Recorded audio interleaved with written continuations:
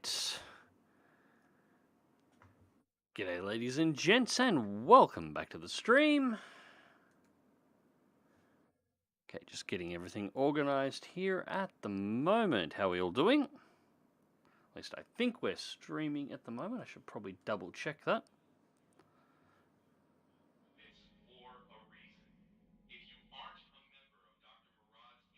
That is really quiet for some reason. There we go, that should fix that.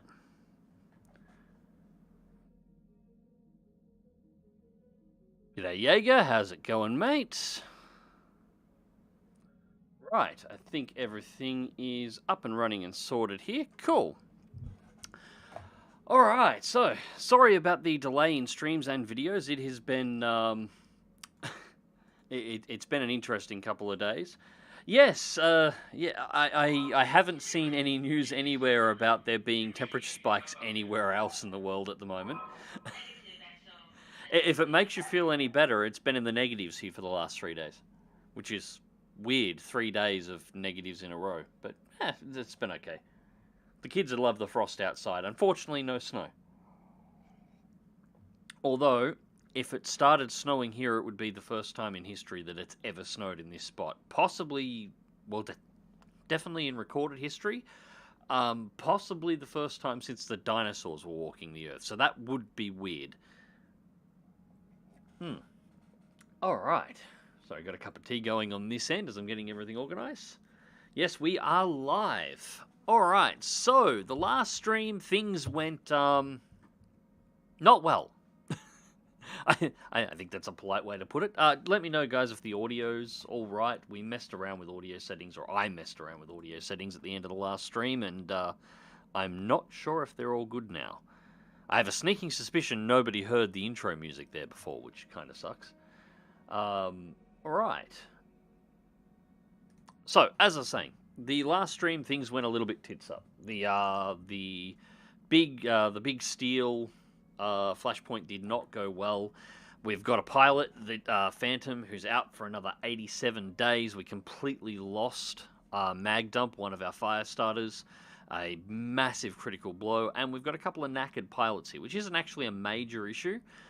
We do, however, have a couple of missions in this spot that we can do before we leave, and we have another Flashpoint to go and do. This one here is technically supposed to be a little bit easier, and it is largely for the Draconis Combines, so we don't mind working for them. When we're going to be killing... Well, it's in Capellan space, but the target's apparently pirates, so we're either killing pirates or Capellans. In either case, we're pretty happy with this. But we are going to try and do a couple of missions to try and make up for it, because we did, while we're doing okay, we did lose some cash pretty significantly. The missions going sideways did not work out well for us. So we've got two missions here primarily. We've got Hide the Evidence, which is a base destruction mission, 2.5 skulls against the Turians. And we have Stealing as a Form of Flattery, which is a base capture mission, 2.5 skulls again. And that one is... again, against pirates. Both of these are options. We also have a couple of others here. A 4 skull and a 5 skull that will absolutely positively get our entire lance annihilated with absolutely no chance of being able to complete it. And that's assuming that the mission generators go in our favor. That one there is scary. That is really scary. So to explain to everybody here, a little bit of insider of how the... how BattleTech actually works from a mechanical standpoint inside, and why you get some variance in the missions. There's a built-in mechanic in vanilla BattleTech, and I actually had to describe this to a couple of people on my Discord server earlier on tonight.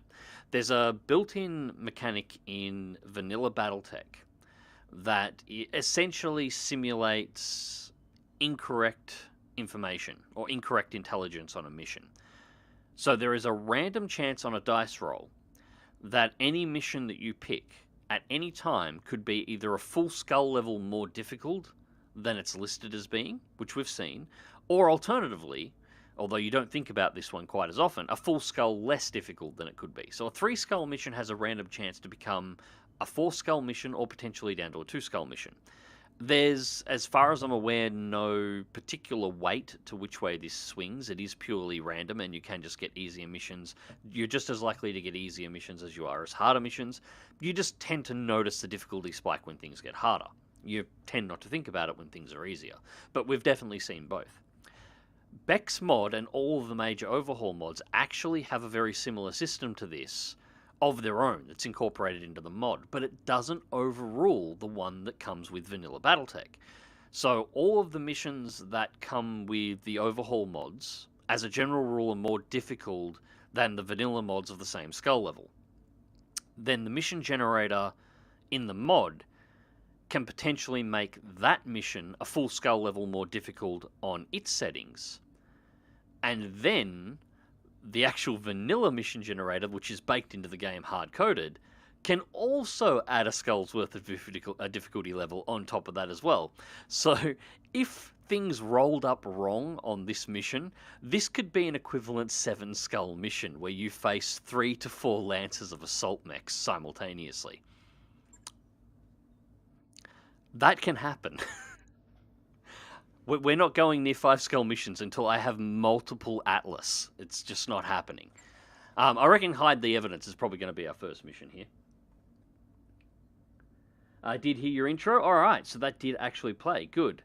Yes, RNGesus was not with you the last stream. Yeah, I think it was making up for the stream before. The stream before worked really well. We had a great run. We actually got away with the Archer. Those attack and defend missions are no joke. They're one of those missions that are a lot more difficult than they're intended to be, and then having every single lance essentially drop in an archer. There was 4 of them on the field, not mentioning the Warhammer that we had to take out right at the start. That was pretty insane that we pulled that off. We probably shouldn't have, but that actually worked out. So yeah, the last stream was definitely the game making up for that and kicking our teeth in, not letting us get a free mech. But yes, we are going to try and make a little bit of money. So we've got a base destruction mission, should be pretty straightforward. Wander into a Turian area, kill all their mechs, 2.5 skulls. Yes, it can potentially spike. We'll hope that it won't. I'm going to leave it at standard, 348 plus 312. That'll cover drops. We'll make some money, and hopefully we'll pull some salvage off the battlefield as well. Although it is tempting to dial it up, but we drop to 1.7, which is just too low. Like 312, 2.5 skull mission, we're likely going to get some decent mechs out of this. It's going to piss off the Turians, but we don't care about that because we're not planning on working their space too much anyway. Alright, so, we are, before we accept this, however, going to have to roll time forward a little bit. Oops, almost forgot about that. So we can get our pilots all ready to rock and roll. You submitted is complete. And complete the work order that I completely forgot about as well. And, alright, so that's everybody except Phantom back in play. Because we are going to have 2 missions in a row, so we might have to play with the pilots here as well. So we'll run this one first. We'll leave it, as said, 348 take home plus 312. That's good salvage options. The Davians are paying us nicely. We're taking the Archer 6-pack. We'll take the Disco back and Lead Spitter. And I think we'll run with that same team. Although that will leave us short for the base capture mission. We're actually going to be a pilot short anyway. We're going to have to hire somebody.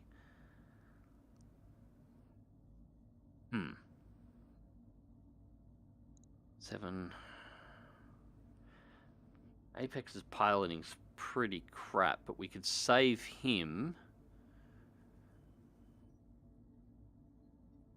Yeah, we'll drop Apex out. We'll take Archangel for the heat drop in the Disco back. Do we run Cerberus? Cerberus drill bit. I'm almost tempted to switch out Cerberus for drill bit. No, that should work. No, that should work. That'll be fine, because we'll have to decide whether or not we're going to do the Draconis Combine mission next anyway, because we do actually have to make our transition to the next Flashpoint. Hey Zero, how's it going, mate? I've also just started BattleTech. So far, it's very fun. Yeah, hugely underrated game. Like, it is a fantastic game. It's very well built. I said the only real complaint about it is because it's built on the Unity engine, its load times can be long. Like, my system's, like, for load times, video card doesn't matter all that much, but I'm on a 3080, but I'm on a 5900X with 64 gig of RAM, and the load times are still fairly long. And that's just a Unity engine thing. And that's really the only complaint there is with the game. It's a great game, but a lot of people seem to sleep on it because BattleTech universe, and they don't know much about the BattleTech universe. You get into it. It is good. Less talking, more dying. Damn it! Now I'm working on it, Dead Meat. Give me time. Don't worry. I'm sure that things are going to go sideways again, as they regularly do. But that is what it is. Happy Wombat, g'day mate. Looking back at the last mission, suggesting to change the MG for flamers was a bad idea for the fire starter. That's my bad. Yeah, well, look, in hindsight, well, our pilot survived. That's the important thing. I would have been really annoyed if Phantom had gotten killed, because he is by far our best scout, and training pilots takes a long time in this. That said, yeah, look, it was a mistake, but you couldn't have known what was going to happen with that mission before you went into it. In hindsight, yes, it would have been better with everything having low armor to have the MGs on board, use the mechs to multi-shot them and strip out the armor and just let the Firestarter run around and dump 6 MGs worth of shots internally, because obviously the machine guns get critical bonuses on direct shots to structure instead of armor. So a 6-gun MG light mech can ruin an assault mech if its armor's removed and stripped out of the way. Like, that's the danger of the fire starters. It can do horrible, horrible damage if it gets inside anything's armor. Well, you've seen what it does to light mechs. If you get the armor out of the way, it'll chew a light mech up in a single attack. This is an automated warning. You're entering a restricted area. Withdrawal will be fired upon. I don't know, Commander. Seem really serious. Maybe we should. I'm kidding. Let's wreck some stuff. I was about to say. But yeah, we couldn't have known that all the mechs we're facing were going to be that tonnage for a start. Like, that was well above what I was expecting. I'm pretty sure we rolled snake eyes on the mission generators on that one. But at the same time, I also wasn't expecting them all to have that low of an armor. You couldn't have predicted that without having pre-played the mission. And that's why I run Iron Man mode, so you can't pre-play the mission. Well, I can't pre-play the mission. I can't do that. I can't save scum. I've got, we're going to face what we're going to face. What's going to happen is what's going to happen, and if it goes tits up and sideways, that's it. That's what we've got to deal with. We lose a pilot, we lose a pilot. We lose a mech, we lose a mech. There's no recovery. Commander? Alright, so we definitely have a turret up there we're going to deal with first. I'm not prepared to drag the lead spitter completely out, although it will reveal this mech. What I think we'll do... get a spot where we'll get a little bit more evasion. Yeah, let's get up here. We get 3 there. We've still got the cover of the trees. Turn the sensors this way, and we're going to sensor lock that turret and take it out first. The mech will take a turn or two to get to us. That turret could be standard support turret. Okay, so that... I'm here. We will get...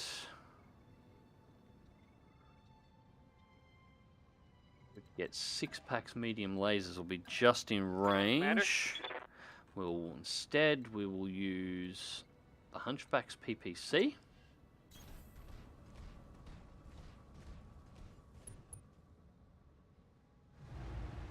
Alright, so, standard support turret, 2 medium lasers, 2 PPCs and a small laser. That needs to go away now.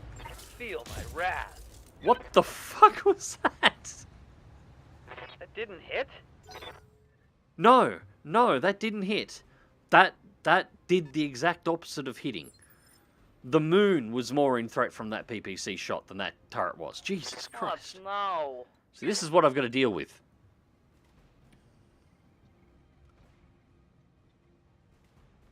Hey, Jury, finally catching one of these from the start. Will Lurk. Hope you're alright. Yeah, doing okay. Back's doing a bit better too. I got my back brace. It finally arrived, which is helping things a bit. I'm trying not to wear it too much because I want the muscles to heal and re-strengthen. I don't want the muscles to become reliant on the brace, but that is making things easier, and it means I am actually starting to get some form of exercise done. Copy. Alright. That's a bit better. That's more shots on target. The archer should be able to wreck that in the next turn. Hopefully... Nope, the archer is not going to have range. The archer is, however, going to have range on this cicada, which we also need to deal with. So we will... Well, it's going to be exposed, but we'll take a swing at it. The archer's got enough armor to be able to tank a little bit. We've definitely got one full lance on the field. Those are really low hit chances, though. It's not even worth firing. We'll cycle the lasers because we can. Nah, not with that much evasion. 4 evasion pips on the cicada. No damage detected.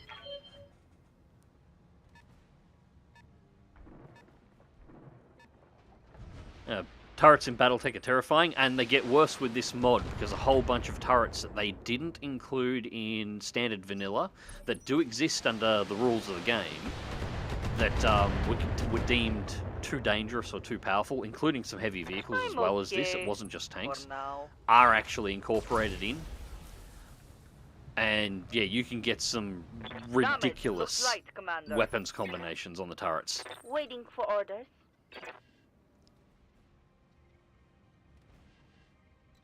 Right, so we are going to actually keep the lead splitter exactly where it is at the moment and do nothing with it. What we should do, though... No, that's not the cicada. What's the second mech that's coming up? I've got a sensor lock. It's a Vulcan. Alright, that's actually potentially a problem, and that's why that's potentially a problem.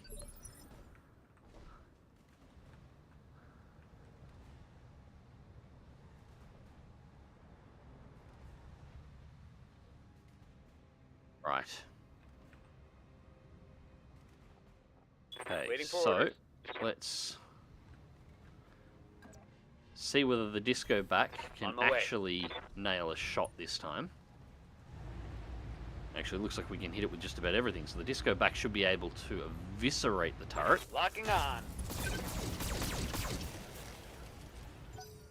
Not quite.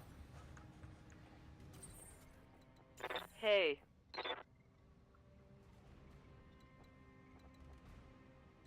Again, we'll just hold position here for the moment. SRM's out of play, we'll just cycle the mediums, that should be enough to take it down now. Thank you. Alright. That should do it.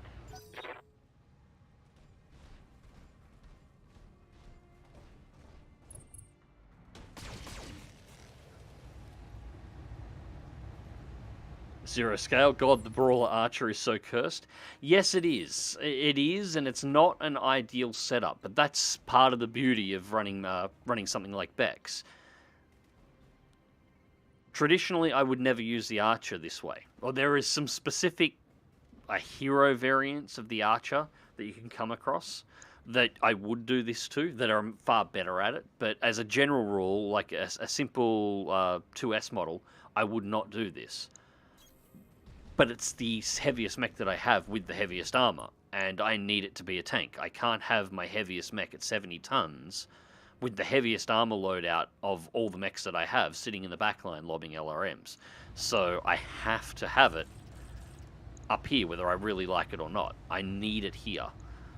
As soon as I've got something that I can replace it front line with, I'm going to be whacking at least 2 LRM-20s into its chest, pulling all the SRM-6s out, probably stripping the medium lasers out as well.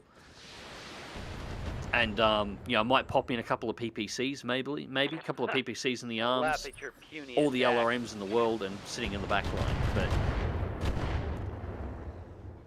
I need something else up front first.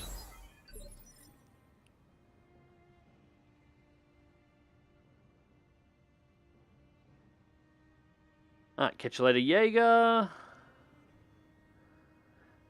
The turrets in BattleTech are terrifying. So where's Elon with your delivery by now? I checked it today. It's in Ohio, which is interesting Standing because it was in Los Angeles, and it looked like it was going to LAX, which is where I would assume they would be shipping internationally from, because obviously it's an express. It's being shipped express. I didn't pay for that. That's just apparently what they ship all the time. And I'm there. yeah, so I thought it probably would have gone LAX flight direct Melbourne, or at least Sydney Melbourne route. But for some reason, it's turned around and gone to Ohio last time I checked. So I have no idea what route it's taking. Going halfway across the United States in completely the wrong direction doesn't seem like the best way to ship to Australia. But This should be good. what can you do?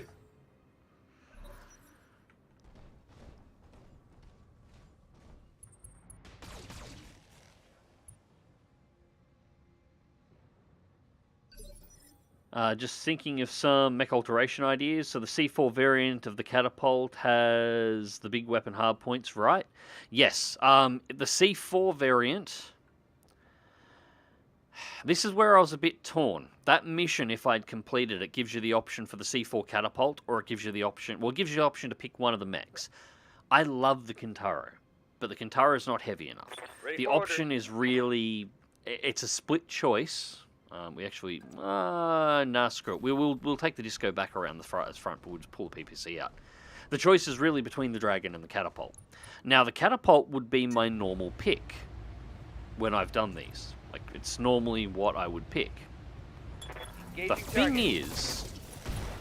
That was really bad shooting again. Ooh, that hit something. The thing good. is, normally when I do that mission and get access to the catapult, I don't already have an archer. The archer is generally what you replace the catapult with when you go into a heavier lance. So I'm doing things the other way around. I'm partially thinking maybe pick up the N1 Dragon and configure it as a heavy scout, because I'm probably going to need one of those at some point. But at the same time, a C4 catapult, that particular variant with the large hardpoint, so you can have the LRM-20s, is actually relatively rare. So the chances of me easily coming across another one is... Well, it's not no chance, but it's not as high a chance as picking up an N1 Dragon, where basically if I want an N1 Dragon, all I've got to go up is to Corita space into the Draconis Combine and blow some shit up, and I'll be raining in Dragon parts, because they've got the bloody things everywhere. So, yeah, 6 and 1 half dozen to the other. I got to have a bit of a think about it and exactly which one I pick when that mission comes back up. Because apparently it will come back up. I've never failed it before, so I have no idea how long it'll take to come back up, but apparently it will.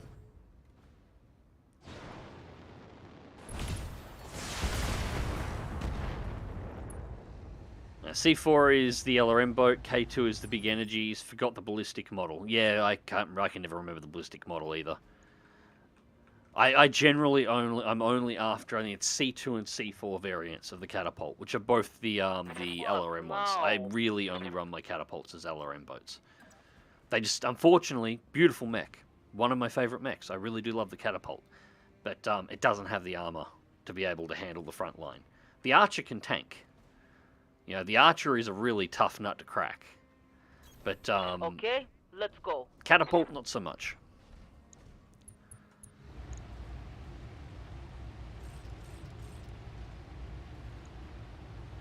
I hope this hurts. Come on, get out of your mech. Critical hits, Commander. This cicada is just being a total bitch. Okay, you can cut it out now. The most amount of LRMs I ever saw in a mech was 3 with my Ostwar. It was a glorious missile boat. Got to remove Artemis 4 and my ammo in it, but it sadly died tack through armor critical. 3 LRM-20s. Yeah, I think there's a variant of the Stalker that you can get Commander? 4 LRM-20s and something else on as well. One of the fire support systems. Like one of the LRM fire support computers on as well. which is the one you want. When you're up to, I'm fielding 3 Atlases and I need a fire support mech, that's the one you want at that point. Right, we need to stop messing around with this thing. I'm going to jump through, get my 3 evasion points, and the lead spitter with no armor on the front of this thing should just destroy it now. Firing all weapons.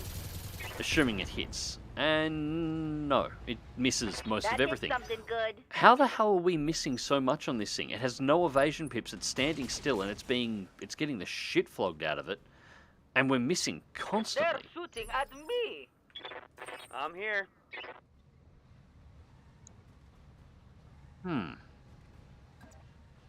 Like, it's not we're getting a, it's not the 20% reduction damage for being in the forest, because, yeah, I expect that one. We're just straight up not hitting it while it's standing still. Alright, so we're going to pull 65, 65. This should kill the cicada. May I interest you in melting armor? There, finally. Enemy down. Why not pick Thundy? Because the Thunderbolts... Look, Thunderbolts are something that if I picked up, I'd absolutely use. But the Thunderbolts are kind of restrictive on their loadouts. They're actually... They're not a good frontline brawler. Like, well, sorry. That's not really accurate. They're not a bad frontline brawler. They're just not an ideal frontline brawler, but they're also not an ideal support mech. They're the kind of mech you want as your second or your third. Kind of like how Cerberus is still Cerberus is running the Shadowhawk at the moment to the Archer. That's where I would want the Thunderbolt in the lineup. I'd want something else at the front, ideally a Warhammer or something like that in the front. The Thunderbolt would be the second mech that I would have as a frontliner, and then I would have a fire support mech behind. I would run a combination like that. If I'm going to pick a mech, I need to pick a mech that's going to go into a position that I kind of need filled rather than a second liner, which really comes down to the choice between the catapult and the dragon more than anything else. Although, I suppose I'd have to have a look at the variant and see exactly what options are available on it, but... How's our armor doing? We're down to half armor on the chest here, so we can't mess around with this for too much longer. We got another standard... Advancing. No! I didn't click the... I didn't mean for you to move... Fuck. I wanted to find out what it's got. AC2 LRM-10s. Alright, so... At the very least, kill that turret. It's got to die anyway. That's not what I wanted, but... Melee from the Wolverine. That was a misclick, but oh boy. hey. Heavy hit there. Alright, Griffin in the back line. That's going to be annoying. We need to deal with that. That's going to be the focus. Yeah. Claymore's mission and goal in life right now is to delete that Griffin, although we may have to delete the Wolverine first, just because it's going to be in the way.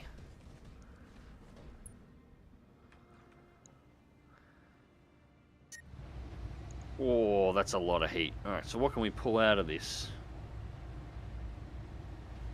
Pull the 64. That gets us under the heat threshold. Alright, well, if we're going to do that, let's go for a precision strike. And just dump.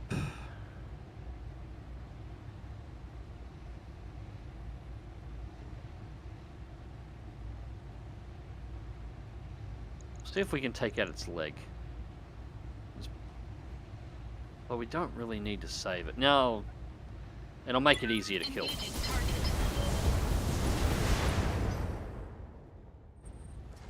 We melee it in the next round. Yeah, the turret needs to go and we need to deal with that Griffin. The PPC. I'm sitting on the fusion reactor. I do love that one. Another PPC hit. That'll be... There'll be another turret in there that's got a PPC on it. It'll be that one.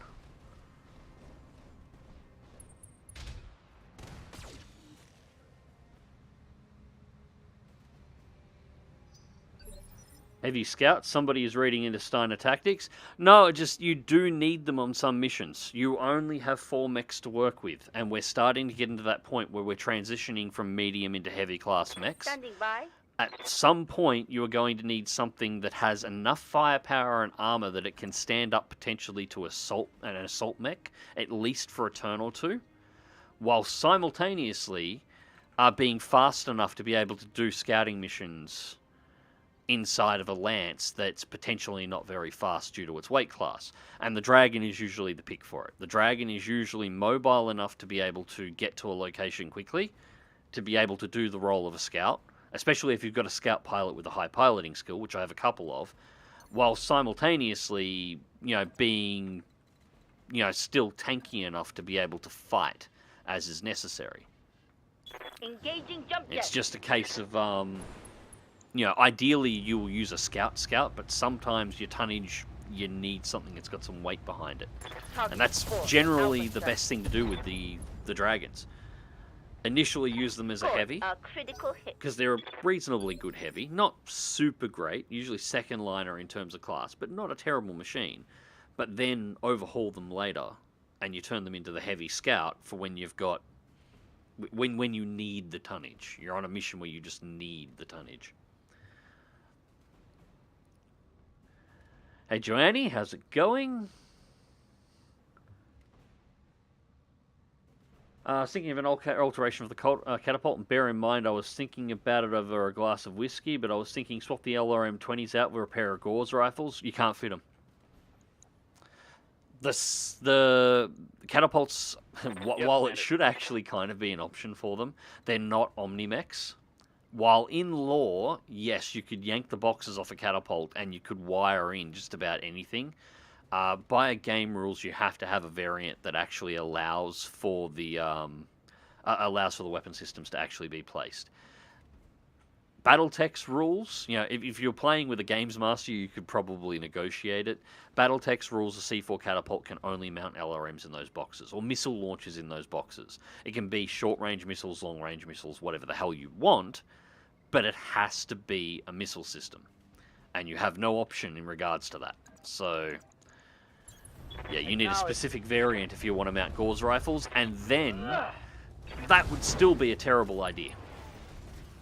Because, as I said before, the catapult has no armor. And Gauss rifles are direct fire weapons, which means whatever you're firing at, while the range on a Gauss rifle is exceptional, whatever you are firing at can see you and fire back. And those boxes, or the support mounts, the arm mounts on a catapult, do not have a lot of armor. And a Gauss rifle is a very, very expensive piece of equipment, and very rare at this point. So, yeah, that would be a very good way of losing a weapon system that's worth as much as a light mech to a single lucky PPC shot. This is why I've got Star League Defense Force equipment sitting in my hangar at the moment, but I haven't deployed it, because I do not have a mech that has enough tonnage to guarantee, well, not necessarily guarantee, there's always a chance you're going to lose something, but to efficiently use the systems, and also to be able to provide enough protection to at least make it a fair chance that I'm not actually going to lose the weapons to just a lucky hit. I think I've got to remember which save game I'm on. I've either got an SLDF LBX 10 sitting in the hangar at the moment, or I've got, which will be great on an assault mech, or I've got an SLDF, a couple of SLDF, for those who don't know, Star League Defense Force, the ancient Star League military that had far more advanced tech in the BattleTech universe. I think they're snub PPCs. One of the saves has one, the other save has the other. I can't remember which one we've got. Actually, I think we might have a couple of pieces as well, because I think I picked up a piece of SLDF tech on a mission too, so... right, we are going to... Well, I need to cool the Archer down for a round, so we're just going to come up with the Archer, and we're just going to kick it while it's on the ground. Engaging physical attack. Right torso destroyed, right leg destroyed. That should be it. Enemy mech, critical damage. damage detected. Yeah, that should be out of play. We've taken off both of its legs.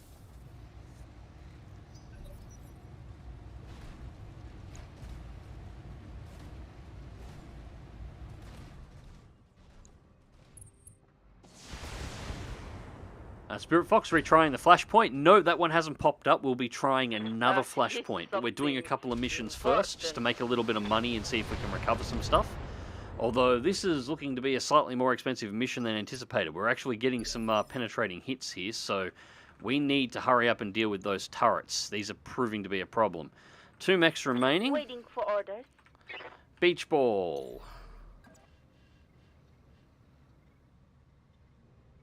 You will have 5 evasion for there. Your new job is to run around and smash all of these turrets. Copy that, Commander. And almost every single one of those shots landed on the side of the goddamn Yes, mountain. Commander.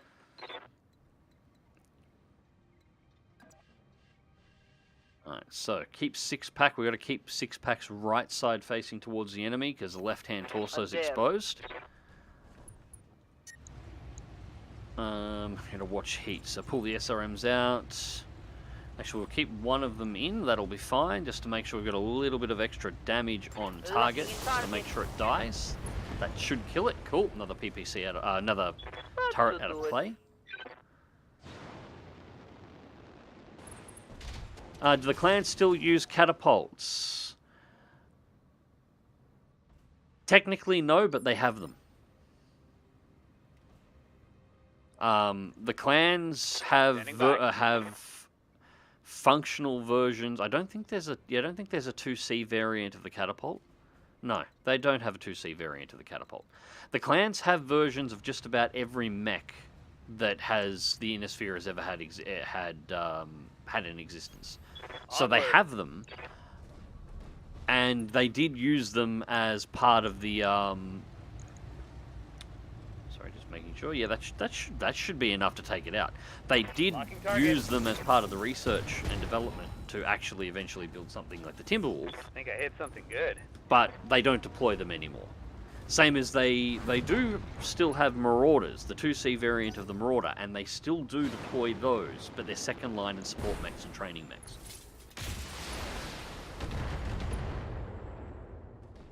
If the clans are deploying the 2C Marauder, it means they've ran out of Omnimex, which means the clans have been having a very bad day.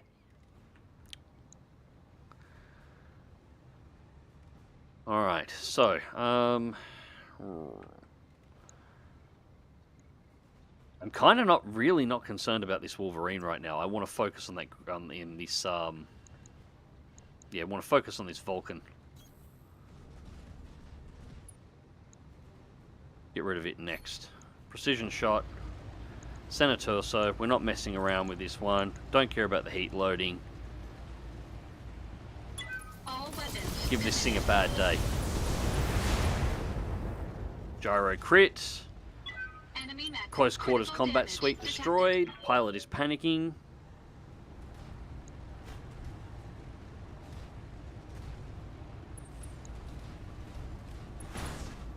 Yeah, I've got enough armor in the rear, you can't get through it. I'm cool.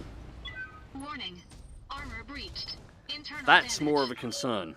That's a heavy autocannon turret. And there's the PPCs there. Alright, so we've got to get the Firestarter around to take out that second turret with the PPC and then get it to flank the one that's nailing us. That is a problem. Can I get it? That gives me a good line of sight. 10-4. Right.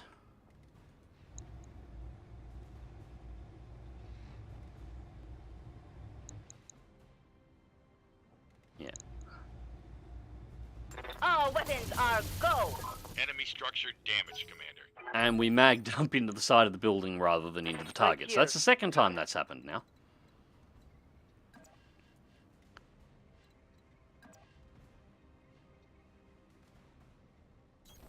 If you say so. You have to deal with this thing. Copy. Kill it. Thank you. Right. Enemy down.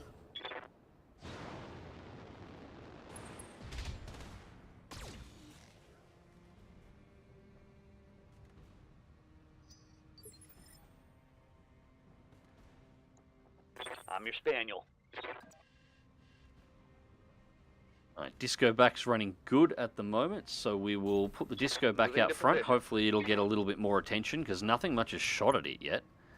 We still have to deal with this Griffin, but we'll deal with the Vulcan first. Let's just warm up the Hunchback a little bit here. Again, precision shot. I know this is overkill, but I want the Vulcan dead. Engaging target. And that's a Vulcan dead. Okay, so the Griffin is now the Go only thing down. we've got to deal with in regards to mechs. And the turret is obviously a problem. We can tank a little bit more on the front of the Archer, that's okay. Right, so catching back up, because I haven't been paying super attention to everything going on in chat. So just going to catch up with the rest of the clan discussion. Most of their fire support mechs are also second line battle mechs. Yes, this is true for the clans. The beauty of Omni mechs is you can swap the loadouts. Yes, that's the whole advantage of the Omni mechs, and where the clan technology steps beyond the limit of the inner sphere is where what variant of mech matters a lot. For those who are unfamiliar between the technology differences, inner sphere mechs have variants because, well, the inner sphere, the variant you get actually limits on what loadout you can potentially have, because the mechs themselves, the internal structure is designed to support, say, a ballistic weapon in the arm. So the ammunition feeds for the ballistic weapon are fitted inside of the mech as part of its internal structure. So that arm can only take a ballistic weapon there. You have options to what ballistic weapons can be fit within size limitations, but you can only have a ballistic weapon, or you might only have an energy weapon in this slot because it's pre-set with the power cables needed to fit it. The missile systems, it'll have an automatic loader system that is incorporated into the chassis of the mech by default, so that particular spot must have a missile system. It is the only weapon that can be fit there. Overhauling these systems to change it requires you to completely gut that section of mech and replace everything inside of it, thus changing the variant, which isn't really an option. OmniMechs is a development the clans had while they were away, and OmniMech technology essentially allows... There still are variants that allow different size weapons in different spots, but they are designed to be essentially universal plug-and-play, is the easiest way to think of an OmniMech. Each section in the mech is so large, and the mech itself is set up in such a way that any weapon can be placed within this slot, and it can have whatever ammunition feed or power conduit feed piped into it. The mech itself is designed to be able to have any weapon slotted into any spot, within reason. There are some slots that are not Omni, but as a general rule, an Omni mech can be overhauled anywhere, and the largest difference in variants between, like, variant chassis types for an Omni mech, so your prime configuration to secondary configurations, is that some of the Omni mechs will essentially have a different size box that can have the weapon put into it. So some mechs might have more of the torso cleared out to allow for more weapons in the torso, but they'll be limited because certain systems have to be moved to other locations to allow for it. But that's, other than that, you can put whatever weapons you want in those chassis, which makes clan mechs incredibly unpredictable, because they can be damn near any configuration that they want to be. You can have a fully ballistic Timberwolf, you can have a full missile support Timberwolf, you can have a full energy Timberwolf with quad PPCs, if you can meet the tonnage. So, yeah. I don't like using dragons as scouts. The lack of jump jets cripples it. It's more about the ground speed. And there are variants that you can get with jump jets. If you get one of those, they are beautiful. Timberwolf's a clan, fire support. Clan add a variant can also mount taller M20s. Yeah, they're a bit of a mix. Clans, the Timberwolf is the face of the clans because it's the MVP mech. It can do basically anything. It can be a frontline brawler. It can be a medium range or long range sniper. It can be a long range fire support. It can do a little bit of everything that needs to, and it generally has enough armor to be able to take whatever role it needs to within reason. It's not going to do well against assault mechs in large numbers, but in a fight tonnage for tonnage at 75 tons, it works out well. I got an energy variant of the Marauder, and I mounted 5 large lasers, and it's an awesome headhunter. Yep, that works. I tend to favour PPCs, but yeah, you can do 5 large lasers. It works well. This all sounds sensible, but on my latest career in Vanilla, I rolled out a Gauze Plus on an Irby for a good couple of months. House Leo was very proud of my work. Yeah, that's asking to lose a Gauze Plus. That really is. That's a very expensive mech weapon to put on the side of the trash can. In fact, I'm pretty sure the Gauze rifle is worth more than the mech by a lot. The new mechs for the Inner Sphere deploys after the clan invasion. Gauze Sniper is the Hollander. Yeah, Hollander is awesome. Hollander is the A10 Warthog of battle mechs. That thing is great. I love it. 3055 or 3054 rollout. It appears in the 3055 technical manual. And it's a Gauze rifle with a light mech strapped underneath it. Or a light mech built around it. It is the mech equivalent of an A10 Warthog. It is a thing of beauty and glory, and I love it. I haven't actually checked to see if it's in this mod. God, I hope it is.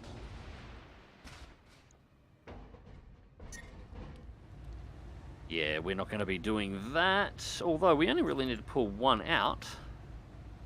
And we can drop another precision shot, because we've got them to spare.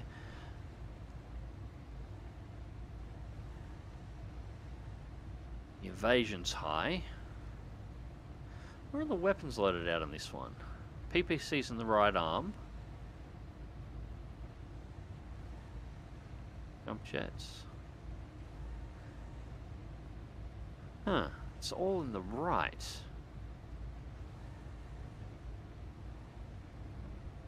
If I was to pop that torso, he'd be having a very bad day.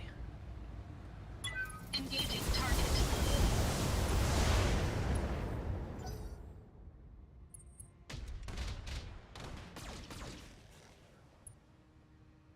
Yeah, that turret has to be taken out next. Damage minimal. But that one has to be taken out first. That's getting annoying. Armor low. Standing by. Alright, beach ball. Yeah, no. We're going to need to do the jump jet thing anyway, just so we can get into a better position. So that we can guarantee a straight line shot. But even the fire starter's starting to get a little warm here. Acknowledge. Yes, Commander.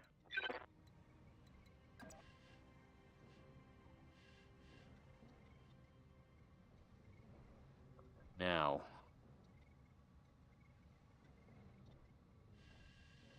Yeah, probably there, because I want to take the shot Roger that. at the Griffin, but I want to present front armor and not too much side armor at the turret, just in case the PPC switches.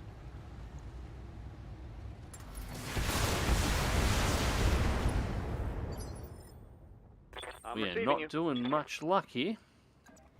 But the Hunchback can get close enough to get a punch in. I'm going. Which will be good. It'll cool it down for a round, and then it can dump at point-blank range. In fact, I probably should have moved the Hunchback first. Engine shielding crit. Alright, something went internal then. Nice.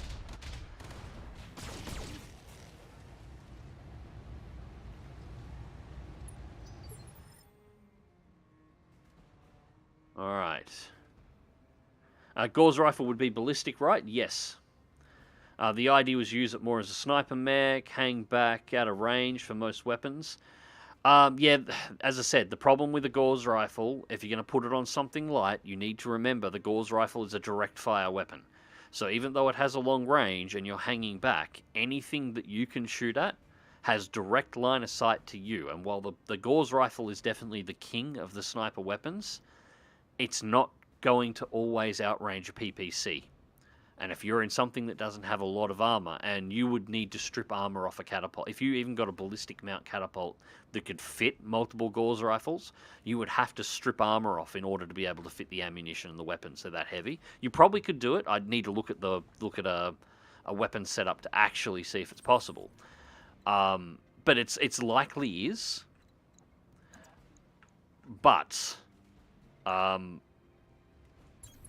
it'll be possible at the cost of virtually all your armor, and whatever actually decides to shoot back in your general direction, Enemy mech. Critical damage. it's going to have a weapon that does pretty high damage as well. So it's a good way to lose a Gauss rifle at the very least, if not a catapult.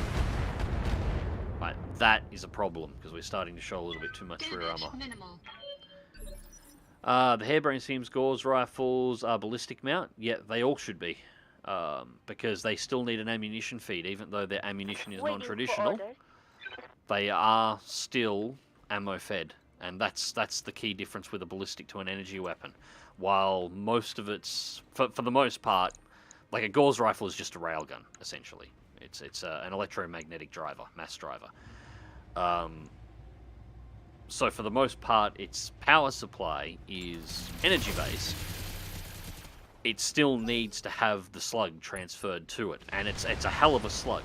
The reason why the Gauss rifles are dangerous, and it depends on the Gauss rifle type and the brand, whether it's snub Gauss and so on and so on. But a Gauss rifle shell, it's essentially stainless steel. It's a nickel iron based alloy. Very similar to stainless steel is what they actually make them out of, and it's a 110 kilogram slug that's shaped sort of like a watermelon or a stretched sphere. It weighs about 110 kilograms, and when it leaves the end of the Gauss rifle, depending on model, it's either moving at about 1700 meters per second or about Mach 2, anywhere up to 7500 meters per second, which is about Mach 22 at sea level. Different weapons, whether it's a heavy Gauss to a snub nose or a light Gauss, depends on the speed, but it's somewhere in that variance. So either way, worst case scenario, the shell is about the same. So even a light Gauss is a 110 kilogram slug moving at Mach 2 towards your mech. This is why you hit a light mech with a Gauss rifle, the light mech disappears. It still needs to have that 110 kilogram metal sphere moved into it. So Orders?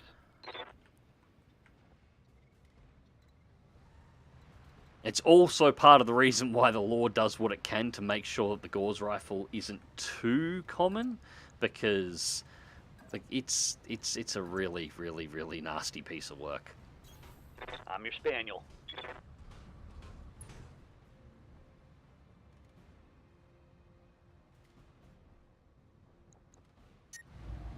Alright, PPC out. That chops the heat issue. Acknowledge. Right here. Alright, Cerberus. We might actually have to...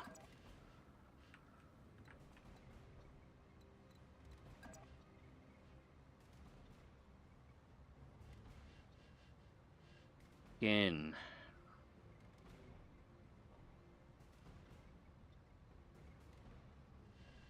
Yeah, we're going to have to keep the left side covered. I'll try. I'm going to have to move the archer around before I hop a PPC in the back. Most of it's centered. Yeah, we might just have to kill it.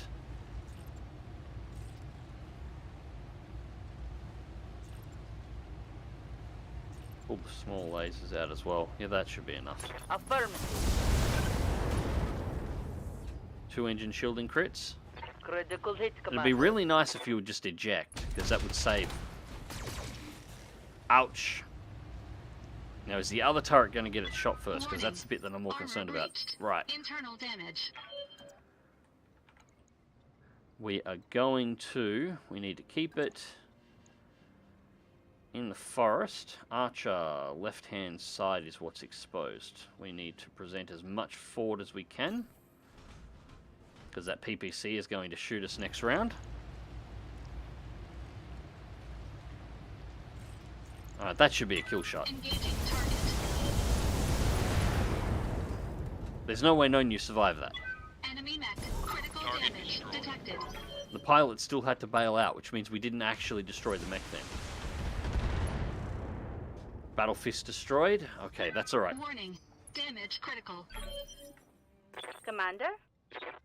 Yeah, this is costing us a lot more in repairs than I was anticipating, but Gotcha. there we go. Turret's out. Target destroyed.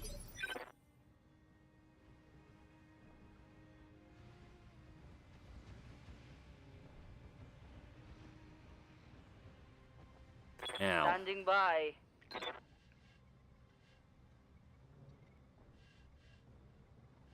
again, we've just got to deal with this last turret. Moving to position. That's gonna it's gonna overheat us slightly, but that's fine. We can deal with a little bit of overheat just to strip the armor off it quickly. And once we've taken down this Ready. turret, we can just pop the buildings and go. We're done. Moving to position. Got it, Commander.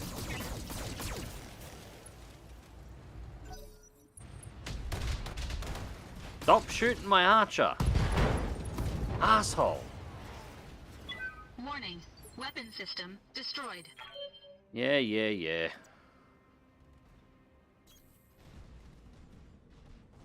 That just got expensive. That's about 100k to repair. And one turn before I would have taken the turret out. Target destroyed. The all law system, the Omni system, the clans uses an offshoot of the Mercury. Though the mech was designed and easily maintainable, they created a modular system to ease the maintenance. Yeah, that's where it started from. But it was a technology that the clans only developed. It was something that would have potentially shown up in the Star League had the Star League not collapsed. Most of the bits that they needed to actually create it and finish it off as it appeared, they took with them, and then the Star League destroyed itself and lost the rest. This gun is awesome, but what if it could walk? Yep, that is the basic principle of the Hollander.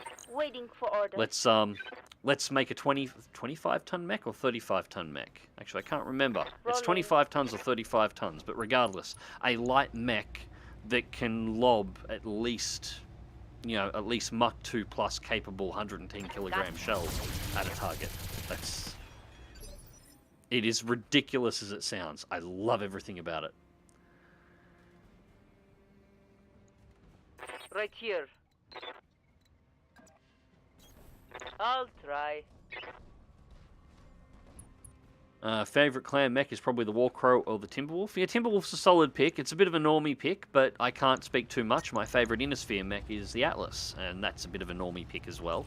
So, and I'm kind of partial to the Timberwolf myself, but it's just really sexy. It really is. Although I am more fond of the old Hey, wait your design command. of the Timberwolf than the new one.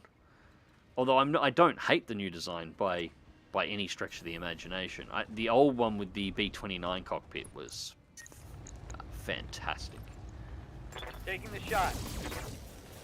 Hollander Good is in the shot, BEX Commander. tables. Enemy Nice. All right, so structure it'll down. be 3054 or 3055. It'll show up, or definitely by 3055. And which means it'll be one of the mechs that shows up as a potential light option right at the end, because it's 3061 that BEX ends, I think. 3061? Mad End, g'day mate, you have a better run today? Well, it's been a little rough on the mechs, but we're going to complete the mission. So, things are going a little bit better. No failures yet, although I don't think we'll be hanging around to repair these to do that second mission for the Draconis Combine this time. Mainly because we do have to Standing get by. ourselves moving so we can make the next Flashpoint, because I don't want to miss it. And now we're just pumping shots into the buildings. Roger that.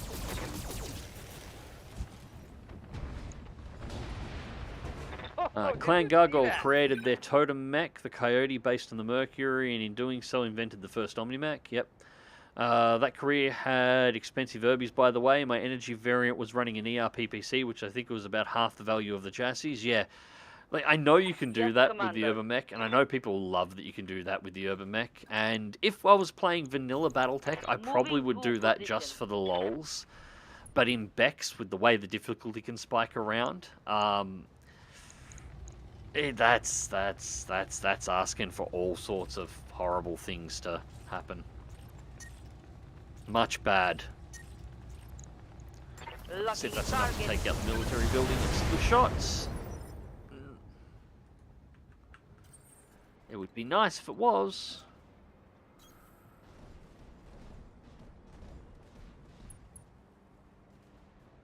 Alright, so we should be able to multi-shot this.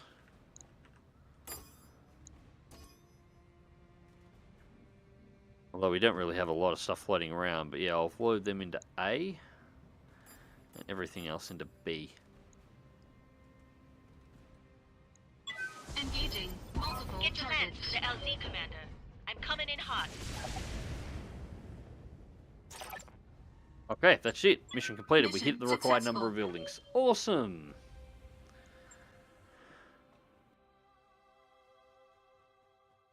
Then some genius decided to make an anti-personnel gauze. Hey, why not?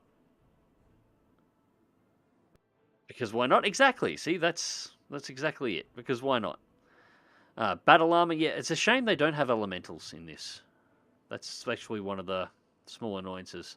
Night vision goggles. Hey Mags, if you don't manage to get another king crab and mount 2 gauze rifles on it, I can give you a name, Slugfist, a consideration. I'll definitely take it into consideration. If we come into that, just make sure you remind me. I think I used that against the elementals and others of that ilk. Yeah, that's what any anti-personnel gauze rifles weren't designed to shoot at meat. They were designed to shoot at things like elementals and some of the early power armor designs that we used, because they were a problem. That was one of the main issues that the Innisphere actually had very early on. The clan mechs were superior, of course, but they didn't really have an answer for the elementals. Essentially, power armored infantry. The only thing they could do is use weapon systems that were designed to be fired at full-on battle mechs against them, and most of them were too fast and too maneuverable to be able to deal with them. So they caused problems. Alright, so 300 payout once expenditures are done and bonuses have been paid in. We did get roughed up there. The Archer took a few, but no injuries overall, and nothing that isn't fairly easily repairable for the most part. The worst one is going to be the Archer to put back together. Spare parts. We can have a Cicada. We can also have a Vulcan.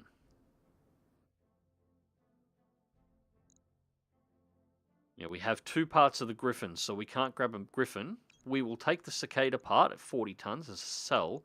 We will take the Vulcan 2 parts to go with our 2, and we'll sell that as well, because money is what we're after here, and we'll roll on the Griffin component, because 55 tons, not really what we're after. But we picked it up anyway. So we've got the Griffin, Flamers, LRM-10, double set of MGs, PPC, SRM-6, LRM ammo, MG ammo. Yeah, that's okay. We can deal with that. So one of the mech sales should offset the cost of the repairs to the mechs. So that works. Yeah, I know we're going to need some mech repairs. Yeah, we'll fix it up. A VL2T Vulcan, 45 tons, and we're going to sell it. So that's 337,000. And we've got a CDA2A Cicada at 423,000, and we're going to sell it as well, because we don't really have a purpose for it either. So with the rest of the money, we're now on 4.2 million. So that actually worked out very well. That's over $1 million in profit. So we just need to refit the 6-pack. And that's all it was. The OP2000 interface got taken out, which we don't really care about because we're not using it on this build anyway. I wish I could change this out. It's a 10% bonus to ballistic damage. The problem is, this mech, tonnage-wise, for that 10% bonus to matter, you want to put at least a AC-10 on it. But the AC-10 takes all the tonnage. So you're really restricted on what you can do with it. Although we might do a reconfigure of it at some point, because 10% bonus is good, but Alright, so that's that one fixed. Everything else was auto-repaired. The Archer is going to be the expensive one to put back together. Alright.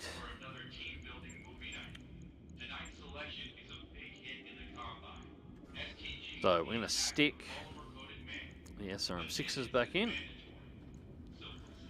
We want... I have to sell that too. I cannot work out why we have a negative rated medium laser in this. We'll stick the standard medium laser in the arms.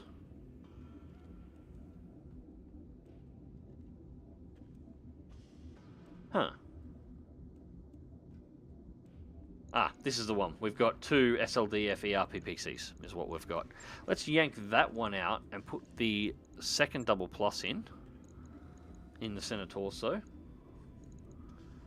204,700. Yeah, that's alright. 11 days, that works. 67, what are we missing? Heat sinks. We are missing heat sinks. Get the heat efficiency back under control. 70 tons. Yep, that works. Considering we lost 3 there.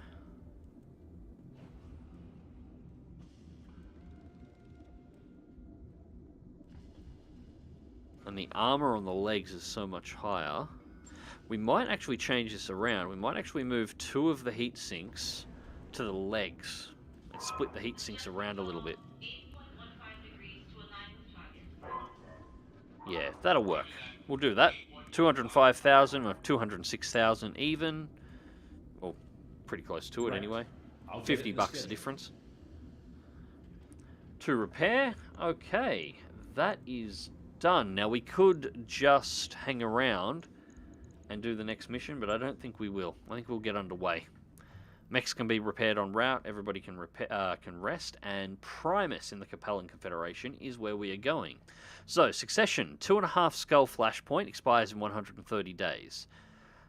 The bonus reward is a rare weapon. Engagement length is short, which means it's probably going to be 2 deployments at least. I think it can potentially be 3, but I think it's 2. Tonnage requirements are light, 2.5 skull. You know, it fits in with our requirements, and it should be fairly reasonable. 37 days to travel. Travel cost is 210,000, which we've just covered in mech sales, and there will be a big cash bonus at the end of this, as always. So we will get underway.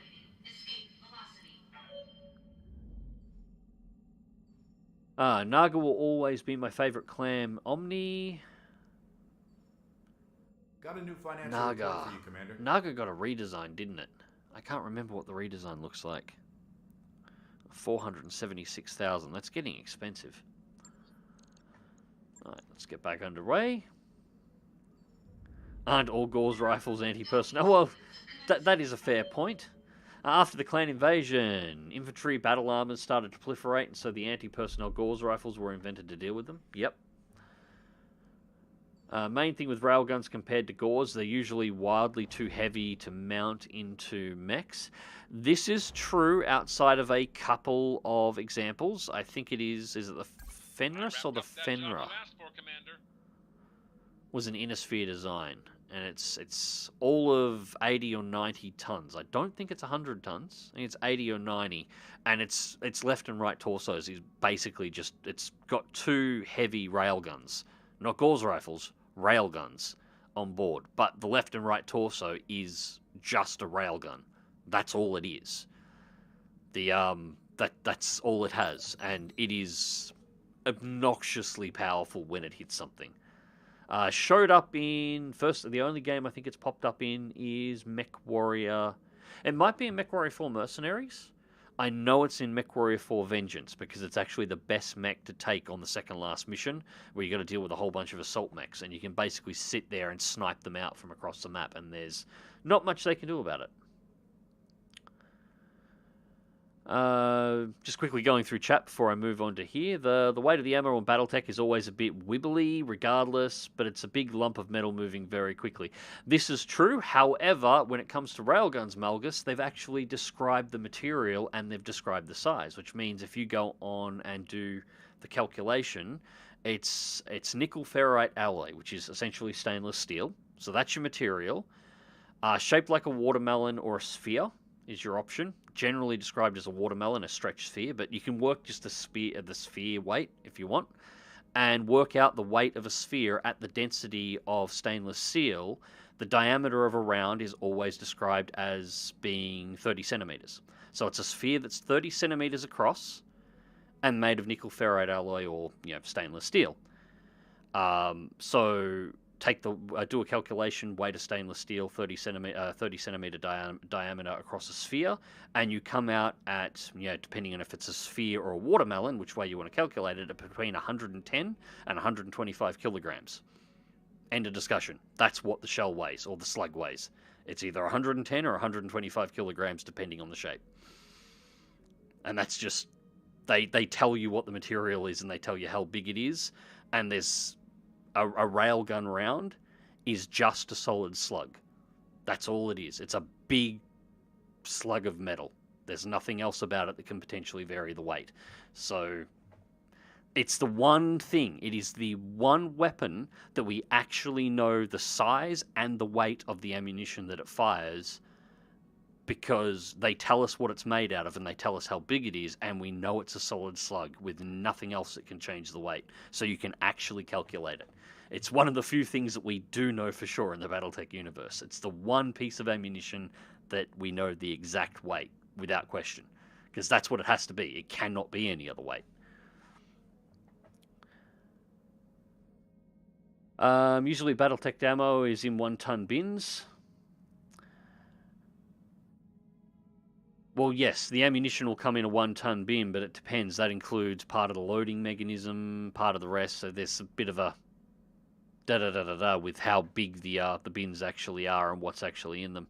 I think there's 6 shots in 1 ton of ammunition for a Gauss rifle. I think it's 6. Which works out if you consider what else can actually be there.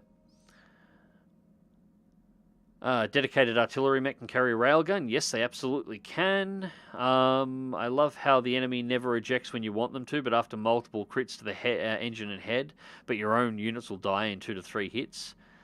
Yeah, that's it gets a little annoying. Hollander is 35 tons. There we go. I knew it was 25 to 35 tons. Regardless, incredibly light for a mech that's carrying a weapon that's that large. Seriously, go look up pictures of it. It is fantastic. The whole cockpit of the Hollander actually has to be off-center to the left in order to make room for the feeding mechanisms and the mount required to actually balance the Gauss rifle, and the Gauss rifle itself doesn't fire directly in front of the mech. It fires to the right because the whole weapon has to be turned within the torso, with the main firing mechanism and loading and ammunition bin being mounted at the rear in order to keep the mech balanced, otherwise it falls over. So the cockpit's off one side facing one way and the gun is off center, and you've sort of got to shoot over your own right shoulder from inside of the cockpit to fire the weapon. It's fantastic. But it does have the added option, as the ammunition bins are at the rear of the mech mounted to the back of the gun and are easily accessible, so they can essentially change out, the Hollander can have its ammunition changed out like a magazine. It can drop a mag and have an external unit, like a truck with a loader on it, load a new magazine into it, and it can actually reload itself in just like a minute inside of combat. So if they're running as a sniper with a support team, they can sit on a hillside and just fire, drop a mag, new mag gets loaded, and over and over and over again. Not to mention a BattleTech ton doesn't really manage a real-life ton. No, it doesn't. Well, it does, but that's where the jokes about the floating atlases come from.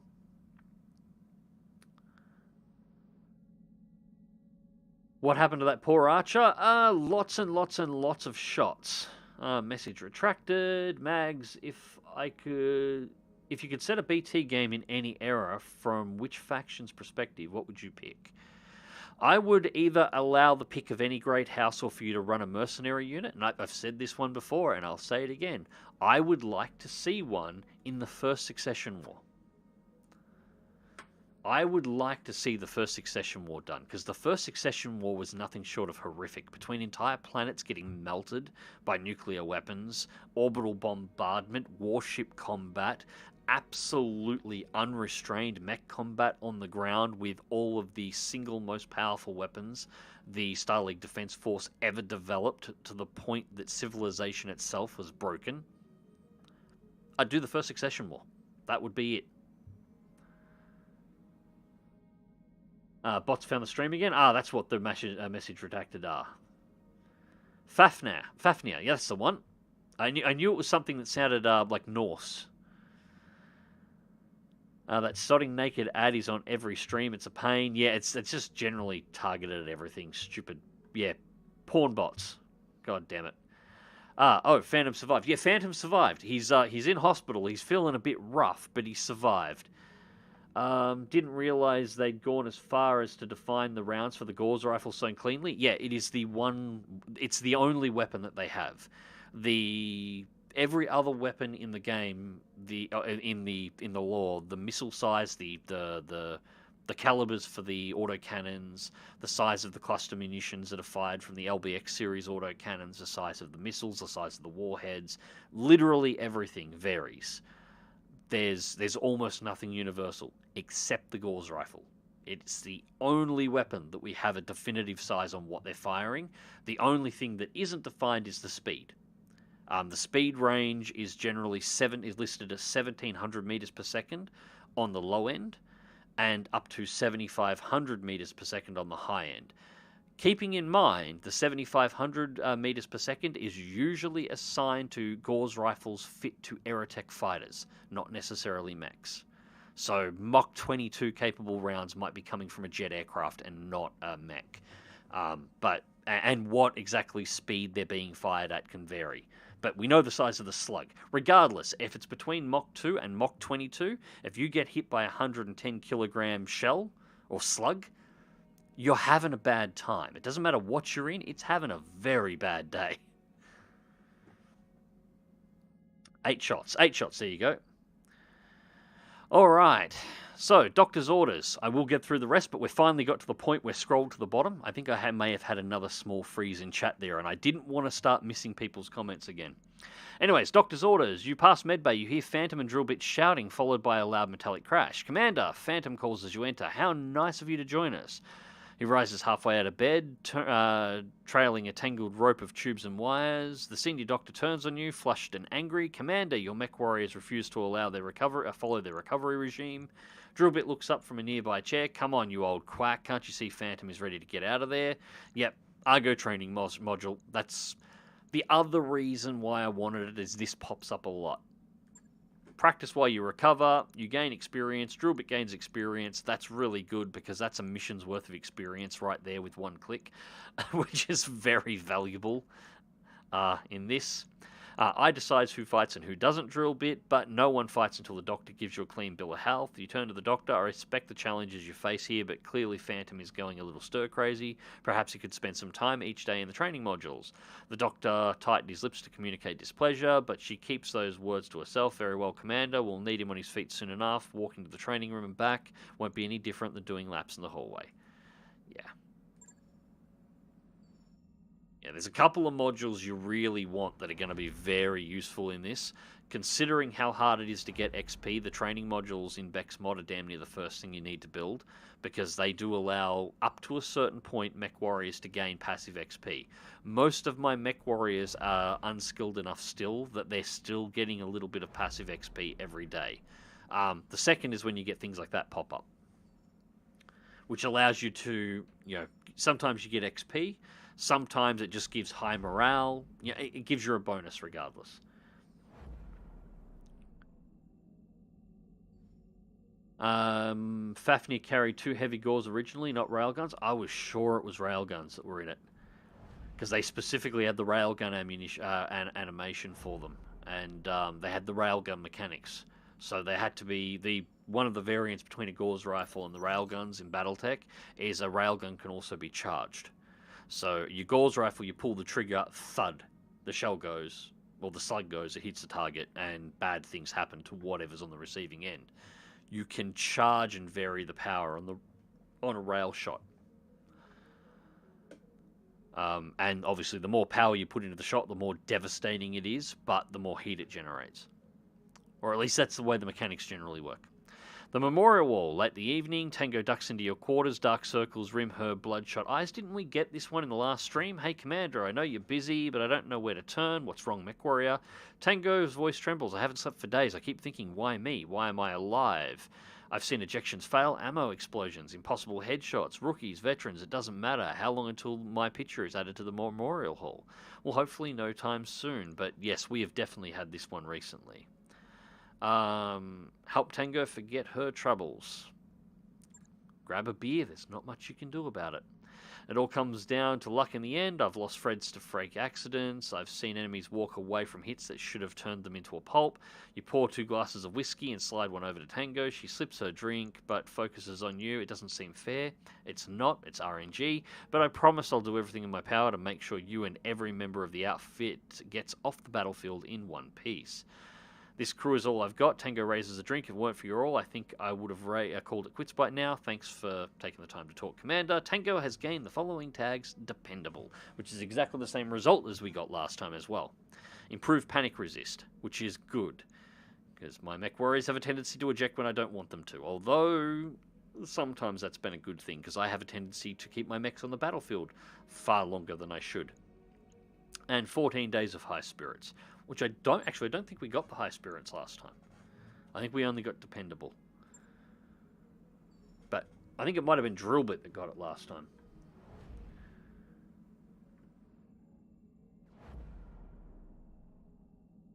The Rifleman variant that has 2 gauze is from MechWarrior 5 Mercs is a real lore variant, or it just done for that game. I'll be honest, I'm not sure. The hero mechs that Piranha have come up with are just fucking weird most of the time. Like, they're not implausible, but some of them are just weird. Some of them are straight up overpowered too. As I said, I've got a Kintaro, or I had a Kintaro before the latest, because I had some mods installed on. And this wasn't a mod mech, I should probably add. I had mods installed, but this was not a mech. This is a mech you could assemble in vanilla MechWarrior 5. But because of the mods, my save game was broken because of the latest expansion release. But yeah, I had a Kintaro. It wasn't a full hero mech. It was one of the rare quote-unquote variants. The ones that don't fit any of the standard configurations, but you know, they're not a hero mech. And it was a double heatsink variant of the Kintaro that I racked out with 8 LRM6s as well as medium pulse lasers. The thing can drop a fucking Atlas in 2 mouse clicks. It was ridiculous. Anything under 75 tons could be one-shot with a 55-ton Kintaro. It's nuts. And entirely buildable if you can find that particular variant inside of vanilla MechWarrior 5. So yeah, Piranha's got some really weird variants that I don't know if they've pulled them out of the arse backwards part of the lore somewhere that I don't know about, or whether or not they've just gone, this'll be cool, because they've most certainly done a lot of this'll be cool in there as well. You know, given fucking half the things in the game goddamn swords like it's bloody Gundam. Fuck Piranha.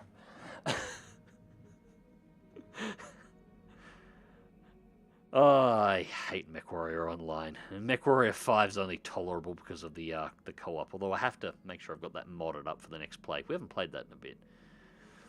Somebody's got to do a MechWarrior 6 for me and save me.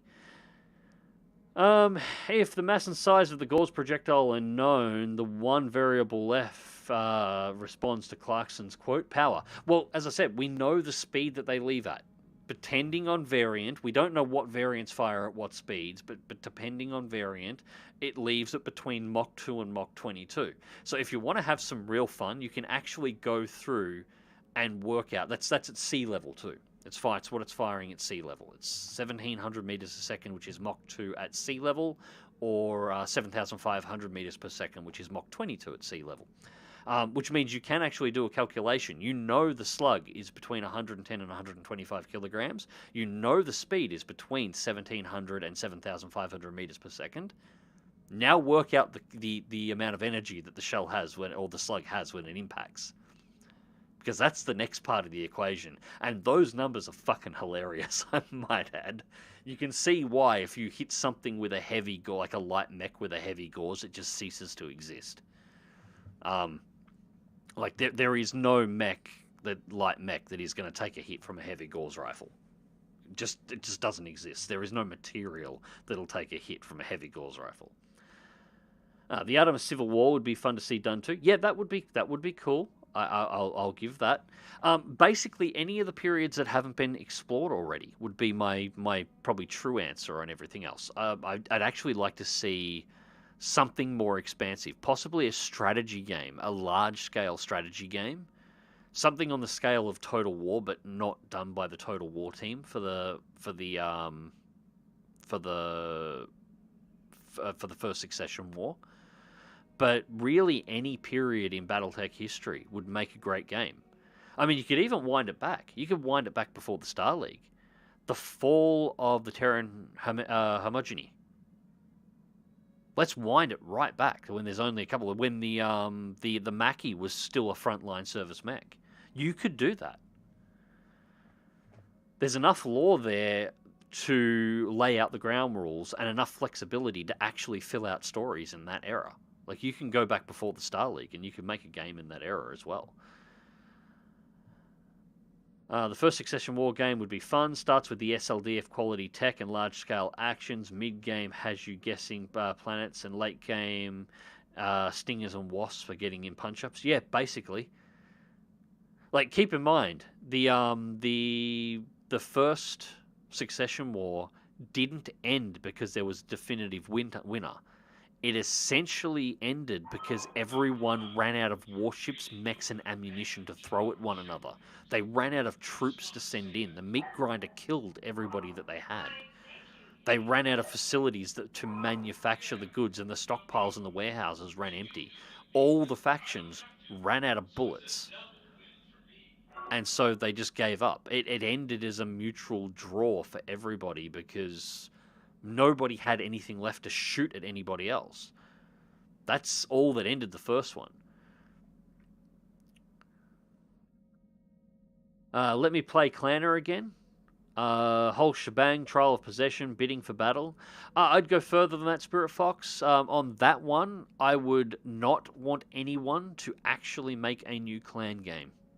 What I would want is if somebody can make me a good MechWarrior 6, and I've said this one before as well, make me a really good MechWarrior 6. A competent development team, really into the lore, somebody who really wants to respect the lore, make a fantastic, more simulation-focused, like MechWarrior 3 was back in the day, or at least MechWarrior 4 level MechWarrior game, and then give that team permission to do full remakes and remasters of every single other MechWarrior game and story that has ever been made in that engine.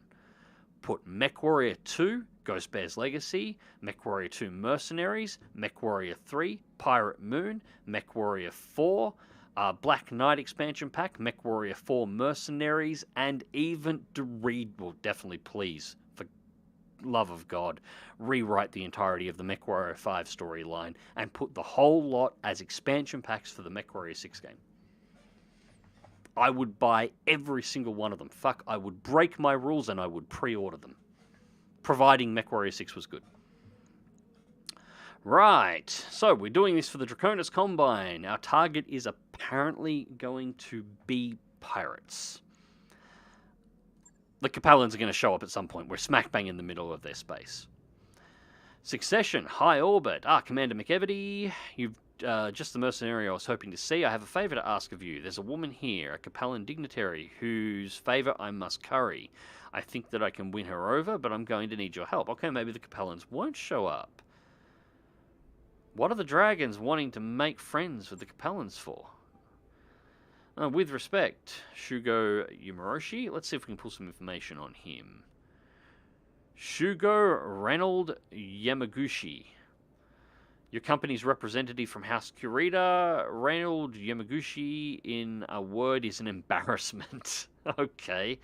The only purpose to warfare that he sees is to maintain the position of House Kurita and its branch families, especially his own. On his homeworld, he's known for throwing lavish parties and entertaining diplomats far and wide. He's a diplomat, that's what they do. Like, where's the problem? That's normal for them. Scorned for his frivolities, he has been assigned as a mercenary liaison as a form of punishment. Yeah, that's in line with House Kurita. He's adapted to the position with remarkable aplomb. Throwing parties is what diplomats do. Most diplomacy is done over a glass of scotch in a private room, not over a debate table in front of people. That's the way it works. But, hey, whatever. Primus is a backwater Capellan farming world. Why would you care what some local dignitary thinks? In truth, I don't, but there are people in the Combine, influential people, who have developed an interest in this sleepy little planet, and I'm under orders to facilitate their ambitions. And that, in turn, has required me to integrate myself with the locals. And so I find myself in my current predicament. Our dignitary is a woman of influence, a voting member of the Primus Planetary Authority. I don't care whether she likes me or not, but I absolutely must have her political support, and I need your help to get it. Does the dignitary have a name? Lady Helen Cullion. She's experiencing mercenary troubles of a sort, and she needs a mercenary assistance to resolve them. To be honest, I'm a little hazy on the details. Lady Helen, I hate when people are hazy on the details. Lady Helen isn't always lucid as she could be. She's a Capellan. But whatever the nature of her problem, I have no doubts that you'll find a solution to it. Just do whatever she asks you, make her happy, and when she's happy, I'll be happy, and you'll get paid. Yeah, that's fair. As long as her request is within reason, we'll do our best to accommodate it. I'll reserve judgment on that until I've heard what she wants. Yes, well, you're about to get your chance. I'm putting you in touch with Lady Helen. The sooner you can get this over with, the better. Out of respect for your mutual privacy, I will vacate the conversation, but I'll be in touch with her needs have been satisfied. Shugo Yamashi's face cuts the static. A moment later, a middle-aged woman with a kind face appears to replace him. A Capellan with a kind face. Okay, this could go south. Commander Connor McEvedy, what a pleasure to finally meet you. Reynolds has been singing your praises for ages now. It's good to put a face to the name. I'm sure Reynolds has told you. Lady Helen Cullion, overseer of it doesn't matter, one of the local provinces, and third peer of the Primus Planetary Authority. Quite a mouthful, I know, but proprietary demands that I use a full title. Fate has placed a terrible burden on my shoulders, Connor. It's almost more than I can bear. Tell me about this burden. I'll see what I can do to lift it. There is a mercenary, a train killer who calls herself Yitu. She has injured me, both personally and professionally. She has caused great distress to my son, Lord Angus Cullion. Indeed, my beloved boy has been so traumatized by Yitu and her band of miscreants that she's confined herself to the Red Roost, our family stronghold. I can hardly get him to set foot outside the building anymore. For my son's sake and for the sake of my house, I need you to hunt down Yitu and eliminate her. So it's an assassination mission. Okay, cool. I cannot rest until that horrible woman lies dead. What kind of backup will she have? You mentioned a band of miscreants earlier. Yitu has friends, if you can call them that. Allies of convenience may be a better description. They call themselves the Red Hair Irregulars. It's a mercenary company. Fine. They're a nest of vipers, a rabble of frontier pirates who play at being mercenaries, but I don't fear them, Connor. Not with you by my side. I know that you'll protect me. Well, only if you pay. I can ask no more than that. Godspeed, Connor. Protect the future of House Cullion. Destroy Yitu and her irregulars. I give you my word that our friend Rail will have my support. Best to you and your company. You are heroes, one and all. Okay, well, she seems nice. I don't know what Yamaguchi was talking about earlier. She seemed plenty lucid to me. We've got the job. I guess it doesn't matter. Yeah, it's because... Yeah, okay, this is going to be interesting. What is the twist going to be? May well get to it, Connor. The sooner this merc is dead, the sooner we can collect our pay.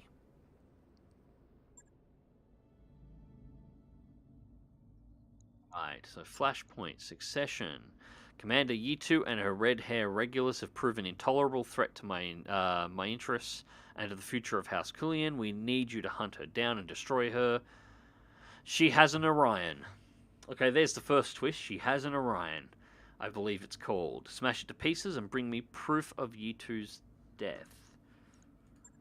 Bays. Storage. Damn it. Damn it, damn it, damn it. It's the other save game. I've got 2 parts of an Orion on my other save. This is actually annoying. Alright, well. The goal's going to be to drag 2 parts of this Orion off the battlefield then.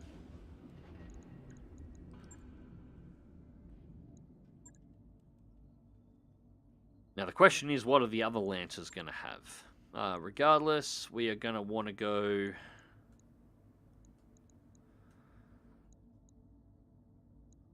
You know what? We're going to have cash. We're going to have a cash payout at the end of this one. Going 314 and trying to drag all the salvage we can is probably actually going to be the better option here. It's 2.5 skulls, and we know there's an Orion in play that we can take. So we go 314. We'll forget about the money, and we'll see what we can drag up. Hopefully, the we have 75-ton limits. Okay, that's not too bad. It's not too bad. Hopefully we've got enough. That's the big thing. Hopefully we've got enough here.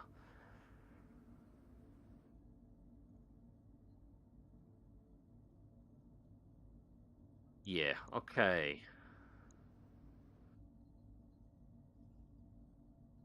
You know what? I don't think I'm going to change a single thing here. I think we'll run 6-pack, we'll run Archer, Disco Back, and Lead Spitter. I think that is probably the best configuration.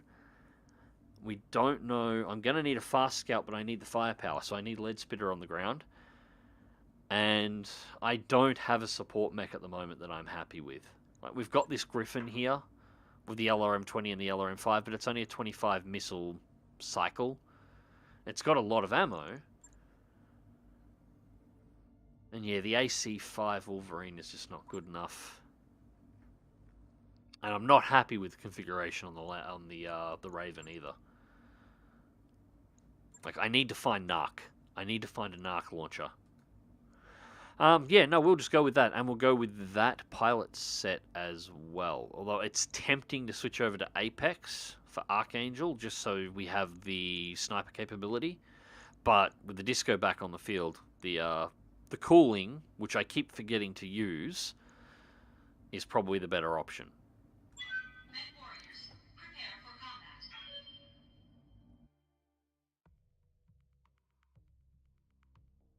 Right. And yep, chat wasn't all the way down, so I've got a little bit of a catch up here. Don't do the help forget, it's alcoholism. No, it's the best way to go with pilots. I mean, Firemoth is nuts, the amount of evasion you could theoretically stack on that thing. Especially with, remember, the Firemoth comes standard with Mask as well. The Firemoth has a top speed. Its standard speed without Mask is over 120 kilometers an hour. I think it can break 160 kilometers an hour with Mask activated. It is a fast boy. It's kind of random. For the same answer, you can get 2 different results. Yes, you absolutely can, but some of them are more reliable than others. Busy Phantom trying to stitching his entire body back together. Yep. The Rifleman, it's not in TT lore. Yeah, that doesn't surprise me. As I said, some of the Piranha variants are just fucking weird. Would I recommend MechWarrior 5? It's the only MechWarrior game that's current, because the previous one was released in the early 2000s.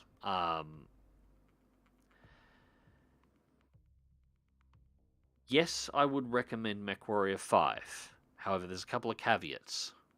I don't really recommend the single-player story at all. It can be fun to just mess around with. Obviously, on sale would be the best option. If you can get it with a massive discount, that would be better.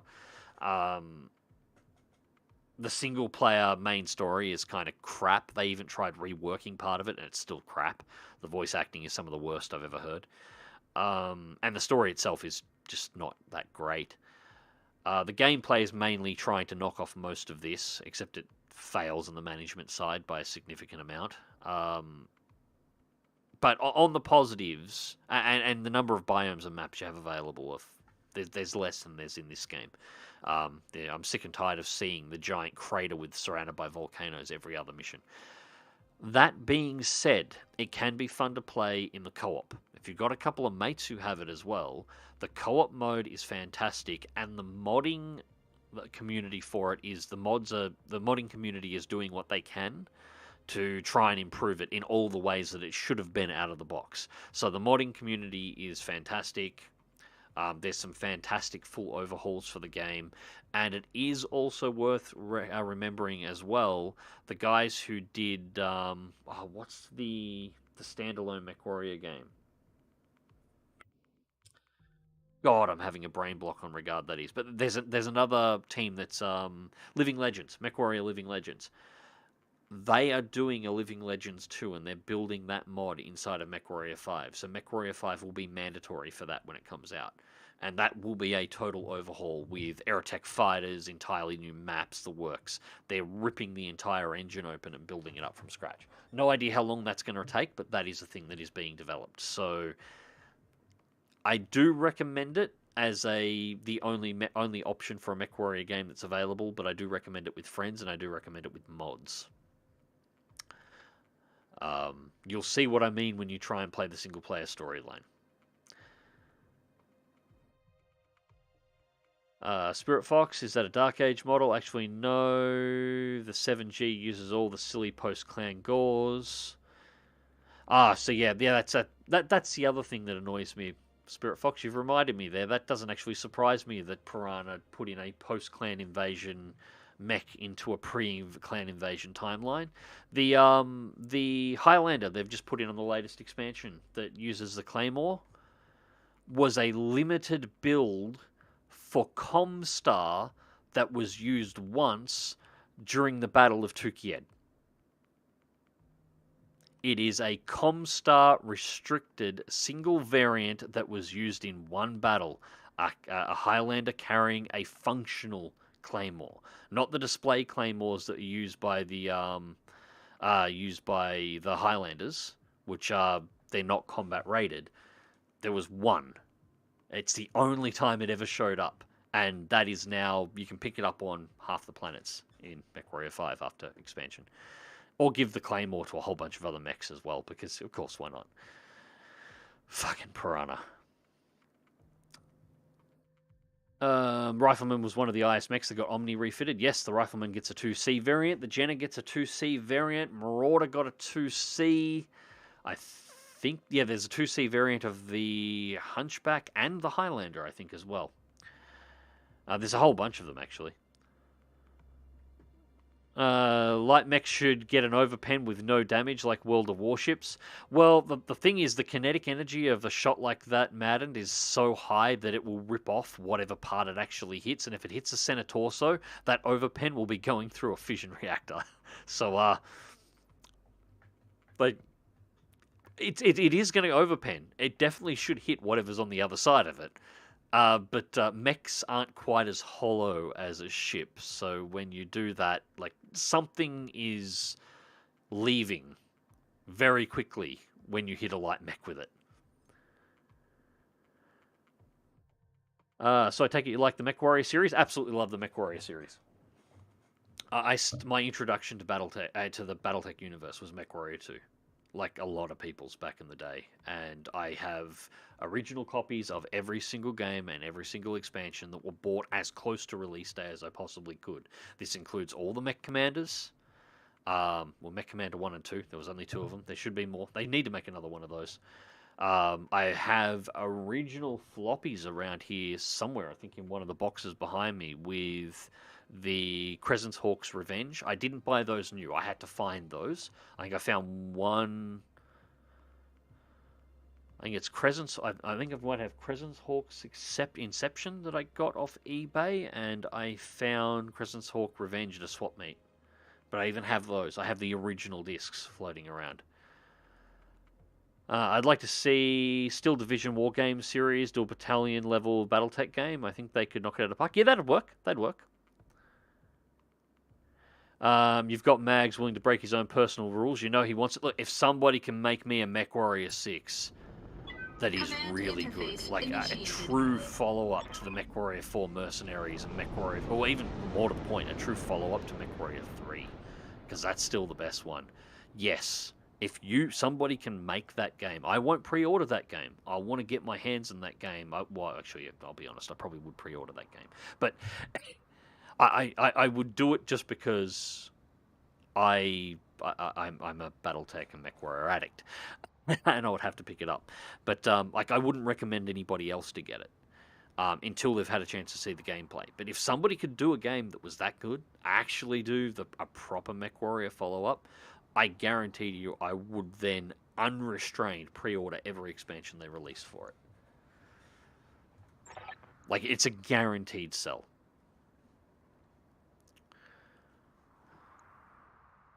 Commander, you two, the red hair regulars, you're encroaching on my company's territory. Turn back now or be destroyed. She sounds confident. For good reason. Yeah, she's in an Orion. I'd be confident if I was in one of those too. Although, to be fair, I'm showing up in an Archer, which isn't much lighter. Microsoft tried 2 Titanfall games, managed to fuck it up, so they own the rights to BattleTech. Here's a fun thing, Gusty. Yes, Microsoft own the rights to BattleTech. And yes, Titanfall. Well, I don't know. I think Titanfall 1, the biggest issue was the focus on multiplayer. Titanfall 2 was good. But yes, Microsoft has the rights to BattleTech. Here's something that's really fun. If you happen to be around in the 90s, when BattleTech was big, it actually had a couple of competitors. Onward. Activision had a game called Heavy Gear, which was played in a similar fashion. It actually was made by some of the MechWarrior 2 devs using a variation of one of MechWarrior's engines, but it was more elemental armor side. And then Sierra had another one which was called Earth Siege, which was Metaltech Earth Siege, which was based on their Earth Siege series. So they had a mech game as well. By a chance, and I think there was another one. I think there might have actually been a 4th one as well. But regardless, by a chance of purchasing and the way things have happened, as of the recent acquisition by Microsoft, or what will be is pretty much guaranteed at this point to be an acquisition of Activision Blizzard by Microsoft, Microsoft now actually owns every single mainstream mech IP that existed in the 90s. All of them. Not just BattleTech. Every single one of the competing IPs that was meant to compete against BattleTech in the 90s, Microsoft owns all of them. They have every single one of them.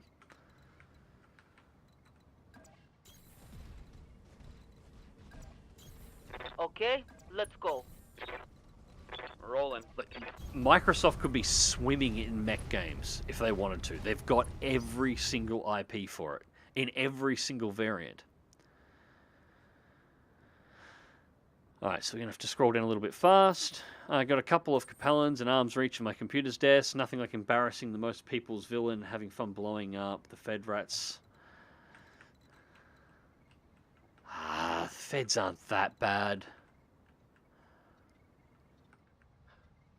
Although I'm going back to the original BattleTech books, I'm softening to the Draconis Combine a bit at the moment too. Alright, let's actually pause here for a moment. Let's have a little bit of a look. So that's going to be one of the reinforcement companies. And the other one is down here. And the primary target is over here. Alright, so the primary target is ringed by water. That's not great. Orion will have a big-ass PPC mounted in it somewhere, and it's going to be able to cool off. Looks like we've got a path that heads down to the waterline here. We're marching up in between 2 companies. One off far right, one off far left, which is closer. Alright, so we need to deal with these guys first. Because if they're starting here, they're going to take more turns to get to where we are.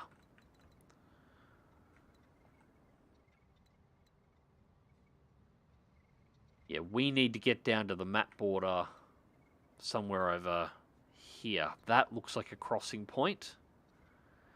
This is all too cliffy. But we can use this for cover, although we've got to be careful because they might be able to shoot over it. So they might be able to use it as a firing line. Although it'll be at close range without much elevation difference. So we are going to run these mechs straight down this side into the trees over here. Okay. I'm going.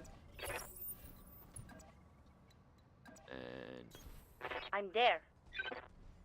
yeah, we're going to fight them down in here and continue to push in this direction away from this lance. So we can kill what's here first and then turn back and kill what's behind us. Waiting for orders. And try and avoid getting pincered. Or at least... that's the theory anyway. Alright, so I'm going to go for a 3 peg. Coordinates received. Or 3 pip rather, down here. And I want to know what's on the low ground in front of us first. We have a Griffin! So our Griffin is our first target.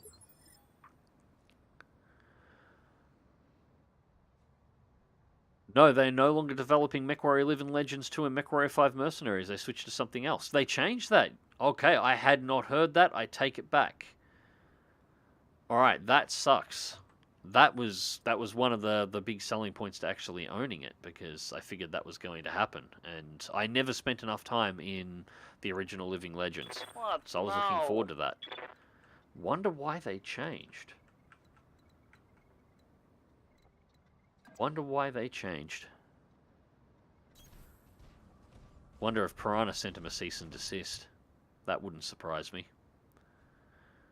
I'm going to steal a text joke. Capellans have a test at entry to the academy. Try and fit all the pieces in the correct shape holes. Results in 2 kinds of officers. Mildly intelligent or insanely strong. Yeah.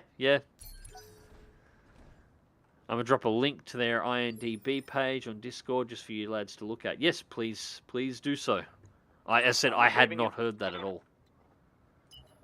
That sucks on all kinds of levels because I was looking forward to that. BattleTech Battle Drone was actually the first mech combat game. Still a soft spot for them. Kill the 2 lancers first. Yeah, that's what I'm going to do. And there's our 4th one. So it's full lance.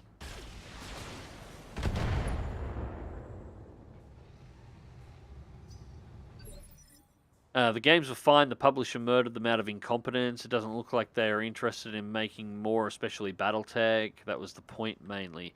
Yeah, look, I think there will be a MechWarrior 6. Okay.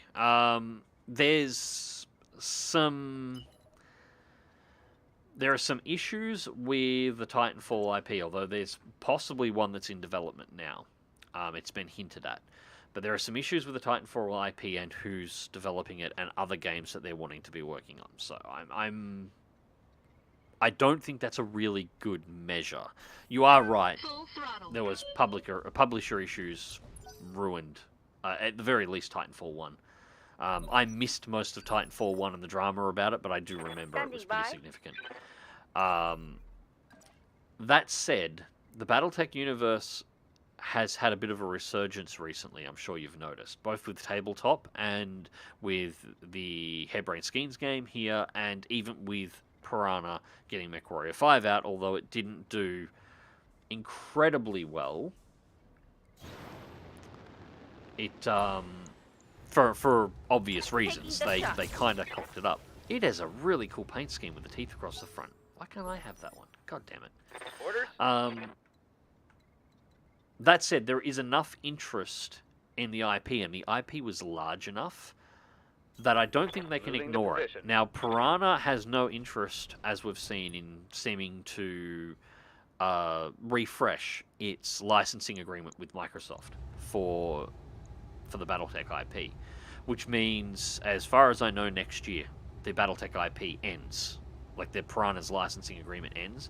Most of the MechWarrior Online team has been transferred away, along with most of the MechWarrior 5 development team, to work on the Lord of the Rings MMO, as well as a couple of other projects, because the entirety of Piranha was bought out by another developer.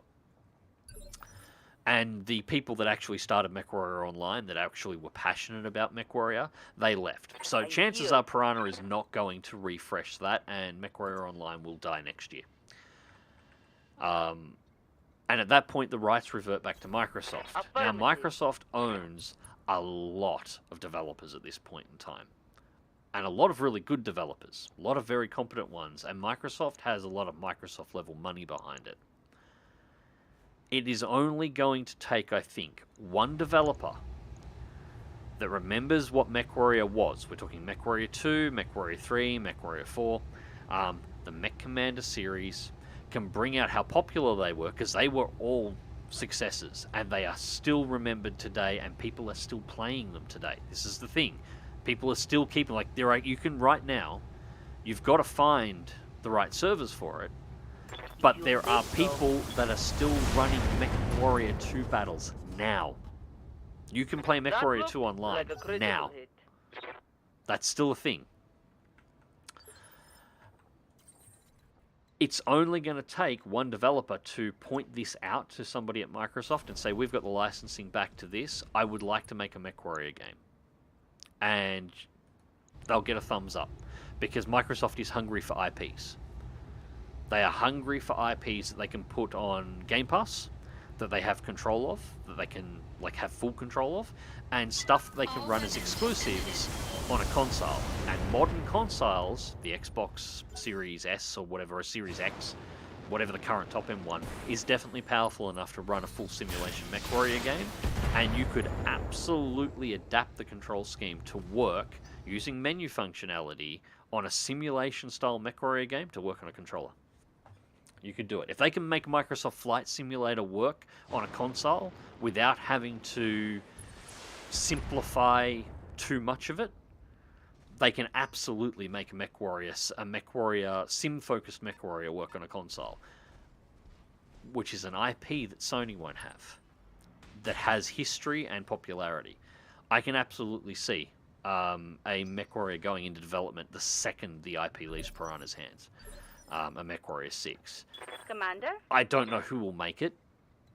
I can't guarantee that it will be any good. That's beyond my ability. I can't tell the future, but I can absolutely see somebody making it.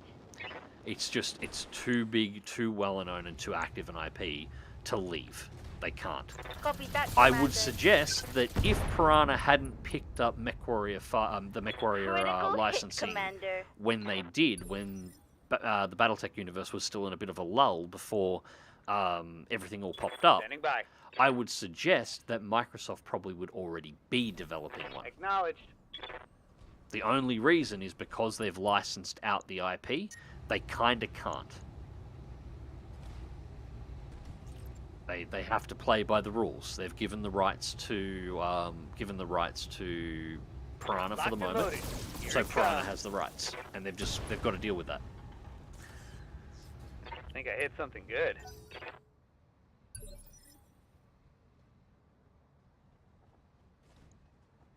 Hey. Moving to position. Finally got a hold of the King Crab. Any advice on the setup? Currently double AC20s and SRM6s. And if you recall, I never had a lot of... I love the King Crab, but I never had a lot of luck outfitting the standard King Crab. So. Twin Gauze rifles is generally a good play if you've got access to them. One in each arm. Heavy armor on the arms as a result. Hey, he bailed out. Good. That's one.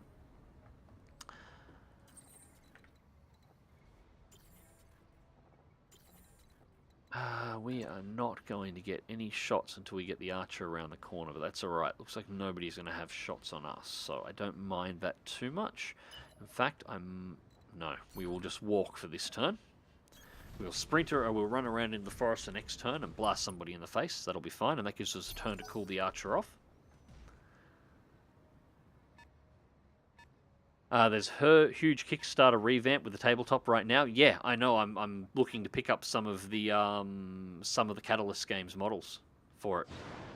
I want to throw them to support. They're doing the tabletop bright. There's the new kits are nice. I hate their website.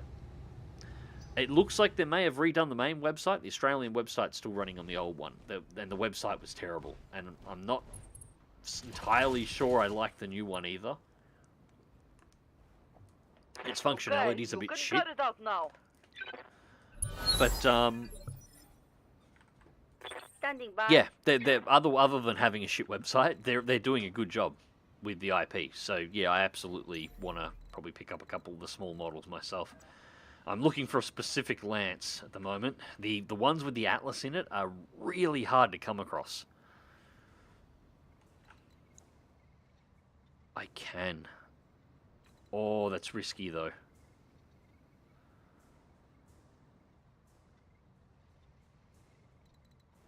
That's real risky, especially with the rest of that group coming in. 3 more mechs.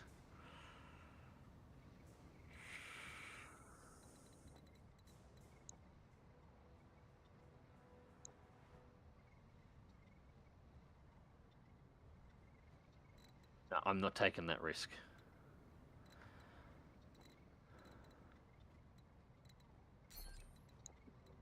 Actually, no, we get 3. We get 3 pips.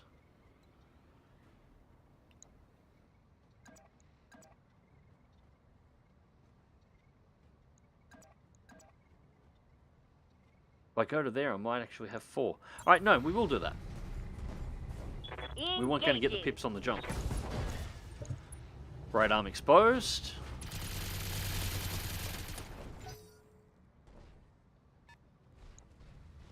Three pips on it. A Hermes. Okay, you don't see those very often. I want to smash the Locust before it can start being annoying, and it's an easy kill anyway. And a Wasp as well, really? Okay, 1 Locust as a scout mech doesn't surprise me, but a Wasp too? That's really low tonnage. Hermes isn't super heavy either, just thinking about it. Of course, the Locust gets to move now, so the evasion drop wasn't enough. Right. We move back 1 step. I'm walking here. That's a lot of evasion on that Hermes.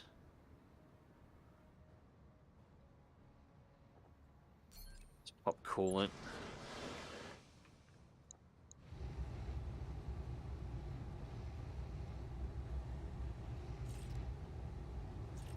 No.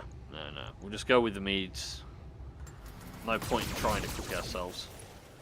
Yeah. Structure exposed on the hit, but really low chance to hit. I'm here.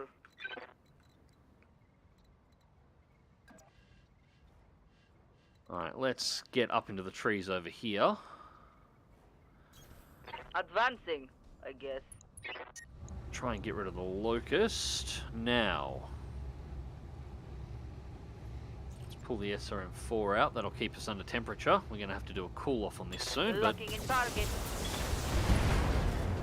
right, torso destroyed. Not enough to kill it. Claymore around the corner. Right, okay, this is going to be a little creative. So I'm going to do a multi-shot. Target A is going to be the Locust. Target B will be the Hermes.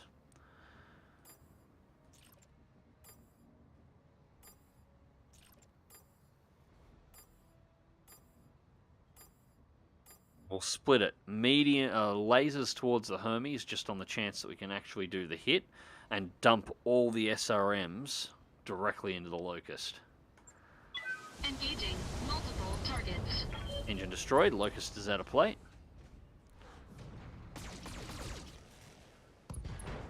Right arm destroyed on the Hermes. Enemy mech. Critical damage detected. Very nice.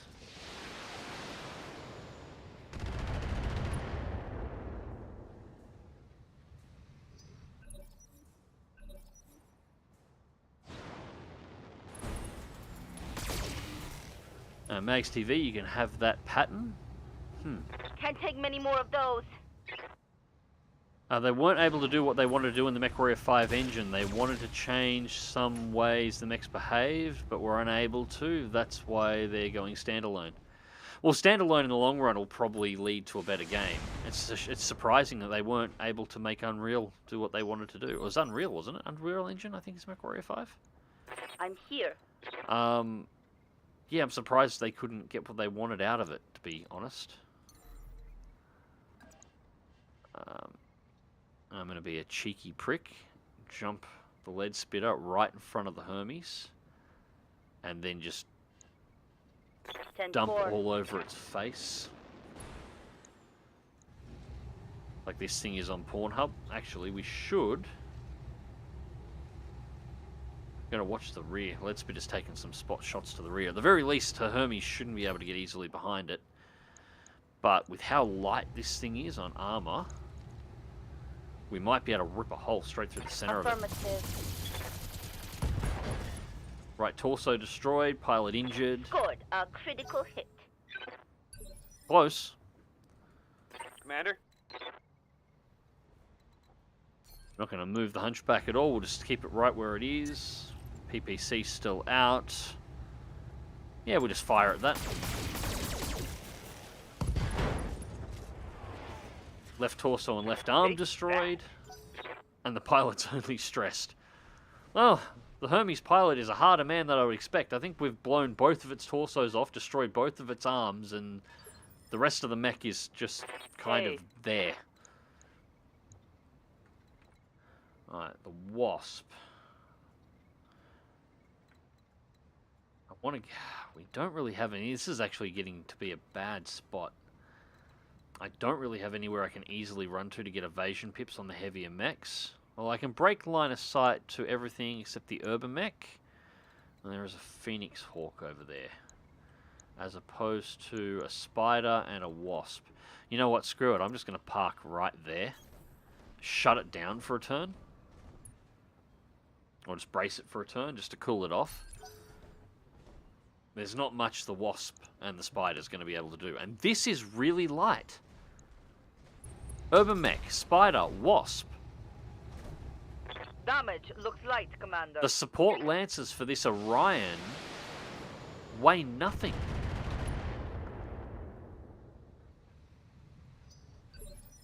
The Griffin's the heaviest thing we've ran into so far.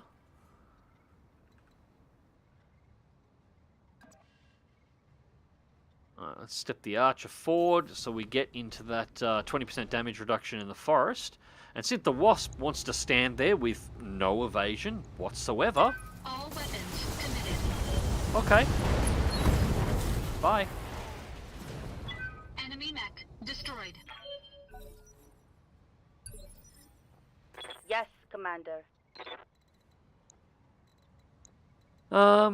Right. I have no idea what... one of these is the Hermes. That'll be the Hermes. Just running hard. The Spider is going to be the issue. And the Phoenix Hawk will get really annoying very quickly. So let's do a long jump to the Phoenix Hawk. And use the lead spitter to rip the Phoenix Hawk open and see whether or not we can destroy its jump jets. 10-4. I need to not do precision strikes on some of these. They will be done. Mainly because I want that to build up and make sure it's near full, because I want to blow the legs off this Orion so we get at least 2 parts out of it.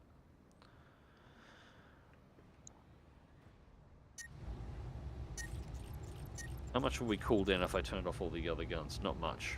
Alright, we'll do a shutdown for a turn on the Hunchback as well. We can afford to. We've got armor to spare, and these are all lights. Hey, it's got 1 laser left.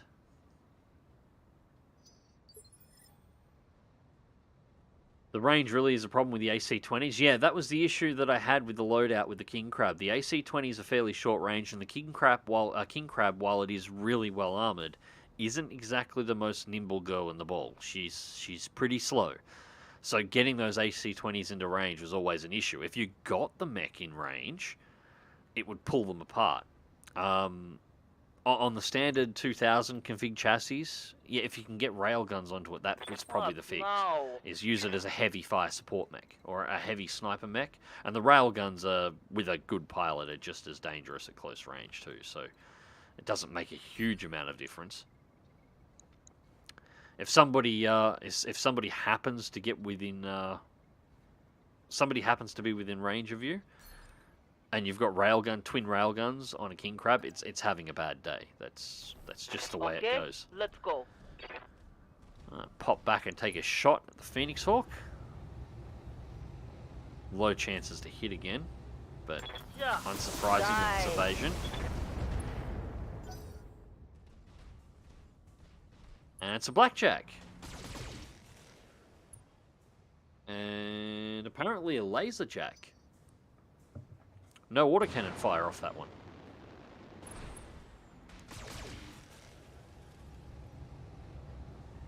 Check out Mill Sims. They have a tabletop miniatures, and they're in Melbourne.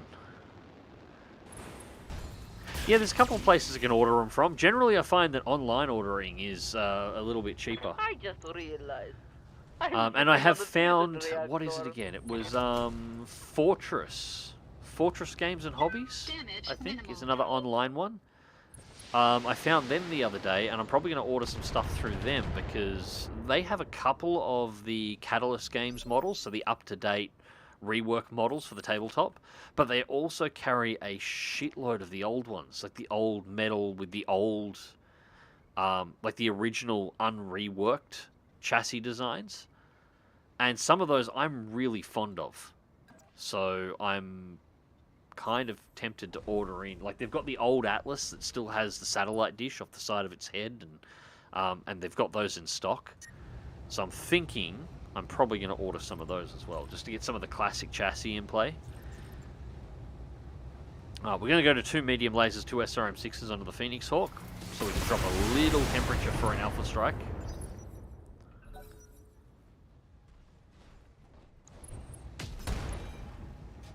Ow! That... Pull me out. What the hell? The Urban Mech. Reading you. Oh, you little shit.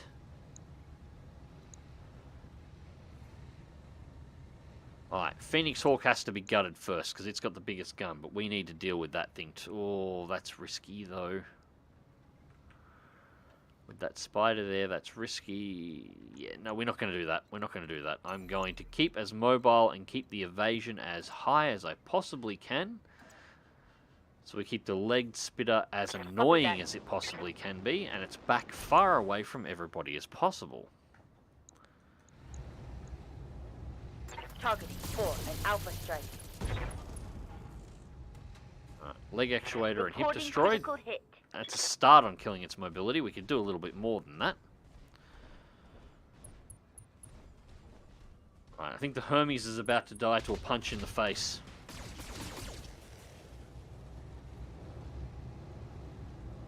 Oh boy, heavy hit there. Watch the flank. And that's why I wanted the evasion high. Damn it. Sneaky little shit getting behind me. Alright, that's brave. Phoenix Hawk trying to go fisticuffs with an archer. Alright, maybe the Hermes isn't going to die to the melee hit, because I might punch the Phoenix Hawk instead. I'm ready. Alright,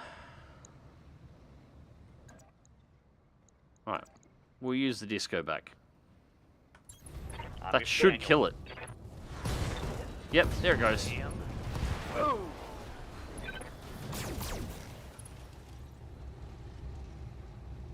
That's a kill. You can get all the Lancers in Europe, but no option for shipping to Australia. Yeah, you got to be a little funky about ordering. You can get the Lancers from the US, but the shipping is obscene. You can get some of the box Standing sets in by. Australia, but it's got the terrible website. It's it still has the prices are still in US dollars, even though it's the Australian website, which is annoying as shit. That annoys the hell out of me when they do that. And the the actual availability is I'll try. really bad. I'd rather use weapons, but Like, they don't seem to support. There we go. Critical hit, vectored thrust Commander. kit destroyed. That's one. And let's punch the Phoenix Hawk as well with the Engaging Archer. Physical attack. Right arm destroyed. Hey, you didn't want any guns there, did you? Enemy mech. Critical damage detected.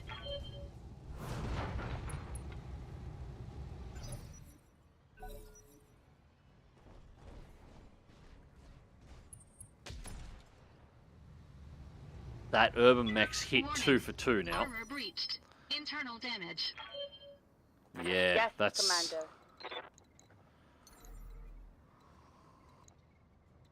That has to be dealt with now.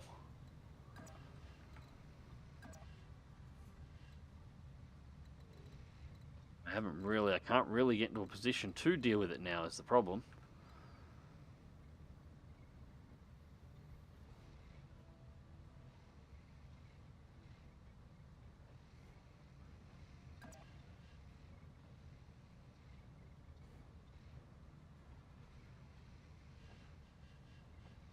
You're right, that'll work. Lifting off.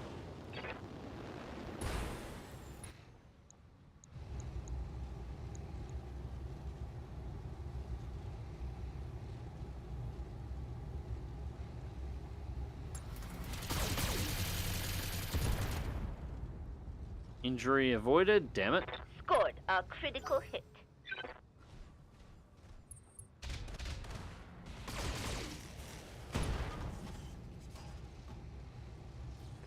we're all I'll give it to it. gonna These little mechs, as much as they're small and annoying and not doing a great deal of damage individually, there is enough of them here, they're wearing us down. die. I'm losing weapon systems. And we have to fight an Orion Yes, at the end of Commander. this, and I can guarantee that Orion will be dead cold and fully functional and armoured.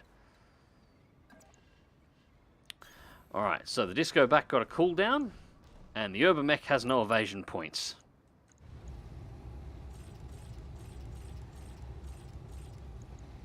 Punching all the buttons.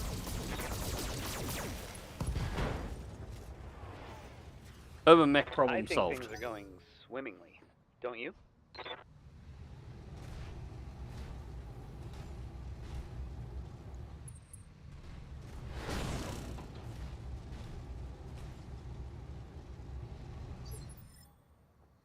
Right here.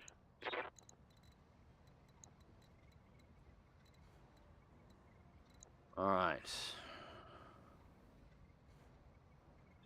Rear armor is actually suffering there as well. We've got to engage the Blackjack. The Urban Mech's only got a small laser left now. Engaging.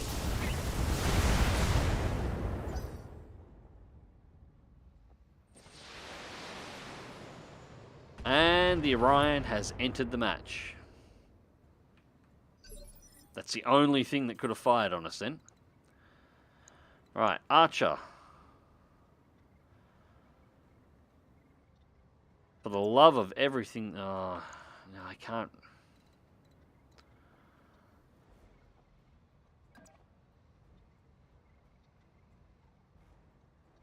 It's still got too much armor to guarantee a...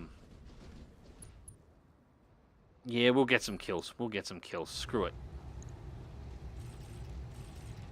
All weapons. Make it go away so it stops being a problem. Thank you.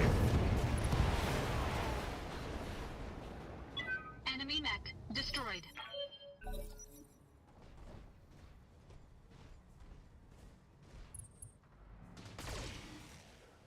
Now I've got to get rid of the spider because it's peeling the armor off the back of the archer, which is going to be a problem.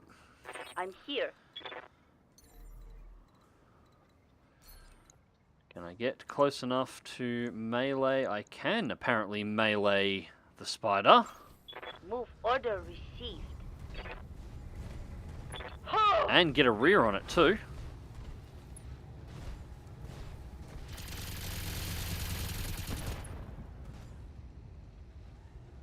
Reporting critical hit.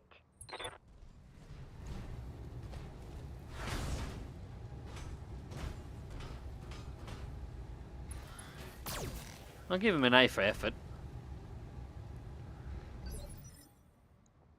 I'm here. No, we really want... No, it needs a turn cooled off before we can take a shot anyway, so we will do our own kickback on the Ubermech. Engine shielding crit. Heatsink destroyed. Ooh, that hit something good. I was hoping for a little bit more than that, but...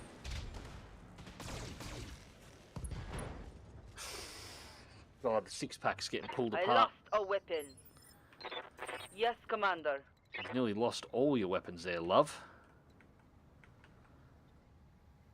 You've only got the SRM-6s left, and you've only got 124 missiles total for all missiles.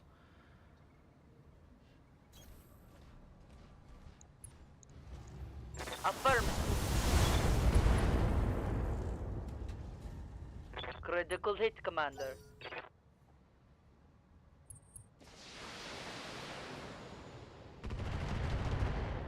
Hey, Thomas, thank you very much for the $5, mate.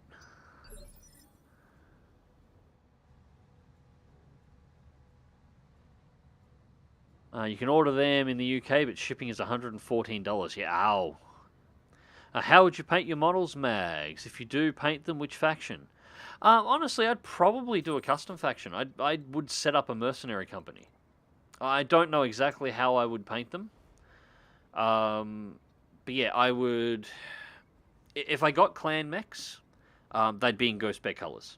Like, that's just thing. Ghost Bear is my clan. If I'm going to pick a clan, that's my clan. I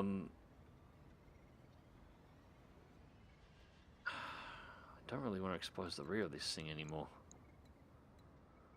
Yeah, no, the archer needs to engage the blackjack and give it a bad day. I'm pretty sure Lead Spitter should be able to finish off the spider. Should.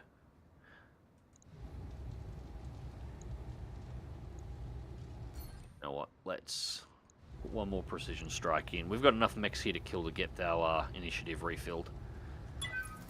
But I'd probably do a custom mercenary company if I was to paint them up. Critical damage detected. I'll be honest, I'm not super fond of most of the house colours. I like most of the Draconis Combine paint schemes, but I wouldn't build the Draconis Combine Lance. Warning. Armor breached. Internal damage. I'm fond of House Steiner and House Merrick for Inner Sphere colours, but Steiner Blue and Merrick Purple, I wouldn't build a Lance in those colours either. So I don't know. I don't really know. I don't think I'd do any of the great houses. Location confirmed. Ha! Come on, get through internal, make something go. Scored a critical hit. That's something. I'll take it. I'll take it. Are you interested in Sane Kangaroo Mechworks in New South Wales? Does pewter miniatures that are generally either hand sculpts or MechWarrior Online designs cast? The main appeal is that they tend to have variant weapons. I have never heard of Insane Kangaroo Mechworks before. Ever watching Anon. But I'm going to have to dig through and find that one. We might actually have a quick look at that after this mission. I didn't even realize there was somebody doing MechWarrior sculpts in Australia, or at least commercially. Locked on for physical attack.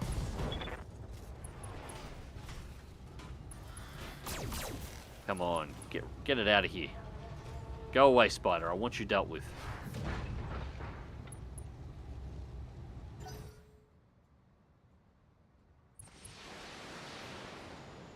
And all the missile shots coming in on the disco back. The laser back is the way to go in my opinion. Usually do it with single player, BJ1, drop the ACs, ammo 2s, medium lasers, and I think some jets, and add 2 large lasers and a bunch of heat sinks armor. Fury Curry, laser back. Oh, you mean a laser blackjack? Yeah, that's generally the better option. The AC2s are more tickle weapons than anything else.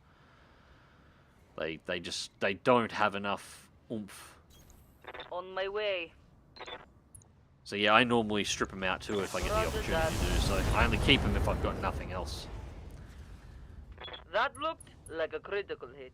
Alright, that's got the blackjack sort of sorted out. Do you have a channel on Discord to post minis? I could show off my Turiel's terrors I gathered so far, almost a company. Yeah, the creative... I can't even remember my own Discord channels now. Just actually popping it up here. Creative Corner. God, how I couldn't remember that, I have no idea. It's not even that late yet. Yeah, Creative Corners for all that kind of stuff. Any kind of, painting Warhammer 40k miniatures, any illustrations, drawings about anything. Anything you create or you work on. It's just a little spot where you can, show off what you do. And just, what are your hobbies? Make miniatures. Occasionally we post other people's stuff, or more to the point, I post other people's stuff because I find something that's really interesting. But as a general rule, the point of that channel is to post things that you create. It's your little place to go. Are you determined to get the CGL plastics? If you like old metals, check out Ralpathia Europe. They have good stock of old mechs. I'm flexible. I like some of the old original designs. I like some of the new sculpts as well and the new redesigns. I'll flick back and forth between them. They also have Crimson Skies. It'll always be fun recommending them. Okay, for that alone, I'll definitely look them up because I wouldn't mind getting some Crimson Skies Yes, minis as Commander. well. Again, I've mentioned it before. I'll mention it again. I want a 3D printer. I don't want a 3D printer for no reason. I'm looking for it to create stuff like large-scale mechs for display and to print out things like Crimson Skies aircraft, like the Devastator Target and down. the... I can't remember. The Balmoral. The Balmoral. Hell, I wouldn't even mind putting together something like the Pandora for the airships. Actually, having an airship with the Devastators mounted underneath, that would be awesome. On my way. What are your thoughts on Crimson Skies? I've spoken about this. This must be one of your earlier streams, because I've discussed this one more than once. If I ever found myself with a couple of million floating around to put together a development team, Crimson Skies would be the IP I would be licensing. I would probably license the engine for War Thunder from Gaijin, because whichever way you think of War Thunder, whether you like it, whether you don't, the engine is almost perfect for building a Crimson Skies game inside of, both in its flexibility and options for simulation controls and using the mouse controls. So I would license War Thunder's engine from Gaijin, because they own that engine, that's their engine. I would license the Crimson Skies rights from MechWarrior, from Microsoft, because they own them. And I would build a single player, like a full-on follow-up to the PC Crimson Skies game back in the day, inside of the engine, full story, cinematics, whole works, voice acting, and then use the multiplayer functionality of War Thunder to build a multiplayer arena, well, sort of an arena shooter, basically the kind of idea of what War Thunder is as the multiplayer side of things, but without the grind. So, well, there'd probably be a progression tree, but it wouldn't be anything like that. And yes, it would not be a free-to-play game. It would be you give me $50, you get a full game, and we'll release expansions for it later thing. There would be no free-to-play fucking give me $1,000 and grind your ass off for 2 years to unlock shit mechanics. No, that wouldn't be a thing. But yeah, Crimson Skies would be the game that I'm building. Locked on I target. fucking love that universe. Scratch another target. And that's the blackjack dealt with. Mech destroyed. And remember, you still have to fight an Orion after this. I haven't forgotten. I am trying to keep mechs together. I'm mainly trying to keep the Hunchback and the Archer as undamaged as I possibly can. Those are the main two. Right here. We can sacrifice one mech. Six-Pack's taken more of a beating than I would have liked. But You say so. we can afford that a bit. Copy. There we go. Alright, now the Urban Mech's gone. Enemy Lancers are eliminated. Now we've got to go find the Orion. Yes, Commander. And the lead spitter has most of its frontal armor, so that should be okay, providing we don't let the Orion get behind us. So now I need to pathfind my way down there. I think Order acknowledged. it's going to be this way. I'm there. Acknowledge. Death by 1,000 cuts. Yeah, that's pretty much what it is. Watch the Irby pour 360 no-scope DFA under your head. Every time I see an urban mech, I must think of the android mascot with a bazooka on its shoulder. I'm pretty sure one of the artists over at Sana actually did a drawing, like an illustration of an urban mech painted up like the android alien. I'm pretty sure that's a thing. I'm almost positive that I've seen that before. Onward. There's some fantastic artists over at Sana that have done some really fantastic illustrations too. The Atlas walking around with a commando in a baby harness, and the Atlas, and I think it's an urban mech. It was a Halloween one around like a big cauldron, like doing a witch's brew type thing. There's a couple of my favorites as well. If you do IS, it'll be Comstar, and if you do Clan, it's going to be Clan Wolf. Call me boring. Nope, it won't be either one of those. I would never, ever, ever paint anything up in Comstar colors unless it was something that I was building specifically to destroy. Fuck Comstar. Order acknowledged. Clan Wolf, I don't mind Clan Wolf, but no, Clan Ghostbear is my clan. Sensors locked And there's on. the Orion. IKM have their own insights, so it's a one-man gig out of New South Wales, a small-scale commercial op, but I like his cast. Have a full lance of Urbies along with a King Crab and Crab's Lance. Yeah, I didn't know they were a thing, but I will definitely look them up. That sounds awesome. And, well, depending on how deep into New South Wales, potentially in driving distance. And I always like to support local business, so... Wonder if he's actually got the rights to the sculpts. I'd buy them anyway, but wonder if he's actually got the rights to do them. I believe he was one of the Camo Specs guys back in the day. Could be wrong, though. Have you seen the redesigns of the Wraith they did in the Kickstarter? Don't believe I have, no. Standing by. I'll have to look that up.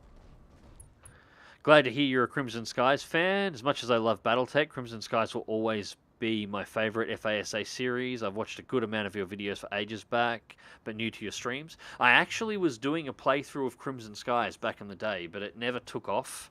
It was right in the middle of when I was doing damn near daily War Thunder videos. It was one of my very early attempts at doing a retro replay type series, and it just didn't pan out. However, with... We'll pause that from there. Get everybody grouped up and down. I don't want them all coming around a corner so they can be focused. I think they can get down here, though. Yes. However, with Starlink on the way and shipping a shitload earlier than expected, I don't know if people have been able to keep up. I've made a couple of posts on it. When I was looking into Starlink, I was told 2 to 8 weeks for them to actually ship the dish. That was what it was going to take after ordering it. They shipped it in 3 days. It's already in transit. I'm not sure why it's going the way it's going. It's gone from Los Angeles to Ohio at the moment. But the dish is in transit. 3 days to ship it. Not, 2 weeks or 8 weeks. It's already on the way. So I might have this thing, and it's apparently being shipped express. So depending on how they route it, I might have this thing by the end of next week. I'm here. And if that's the case, I'm going to be able to stream a hell of a lot more often. In fact, I'm thinking about trying to stream every day and making streaming my main thing. In which case, doing a full playthrough of Crimson Skies is very much on the cards. Fire. Target damaged. Concentrate your fire and bring it down.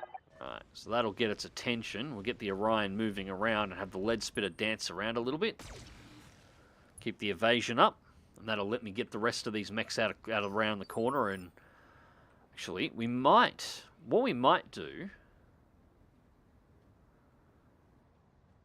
I wonder if that'll work. Hey, wait your command. I bring the disco back over because we Moving kind to of need position. the disco back We've engaged the Orion now.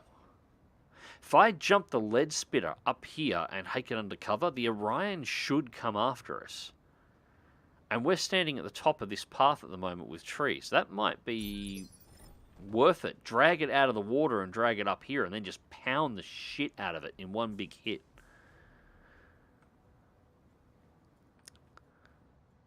Crimson Skies, good old times, good games. Yeah, I'm more of the PC one fan. Again, it was closer to the simulation. I hated the flying mechanics of the Xbox One, but I like the story of the Xbox One, which is why I own it. I've actually still got the original Xbox Crimson Skies disc. It's sitting up there right next to my original PC Crimson Skies disc as well. I own all these. I own the whole fucking lot. This is my childhood, guys. If I wasn't in a flight simulator, I was playing something like this. Yeah, with that little armor, I'm going to leave. We're going to see whether or not I can convince this Orion to come to us. I'm willing to have the Archer meet it about there. And we'll hold. Without being in cover, we really need to keep the Shadowhawk in cover now. Alright, so you jump up here. And now put a sensor lock back on the Orion so we can see what it does. Got a lock.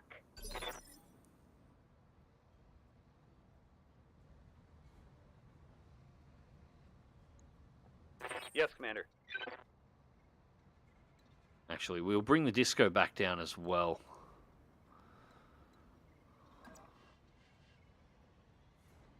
It's got a lot of armor, so I'll put it down here as well. So on the off chance we have to run the corner, we can.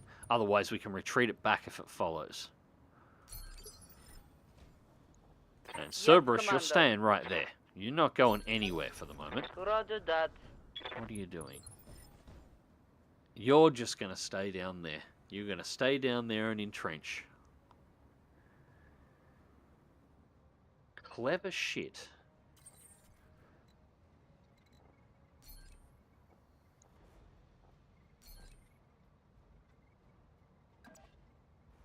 It's the extreme range of the mediums. No.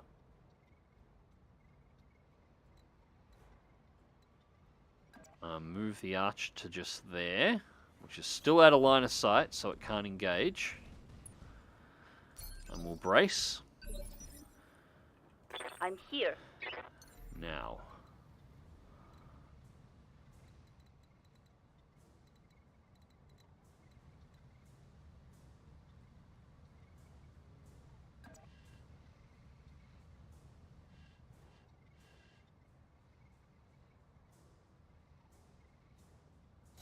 Jump the fire spitter up here, or the lead spitter up here. I'm going to try and jump the lead spitter over just a couple of turns quickly and get it over to here so I can jump down close and behind it. If it's sensor locked again. Sensor lock. Right now it would actually be really useful if I did have a support mech. And just rain LRMs on it while I'm doing all this. And we will need 6-pack to breach the corner. To position.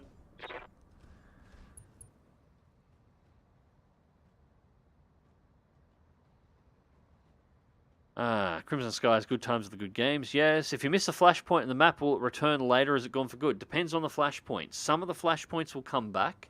Like if you do not complete your mechanics one, which is the one we failed last stream, it will come back.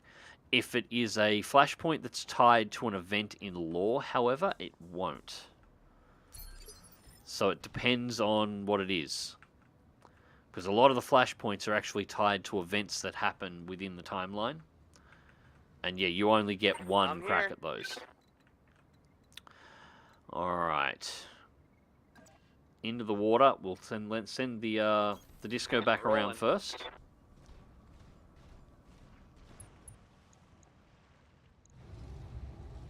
Actually, pretty good lineup across the board on the energy weapons there. See if we... medium laser, SRM4, LRM15, AC10. Interesting combination. Where's everything at? So right arm has the medium laser SRM4. SRM4 in the other arm. Right torso has the AC-10 and the ammunition, and the LRM-15 is there. Ideally, we actually want to try and take the legs off this thing. I want to take as much of it as I can. Target acquired. We miss with the PPC, but...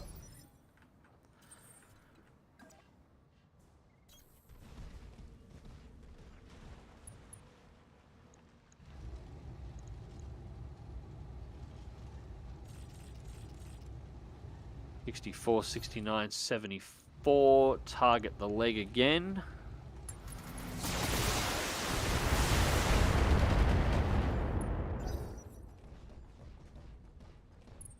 Backing off. Right arm destroyed. Yep, we're going to lose something. Weapon system destroyed. Okay, it's only a medium laser.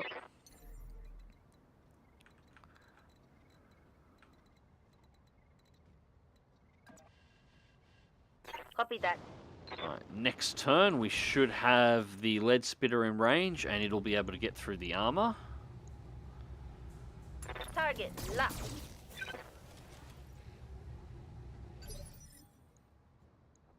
I'm ready.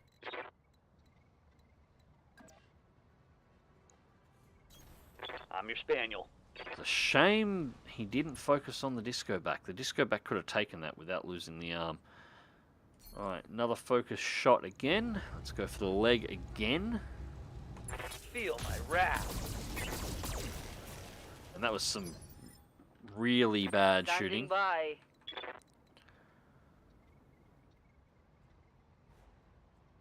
Nah.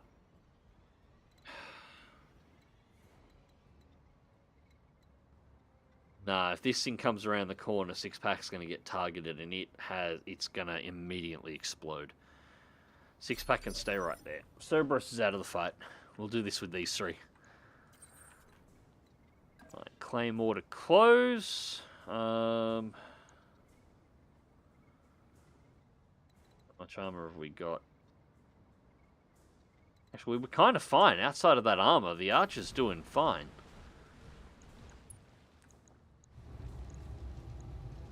Engaging target.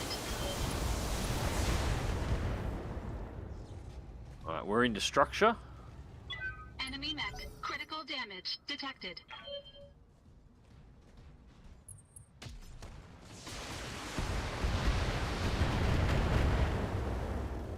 I don't want to take too many rounds. That's going to be the big thing. The LRM stripping away the armor as we're trying Yes, to approach. Commander. Alright. Want to get to right there 10-4. for this turn.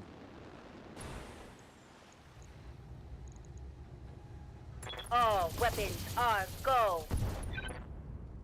AC-10 crit. Reporting critical hit. Orders? I'm going. Alright, another precision strike. Again, we go for the leg. Roger that. And that's not the leg, but ammo explosions injure pilots and make them stress, so hopefully they Cobra eject. strikes. Yes, Commander. Nope, again, we leave the Shadowhawk up there. Affirmative.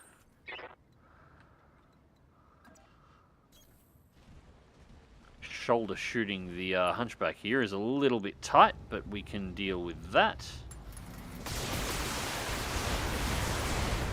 Eject.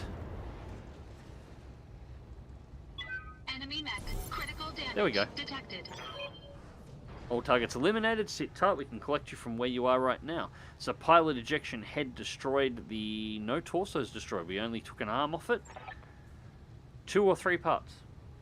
It isn't going to be easy to catch up with the U2's ejection pod commander. There's already a whole swarm of red hair battle mechs converging on her location.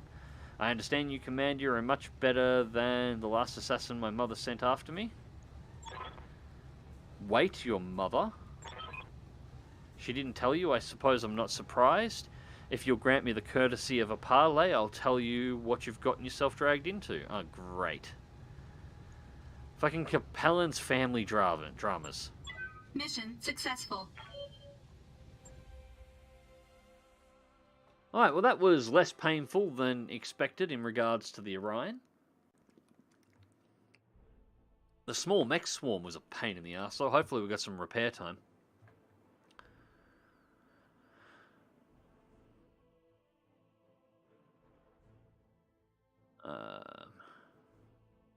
Crimson Skies with the War Thunder AB engine would be beautiful. Not a fan of AB for War Thunder, but it would work perfectly for Crimson Skies. Personally, forget arcade battle. Like I would make an arcade option. I would make a game mode that would work very similar to War Thunder Arcade. But the primary game I would base around a combination between realistic or sim. I would have it sitting in that sort of an area. Primarily, I would design it around joystick controls or thumbstick controls for a console, but I would use the instructor option for those who want to use mouse to be able to play it through. Have the option to either go into a full sim cockpit restricted story, the option to play the story or the main story through with just like third person and markers like RB. And then I would have essentially the AB mode would be the easy difficulty and have that set to go that way where the flight models are all ridiculous and you've already got aiming pips and potentially respawns in battle rather than instantly failing a mission. You just respawn back at the airship type thing. And I'd play it somewhere along those kind of a way in terms of difficulty. But I'd base it primarily designed to be played around RB with either a joystick or a mouse, depending on how you want to do it. But that's how I would do it. I've already built this game inside of my head. I don't know exactly what the story would be, but I've built the mechanics, the multiplayer side of things. I've built the story play, the flight controls, the way it would be built around, and I can still visualize tracking down the original voice actors for Crimson Skies, so to make sure that Nathan Zachary has the right voice actor as well. So you've got that nice 1930s sort of an air. With the radio announcers talking about events that are going on in the news and that 1930s style of speech, a very Errol Flynn style of speech. But yeah, I've built this game in my head. I've been building this game in my head for 10 years, but I just don't have the money that would ever be required to be able to actually build it. I have no programming skills to actually make it, and outside of the ability to perhaps draw up the concept art, I have no games development experience, so I can't make it. Not without hiring an entire team, which I don't have money for. So, yeah, it won't be a thing, unfortunately. But that's what I would do. Happy Wombat, flashbacks come back, but sometimes it takes a while. Thomas Playford, getting hyped for my T1600 kit showing up later this morning. It's good stick. It's good stick. Just be gentle with it. A lot of people thrash them around, and it will cause the rotational axes for the rudder control, the twist axes, to break. They are vulnerable to breaking, but they're generally only if you're rough. The mine I have had for 6 years, the twist axis is starting to go now, but it had heavy use as a primary flight stick back before I had some of the ones that I've got now, for probably 2 to 3 years, and then it was switched over to a left-hand configuration and used as my left-hand flight stick for thrust control, doing space shooters for another 3 years, and the rudder control is still there. It's just it drifts a little bit now. So it's taken me 6 years to wear it out. Some people manage to break them faster than that. It's generally because they're too aggressive with the stick. You just need to keep. That's the only thing that's really a bad thing on the T1600. It's built a little light on the twist axes. You got to be gentle with it, and you'll get a feel for it. You don't need to be rough on it. It's pretty responsive. It's got good sensors. It's got the same sensors in it the Warthog does. Like chasing down targets at low altitude and then smack them with a vacuum missile. Ryan's a good mech. It's Kerensky's personal mech, if I remember right. Yeah, it was for a while. So negative 43 on drop costs. Probably should progress through this a little bit.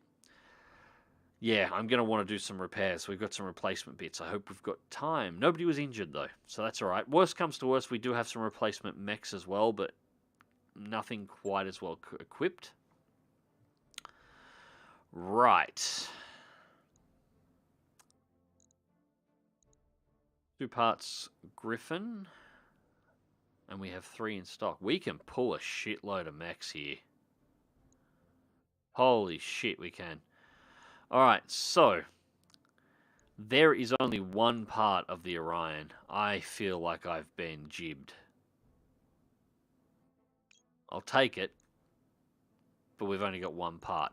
That being said, we have 3 parts of a Griffin in stock, so we now have a Griffin, and we have 3 parts of a Blackjack in stock, so we now have a Blackjack. So we can put those together and sell them for a bit of extra cash. And if we roll right, we can potentially pick up a Locust part, which we have 3 in stock. And we can potentially pick up the Wasp, which we look like we have 2 parts of the 1L variant in stock, but 3 parts total in stock. So we can potentially pull 4 mechs out of this if the random roll here goes our way. So let's see what happens. Alright, so we got the Locust. And we got the Spider. We missed the Wasp, which is no big thing. So that'll bring us up to... Yeah, okay. Cool. AC-10, large laser. 8.7 million in salvage.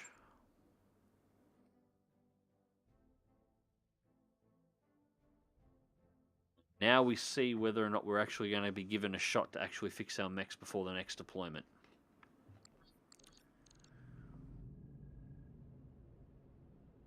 Session 2. Lady Yvonne Utu Kullian. Good for you to speak with me, Commander. The last assassins I had to deal with were far less courteous. I suppose that introductions are in order. I'm Lady Yvonne Utu Kullian, first daughter of House Helen Kullian, and heiress to the governorship of the Shantia province. You got proof of that, or are we just supposed to take your word? You'll find a copy of my bloodshed attached to the comm feed. Examine it to your heart's content. It'll only confirm what I've told you. She's telling the truth, Commander, and her outfit's got impeccable MRB rating to boot. By all indications, she's a reliable, trustworthy mech warrior, and she's our client's eldest daughter. And yet Lady Helen put a price on her head. She has, but I don't blame her for it. My mother is not well. She does her best to conceal her condition, but her mind is not what it used to be. Go on. For all my life, my mother has been a force of nature, the sharpest woman you could ever hope to meet, with the heart of a poet and the determination of a warrior. Very poetic. But she's aged, she's become confused, easily led and susceptible to flattery, and my vile shit of a brother, Argus, has wasted no time turning her condition to his advantage. Argus isn't like my mother. He doesn't care about anyone or anything save his own personal advancement. So, he's a Capellan. Okay. And so, where I have faced my mother with difficult truths, he has showered her with lies, vomited forth flattery like a gull feeding its chicks, and from his perch in the Red Roost, Angus has milked our mother's decline to his own benefit, and to my eternal shame, I have failed to stop him. We aren't really here at your mother's request, are we? Argus manipulated her into sending us after you. Naturally, if I were killed, he would become the heir to our mother's rank and title. That would be a tragedy, both for me personally and for the people of Shantia Province. As said before, Argus has no ambition save for his own personal enrichment. He'll bleed our people dry if given the chance, and if you carry out my mother's instructions, that's exactly what will happen. I get what you're saying, Lady Von, but we need to know that we're working for your mother as Shugo Renal Yamagushi's request. If we fail to follow the letter of her request, it'll damage our standing with House Kurita. And you need to know that if you carry out my mother's orders, Shugo Yamaguchi will be held accountable for the tragedy that follows. The people of Primus hate Argus as much as I do. He's abusive, undisciplined little monster, and how do you suppose the planetary authority will react if a Cretan dignity hands him the keys to the governorship? Badly, I imagine. Of course, if Argus were eliminated, the situation would be different. My mother's reason to kill me would disappear. Her mind may not be as clear as it once was, but she has enough sense to know that our house can't survive without an heir, and while I can't promise that Reynold will get the support he's looking for in the short term, I can vow he would have my loyalty from now until the day I die. That's quite a proposal. You're asking us to go off mission and kill our client's son in direct violation of Shugo Yamagushi's instructions. Doesn't sound like the kind of thing a mercenary would do, does it? But a decent person might. I await your decision, Commander McEvedy. For my own sake, I hope that you'll take the long view and what you do, what's right. Alright. I sometimes hate having to make options like this. So, Flashpoint decision. Agree to kill Lord Angus Cullion. We'll handle your brother for you, but when the deed is done, you better hold up your end. Flashpoint decision. Continue your mission and assassinate ye two. We don't break our contracts. That's kind of the option I should take, because we shouldn't break our contract. Right at this moment, I'm not comfortable killing either of you, so I'm going to take option C and call it a day. Well, we're not doing that. Somebody's going to die.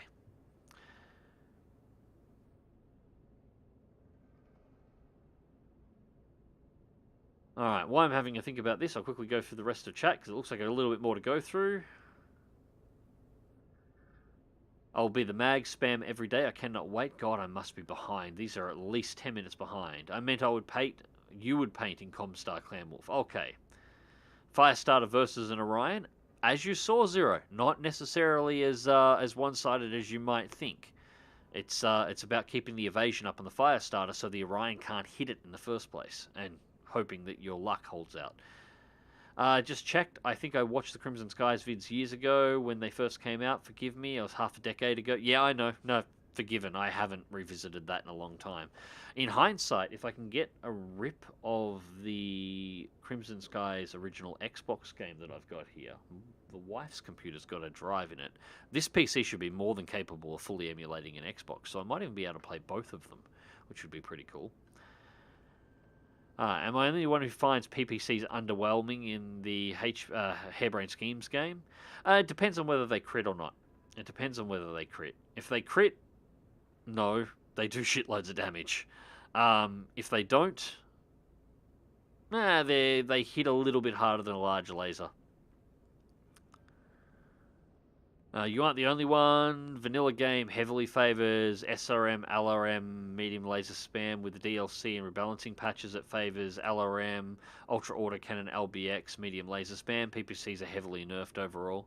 Well, they're heavily crit reliant, and it's because in the tabletop, you're doing a lot more precision sniping at range.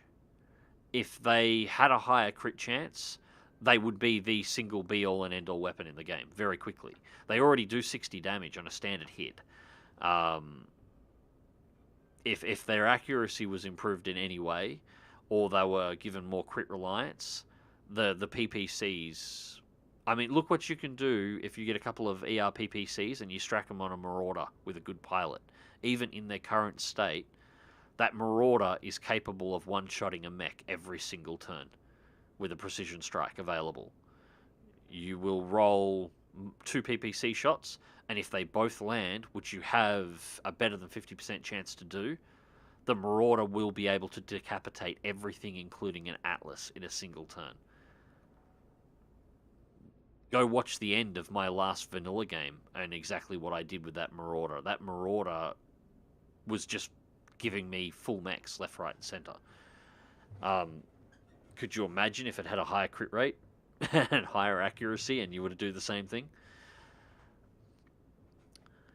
Vanilla is still missile spam even with the DLCs and tweaks, but PPCs just kind of feel underwhelming for the heat. It's just take a large laser instead, except they don't do as much damage. 2 large lasers combined, unless they crit, you won't take the head off an assault mech. 2 PPCs you will. That's for the various is. I lost the left torso. Ah, damn it. That's why I only got the one part. I missed the torso destruction. I thought I only got the arm. I get you. It's the thing I get with the LBX and the Ultra Autocannon are more tonnage efficient than SRMs with the later patches, but it was still LRM boats and disco balls everywhere. Medium lasers are the best cost-effective weapon in terms of tonnage versus heat in the entire game. That's why medium lasers, and that's every MechWarrior and BattleTech game. Medium lasers are the go-to weapon for everything, and then you vary out from there. LRMs and SRMs used to be a lot better during vanilla because each one of them had a calculated hit roll. Which means even if you had a shit pilot with 1 gunnery skill, if you put 2 LRM-15 racks on a mech and then you did a precision strike at a head, every single missile got an individual roll to hit, and only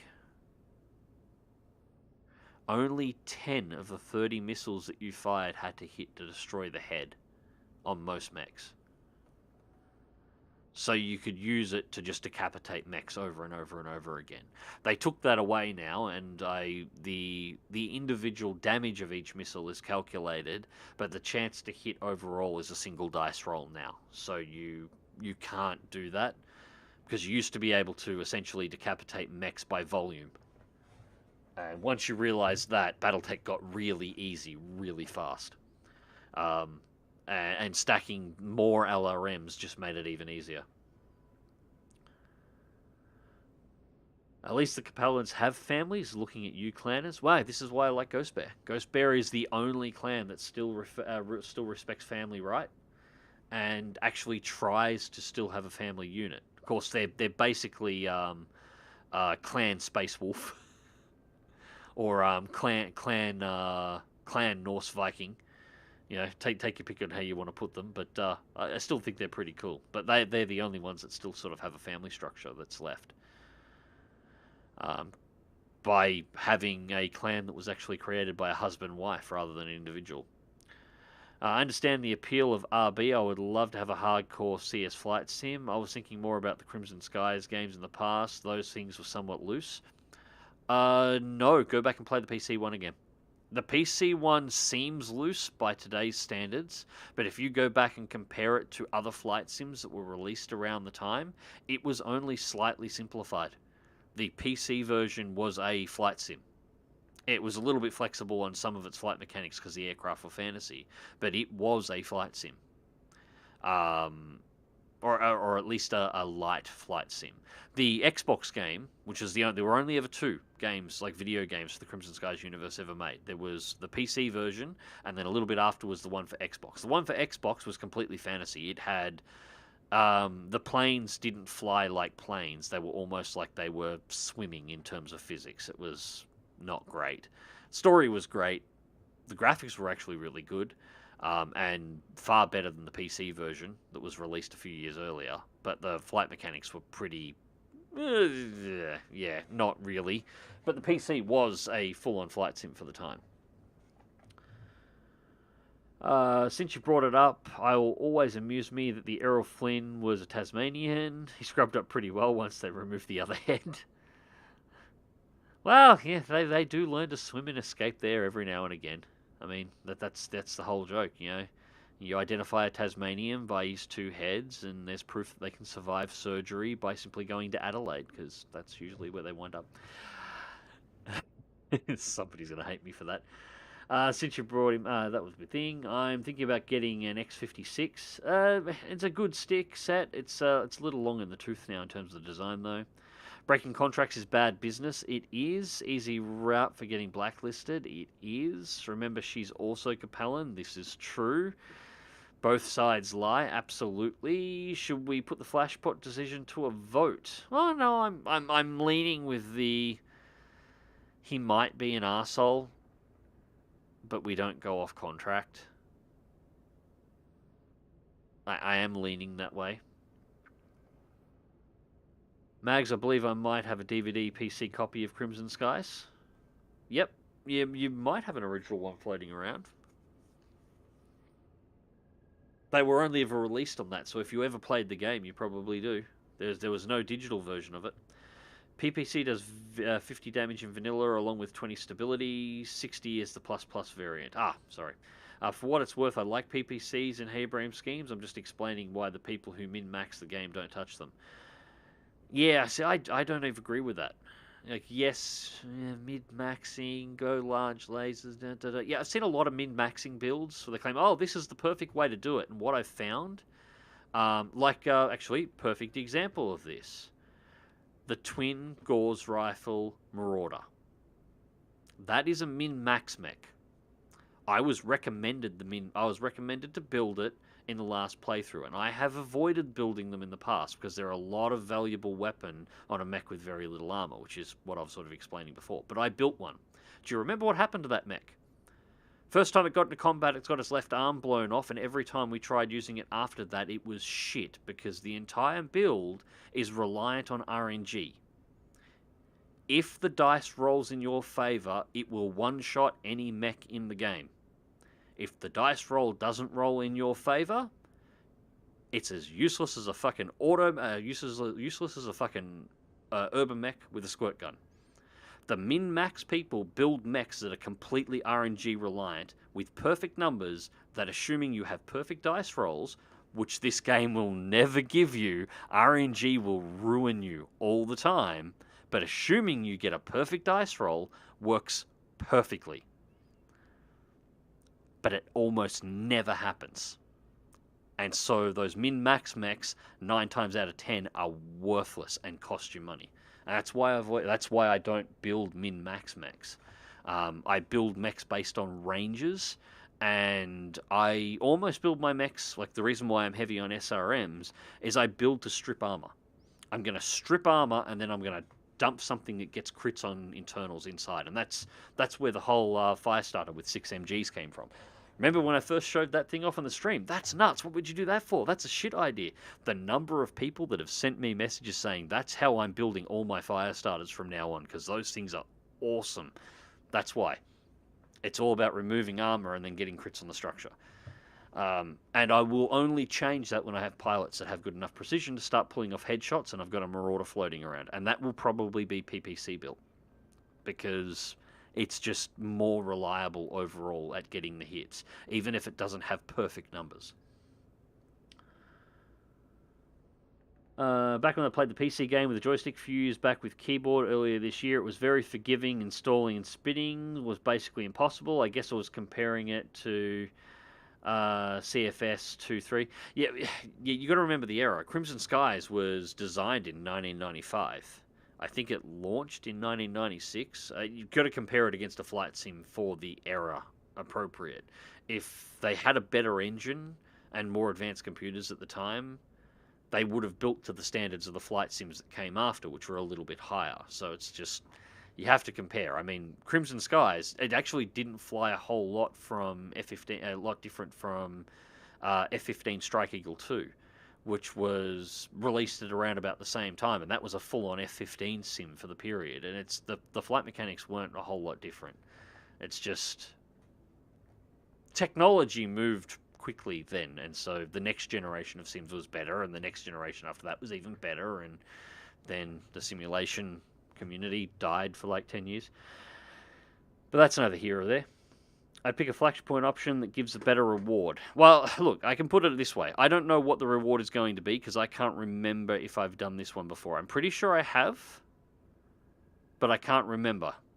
But I can tell two things just by looking at this right now. And I'll make this decision before I go on with the rest because I'm aware I've been sitting here for a while. Two options here. Continue your mission to assassinate U2. That will be a second assassination mission. And we'll be going after whatever mech she's in next against whatever the secondary lance is. Agree to kill Lord Angus Khan. That'll be a base destruction mission. We'll be attacking a compound with turrets and buildings, and we'll have to destroy the buildings. And that's really the variation between the two. The rewards in the end will probably be pretty close to being the same for the Flashpoint, either way. But it's whether or not we want to do the assassination mission or a base destruction mission. I do tend to like her more, though. But I don't want to break contract. This is a shit of a question. I hate this.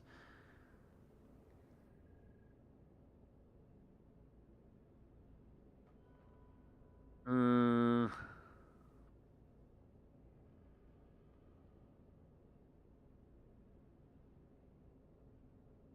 know what? We'll put it up to chat. I will put it up to chat. I can't make the decision. Do we go off contract and kill the brother, or do we stay on contract and assassinate the primary target?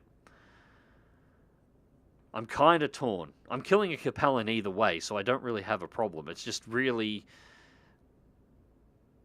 I haven't heard his side of the argument, but he does sound like an asshole. But at the same time, I don't want to go off contract because it's not the mercenary thing to do.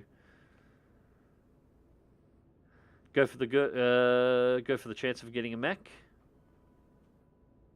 Well, they've all got a chance for getting a mech. But you're right, the assassination mission probably have the chance of getting a nicer mech. Breaking contracts is bad business. Kill both. I unfortunately don't have the option to kill both. That would be a fantastic option if we could do it, though. You're right, we'll stay on contract. We don't break our contracts.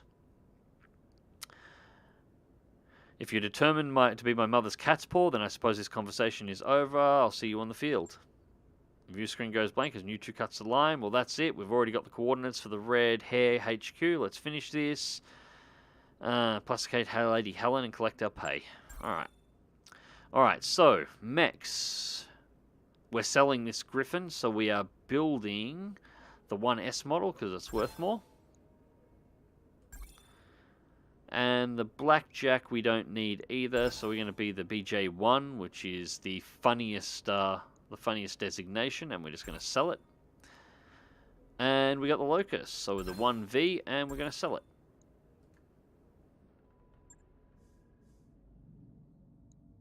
Alright. Bays, looks like we do get the option to repair. Excellent. So we're making good money out of this at the very least.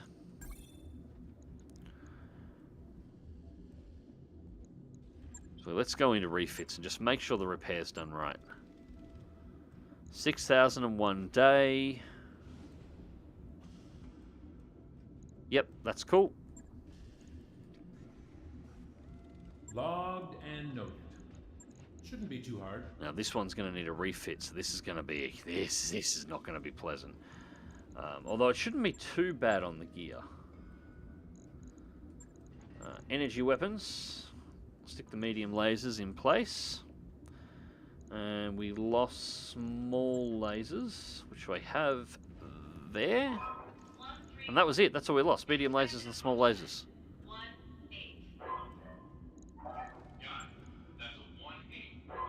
5 days, 116,000 to put it back together. Okay. Cool. On it. I'll let you know when that's done. And the Archer, we only lost the medium laser. Which is, incidentally, this is why I keep only standard medium lasers in the arms and the double pluses are in the center torso. If I get to the point where the center torso gets popped and we lose the double plus lasers in the center, I have much, much, much bigger problems than the fact that we're losing double plus lasers. The medium lasers in the arms are entirely replaceable. I just don't care. So that's why they go that way. 91,504 days. Okay, so 5 days we'll be ready to complete this mission. It looks like we've got that long. I'll get it in the schedule. Awesome.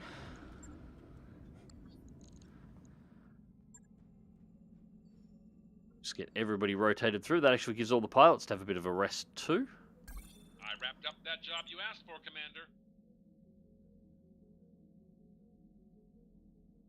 Yeah, we'll rotate everyone through and we'll just go the same lineup and same everything again. Cool. Alright, so Command Center. Succession 2. Alright. The vile mercenary U2 is on her last legs. Cut them down from under her. Safeguard my beloved son and prevent our enemies from destroying House Cruelton. You will do. I will see. Whatever. Assassination mission. 2.5 skulls. And this will be the final part of the contract. So once again, I'm going to rely on mech recovery to make the money because we've made plenty there and we've still got to pay it to go back, and we're going to go for 314 and see what we get. Claymore in the Archer, Cerberus in 6-pack, Archangel in the Disco back. I really hope his gunnery skill gets up soon enough. And we will stick with Beach Ball as our primary scout in the lead spitter. I won't change anything. There's nothing that needs to be changed. That's a good lineup. All right.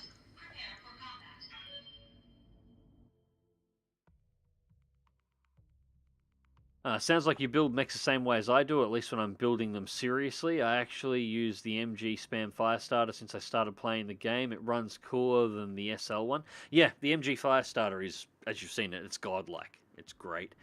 I'm going to be really... It's going to take a really good lineup to actually probably pop that one out. Or a very well-equipped Raven. And yeah, I tend to also build my mechs in this the same way I build my mechs in MechWarrior. So I build all the builds, the other builds here, you'll notice. If you were to load up MechWarrior 5 and you were to look at one of my builds here, and you were to copy them over, the build would function in MechWarrior as well, where a lot of those min-max builds will not work outside of, they either won't work or they will not be reliable to use in MechWarrior. I build something that would function regardless of what game you're playing, and I imagine if I was to sit down with the tabletop rules in front of me, the builds would probably work within the tabletop as well. Command interface I finally initiated. managed to ally with Davey and get to their faction store. There's so many blackjacks for sale. Yeah, they should be fairly common everywhere. The blackjacks are an interesting one. Because in lore, I'm here, Maya. I'm ready to make you regret ever setting foot on Primus. You're just the latest in a long line of my brother's hired killers. You want to know what happened to them. Blah, blah, blah, blah, blah. Whatever. We're just going to do our job and go. You may kill me today. You're certainly capable of it, but I promised you I'll go down with your throat between my teeth. I'm fighting for my family's future, and I have nothing left to lose. Well, except your Ready life to rock, Chief. and your mech. Your family's future wasn't probably going to matter all that much once you're dead, and your mech will look great in my hangar. Right. So they only have one supporting lance. This seems too easy, and this is Capellan's. So I don't like it when things seem too easy around Capellans, because it usually means they are. Alright, so we are not... Or maybe we will. Yeah, too much fucking around with the lance that we've got on the cliff line. I'm going to go up and get on the other side of this road and force whatever's down there to come up here, so they've got to fight on the flat, but we will be in the forest. That's going to be where we're going. Affirmative. Because we Onward. don't have a lot of high mobility mechs. So I want them to walk out and have a large area with very little cover that they have to cross, so I can shoot them in the face while they cross it.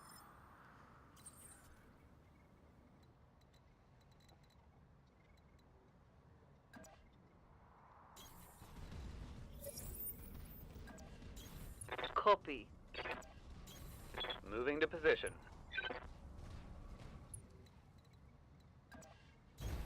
I'm there. That looks like a vehicle. Alright, we have mechs on both sides of... Ah, okay, so they're not in one spot. They're in a nice wide spread. Mech. Unknown vehicle. Mission targets up there. So 2 mechs and 2 vehicles.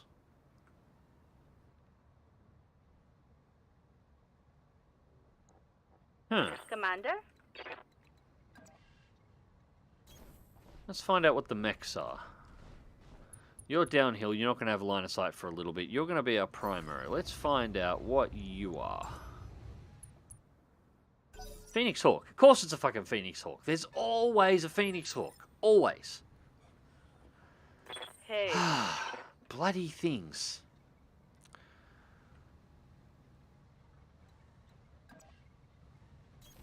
There.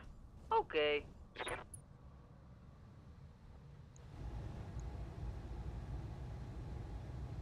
Just die.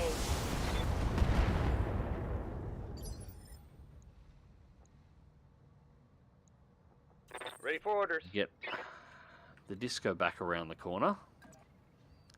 You can shoulder I'm your snipe. Daniel. Put a PPC in before the Phoenix Hawk even has a chance to move. Acknowledged.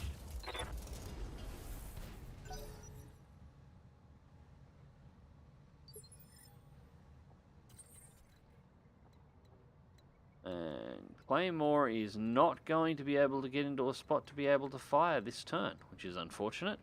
But we can put him in the forest anyway, so he's ready for the next round, although we're going to have to deal with evasion then. Right. Brace.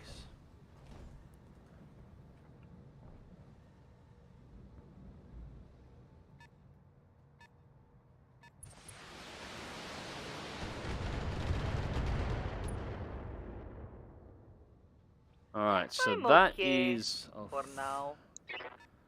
that didn't seem like... That seemed more like an LRM-15 than an LRM-20 spam. So I don't think it's an LRM carrier. Right.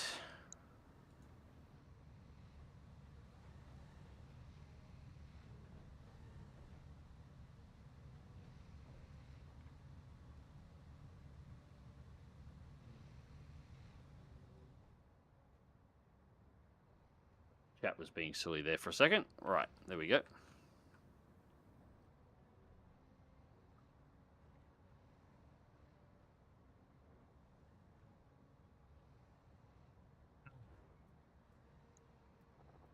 Standing by. All right, we will do a jump.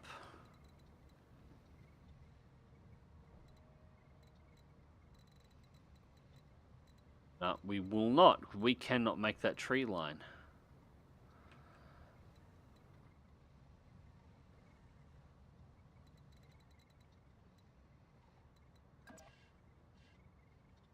Can do that though. That's a cheeky shit of a move. Acknowledged. Yeah, we'll do that. What is it? It's a Wolverine. Okay, so we got a Wolverine. We got an Inferno carrier. Okay, fair enough. That's Firing all not what I weapons. was expecting. Shadow the Phoenix Hawk's going to expose itself in a second anyway, so that's hardly an issue. Inferno carrier we probably want to get rid of. It's an LRM carrier, sorry, an SRM carrier loaded with Inferno missiles, so they generate excessive heat, and it will have a lot of them. So as soon as it gets within line of sight, we probably need to smash that thing in the face. Especially with the disco back here. I'm going to pull the mediums out of this. We're just going to fire the PPC. Locking target.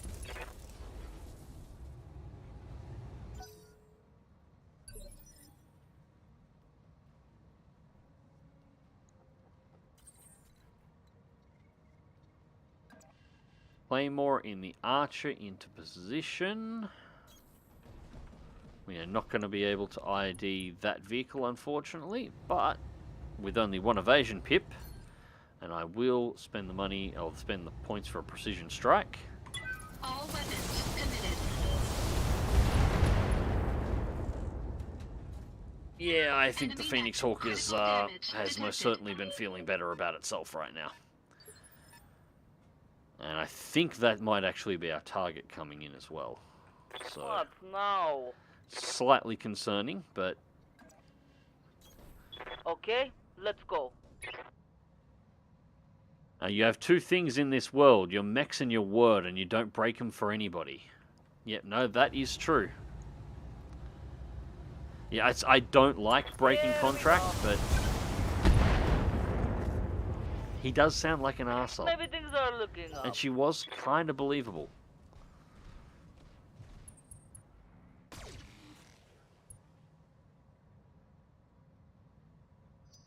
Zero Scale, hey Mags, I heard you like Phoenix Hawks. They won't leave me alone. They're everywhere.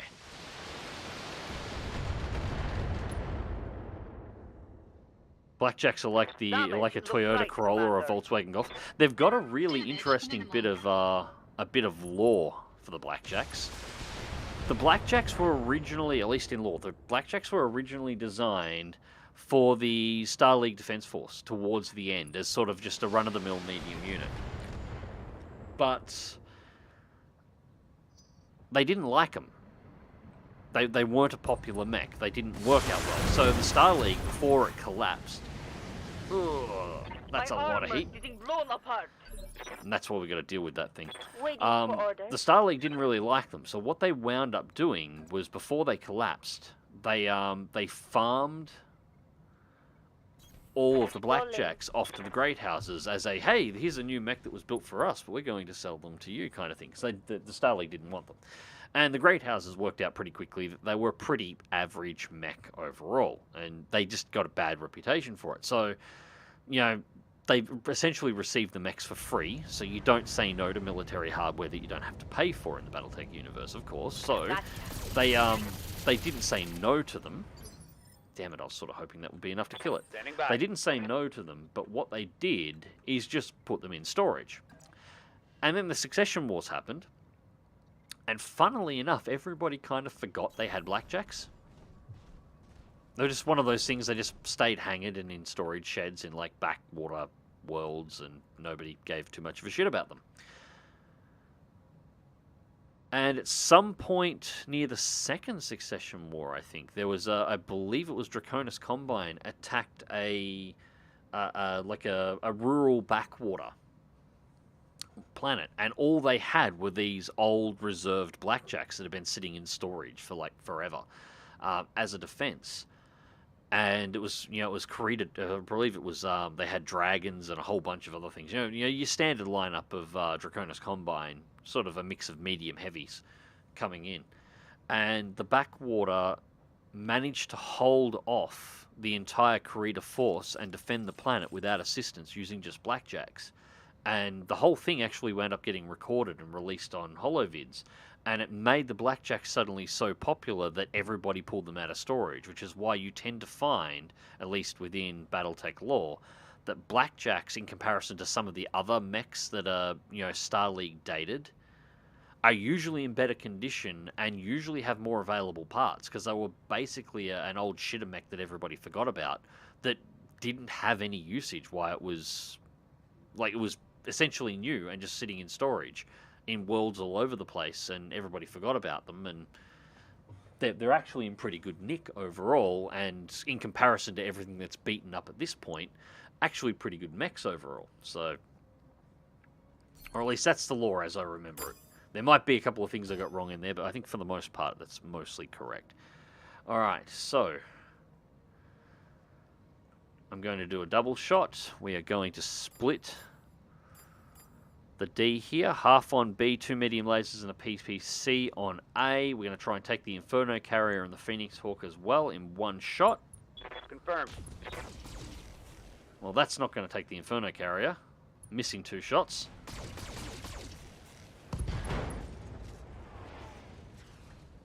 That's the Phoenix Hawk pretty much dealt with, though.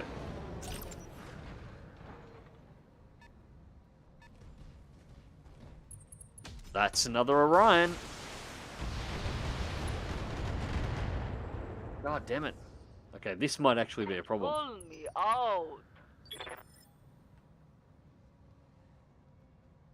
At least you aren't fighting 2 full Lancers. Don't. I am. They're full of vehicles. Don't ever sleep on vehicles in BattleTech, though. They may not have the maneuverability or the mobility or some of the advantages of mechs. They carry a lot of tonnage for guns. Right. This is going to be a drama. I got to back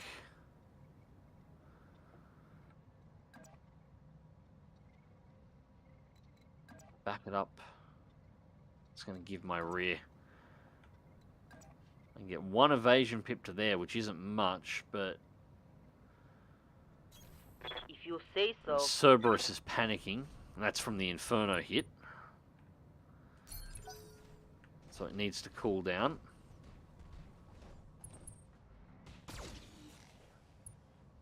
The Lead Spitter needs to get rid of that Inferno launcher. If that hits the disco back, I'm in a lot of shit. 2 more vehicles. Manicore as well, and we got the Orion. Yeah, the Orion is going to be the target. We need to deal with that fast too.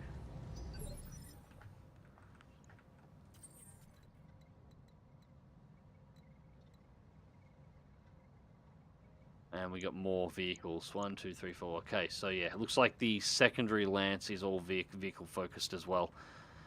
Yeah, we need to close distance on that Orion as quickly as we possibly can.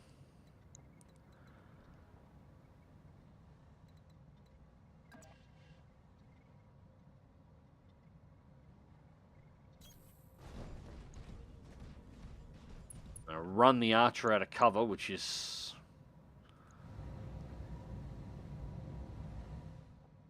not ideal.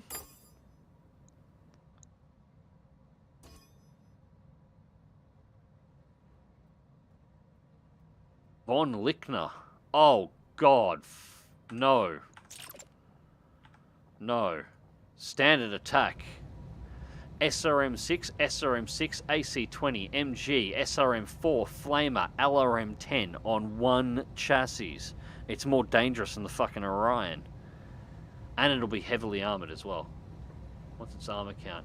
153 front Glacius, 112, 168 to the center torso. This thing's got more armor than my Archer. 75-ton heavy vehicle. Yeah, that's getting primaried. All weapons committed.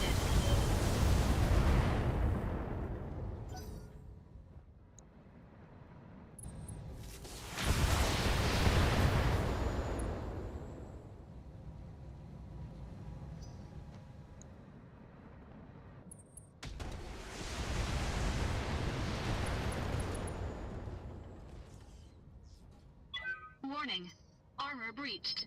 Internal damage.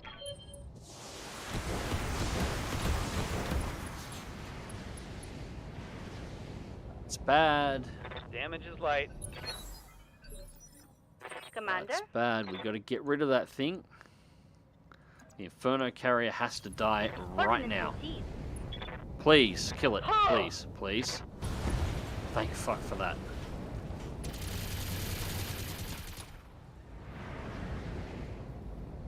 Crawler destroyed. Yeah, with it overheating all of my mechs and then all of this heavy ordnance coming in from the side. Warning. Armor breached. Internal here. damage. Yeah, no shit.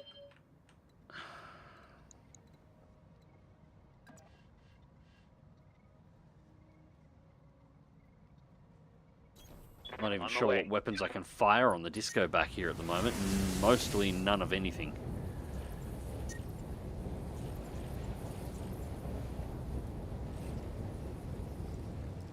Nothing.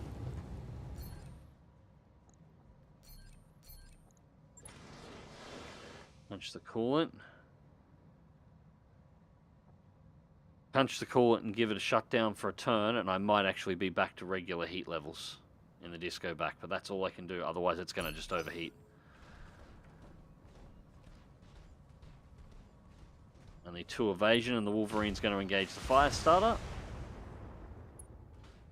Alright, now I've got to get the fire starter as mobile as I possibly can and get it around to rip the arse out of that Right here. Orion.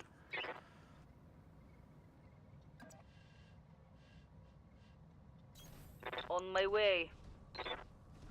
The Lickner needs to go. Oh, kill it.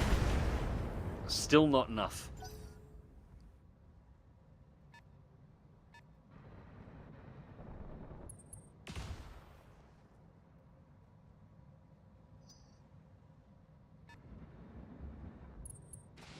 It's a Heitzer as well. Warning. Armor low. Please be enough to stomp on this thing. Engaging physical attack. Thank Christ for that. Alright. Enemy unit destroyed. Alright, the Manicle is going to be a problem now because it's going to shoot me in the back. But we can deal with that next.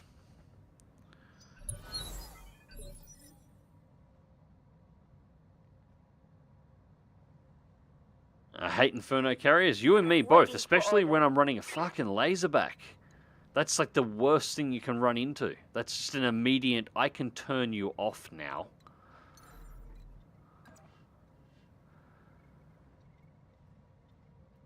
10-4.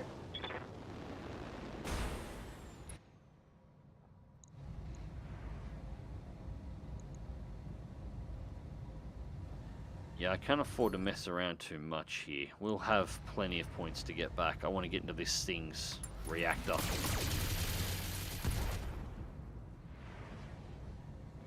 Reporting critical hit. Looks like structure exposed, so we got through the armor at least on that turn.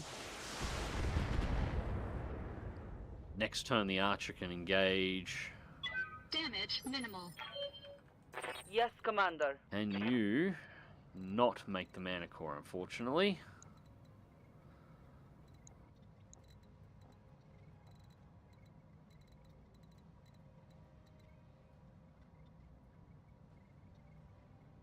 six-pack. It's right torso we've got to keep covered.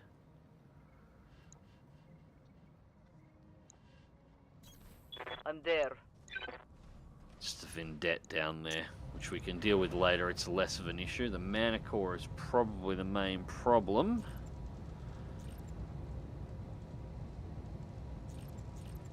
Yeah, we'll just cycle the SRM6s. Locking in target. Try and strip some of the mana core's armor. Det's going to go for the back of the archer as well. SRM6 Warning. crit, Damage of course. critical. Commander?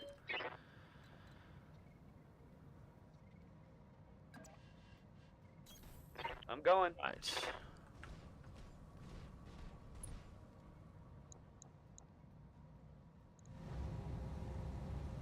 You need to go first. And I can't afford to mess around with you too much.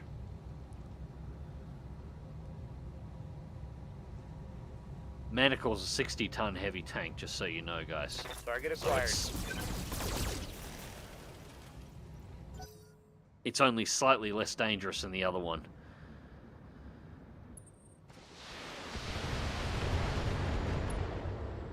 Lead Spitter's going to have to deal with the Griffin on its own until I can spit it off. I'm going to have to back off.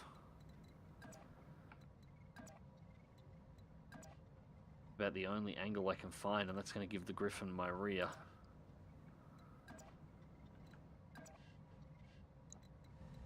Less. Problem is, this has always annoyed me a little bit. Because I'm here, if I try and melee attack the mana core, it'll let me do it. But I can only melee attack it from where I am. I cannot walk around the tank and then melee it from the other side, even though I've got the ability, more than enough movement, to be able to make that move in any other way. It just will not let me circle around the target. I have to go back. I can't pick where I'm going to attack from when I'm nudged against the target, which is a little annoying. It's a little annoying. Because it means if I want to do the melee, which would be the smart thing to do right now, would be to turn around and melee these, I've got to give my back to an Orion.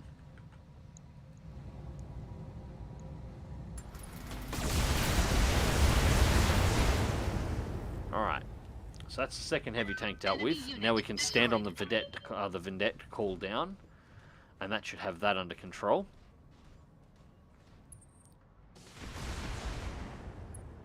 Lead Spitter can jump to here and should be able to completely rip the Wolverine apart now. Standing by. We want to... Oh, we can jump to flank there. We actually get the cover bonus as well, which will work out nicely. Alright. Acknowledge. SRM ammo explosion. Left torso and left arm destroyed. Pilot injured.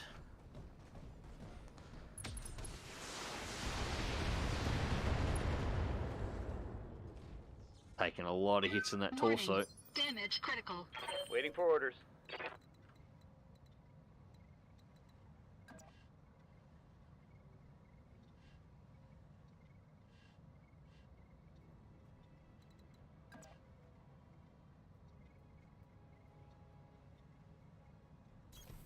Acknowledged. And I slip a shot past.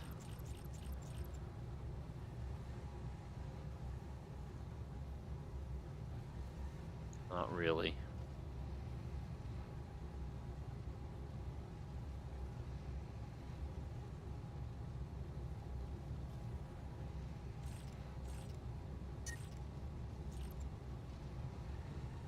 Those two will pull that one.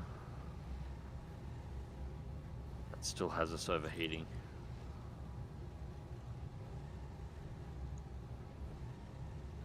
It's about the best we can do. Or we can just shut down for a turn and not fire. Call off and then alpha strike again. That might be the better option.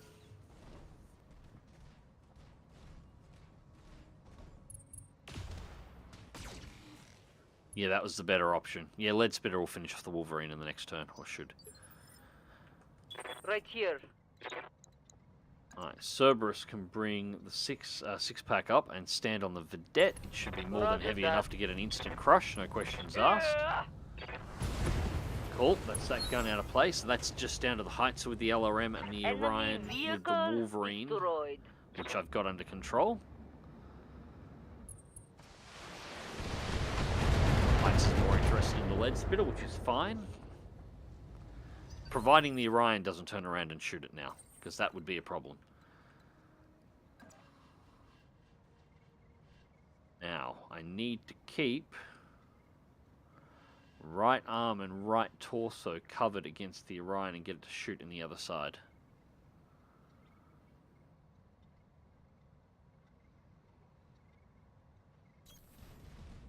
What I'm trying to do with the Archer, because I've got this Archer set up for close range, I don't know how good this pilot's skill is. I'm assuming it's pretty high, but there is a minimum range for effectiveness for a lot of the weapons it's carrying. So if I can get close enough, the Orion can't use its LRMs and won't be able to reliably use its PPC. And that takes two of its nastiest weapons out. I can't compete long range with it. So I've got to close and essentially block its weapons. But it's just a matter of surviving the firestorm to get close enough. Waiting for orders. Alright, so let's do a jump behind. Where is our rear arc? Which way are you facing?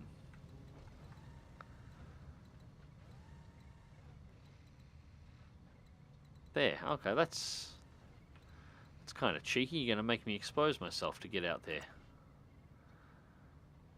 Alright, well if that's the way it's got to be, that's the way it's got to be. I don't need the trees. I'm just not going to get hit in the first place. Targeting core and alpha strike. Although apparently you're not either. There's a Bet lot of that MG hurt. fire that's missing the target at the moment. Come on, beach ball, aim.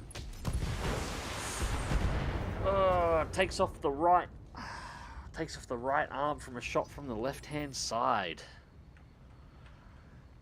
Bitch. Yes, Commander.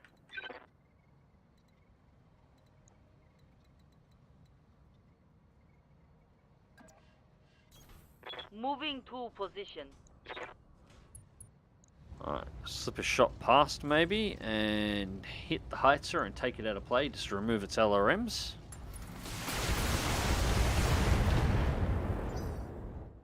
And now we should be able to take it out with the... Ooh, those got through the evasion. They actually hit. I'm taking some serious hits. Prototype Blackjacks had a ton of teething issues. Yeah, the reputation of the prototypes didn't help matters either. But regardless, that's how come the Blackjacks became so sort of popular, and they're kind of everywhere. Everybody's got Blackjacks. All the great houses have Blackjacks. Everybody's got Blackjacks. They were sold to the civilian market. They were sold to security firms. They were sold to everybody. And that's how that kind of came about. Let's do split target. PPC to B, A, 3 lasers. Yeah, that's going to be full heat. In the next round, we should be damn near close enough to punch the Wolverine in the face. So, Roger that. not much. Less structure exposed, but less than I was expecting. I was expecting a pop then.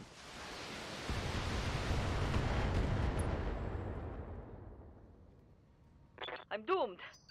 Doomed. Stop being so dramatic.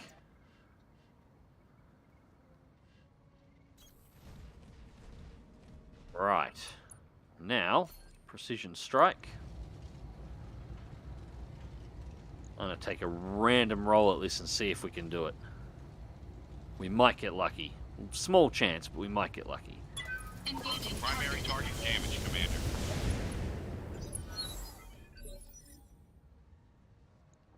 I'm here. Nope, unfortunately. 10-4. Snake eyes on the roll. I was sort of hoping with all the SRM something might hit the head, but Targeting come on, this has got to core, kill it alpha now. strike. Right torso destroyed, pilot injured. Get out of your mech. Run away. Thank you. Wolverine's now out of play. Standing by.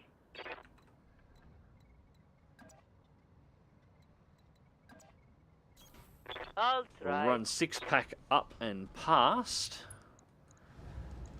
And strike at the Heitzer again. See if we can kill it. Hetzer. Hetzer's out of play. That's the LRM, so that means we've just got the Never Orion should have left to go. Sierras. I'm receiving you. I'm walking here. And now it's 4-on-1. Although, once again, we're going to have to... Actually, no, we can call it vent again.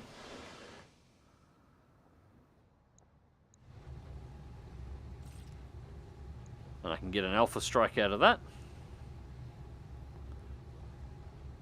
Backed, we will do a precision strike. And we will go for the leg. Engaging target. That one hit the head. We aim for the leg, we hit the head, we aim for the head, we hit nothing. Okay, that works.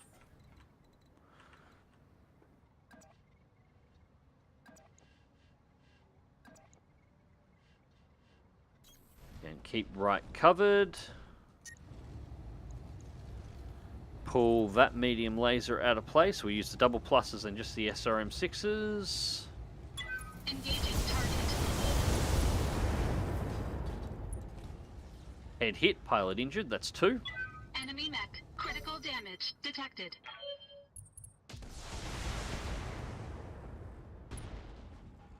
Alright, we lost an SRM6 there, so something went Warning. internal. Weapon system destroyed. That's right, we've only got 3 of those remaining. Yes, Commander. Affirmative. And we're getting on the side of the Orion now with the 10-4. lead spitter. Pilot incapacitated. That's We blew the ammo.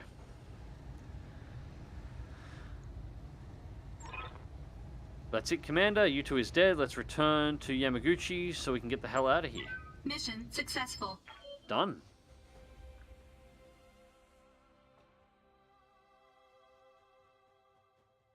The funny part is those Black Jays had the issues fixed. Yeah, it was a case of the Blackjacks had... They weren't a bad mech, but they just had a bad reputation, and so they just got sold off and stored, and everybody forgot about them, and then turned out to be a very good mech in the medium tonnage range. It was a horde of light mechs, and it got decimated. I was sure there were some heavies in that. How the hell does she have a second Orion? I assume she's rich. Being rich in the BattleTech universe means you can tend to have lots of second things. But that means we've just taken a swing at second parts at an Orion, so I'm not complaining. And we actually came out of that one a lot better. The Archer once again got mauled, but it took a lot of fire. Like those 2 heavy tanks and an Orion, and it face tanked the whole lot. But you can see why I turned it into a frontline mech in comparison. If we were using the Archer as a fire support, this Shadowhawk would have had to have been our frontliner, and it would not have survived that. It would have been decimated. So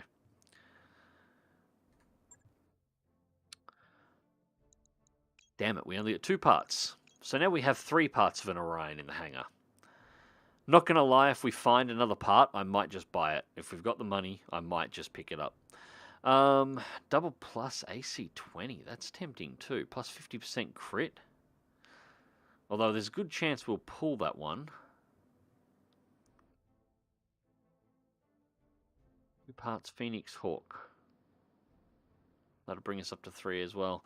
I'll take the mech part because you sort of got to take the mech parts. We'll roll randomly. Hopefully we get the double plus AC20. We didn't get the double plus AC20. We did get the second Phoenix Hawk part, though. So we now have 3 parts of a Phoenix Hawk in stock. We have 3 parts of an Orion in stock. Twin LRM-15s, MG, PPC, SRM-4s, SRM-6. So we've got a replacement, and we've got some ammo. So that's not bad. 7.8 million in salvage. Oh, I don't underestimate vehicles. I'm doing a vehicle-only run in BattleTech right now, and it's glorious. Yeah, it works a lot better in BattleTech, like in the in the game here, because there's certain rules that aren't in place because vehicles aren't really a thing too much. So that tends to function a little bit better. There are some things that mechs can do, quite a lot of things that mechs can do that vehicles can't, that make them better as an option, but still not to be underestimated. You saw the amount of guns those things had. I mean, Jesus. Well done, Commander McEvity. Well done indeed. Lady Helen's mercenary problem has been solved, and she appears happy with your performance. Happy isn't a strong enough word. I'm overjoyed. Connor, Darius, I'm in your debt. My darling son is safe now, thanks to you. Glad to be of help. With you two and a company destroyed, House Cullion is free to prosper again. That monster killed my Yvonne, you know, the poor willful child. Argus told me he watched you two do it. And now the monster is gone. My boy will leave the Red Roost and come visit me. He'll hold my hand, he promised. That sounds wonderful, Helen. I'm happy for you. Now, as for our arrangement, yeah, the son is a psycho, and yeah, we just killed the daughter. And don't worry, Reynolds, I haven't forgotten my promise to you. When you stand before the Planetary Authority, you'll have my full support. That sounds like we're finished here. Indeed you are, Commander. I owe you a debt of thanks. You'll find your payment waiting for you when you return to orbit. Next time, I bid you good day. Alright. That poor woman, she ordered us to kill her daughter, and she didn't even know it. She still has no idea that you two and Yvonne were one and the same. And she isn't going to find out, Doc, at least not from us. There's no reason to saddle her with that kind of grief. Yang's right, we're done here. Let's pack it in, people. Good luck. We'll find greener pastures ahead. So, 750,000 credits for the payout for the Flashpoint, and we get a triple plus LRM 10, a double plus gyro mod, double plus LRM 5, single plus LR leg mod, partial mech salvage for a Jenner.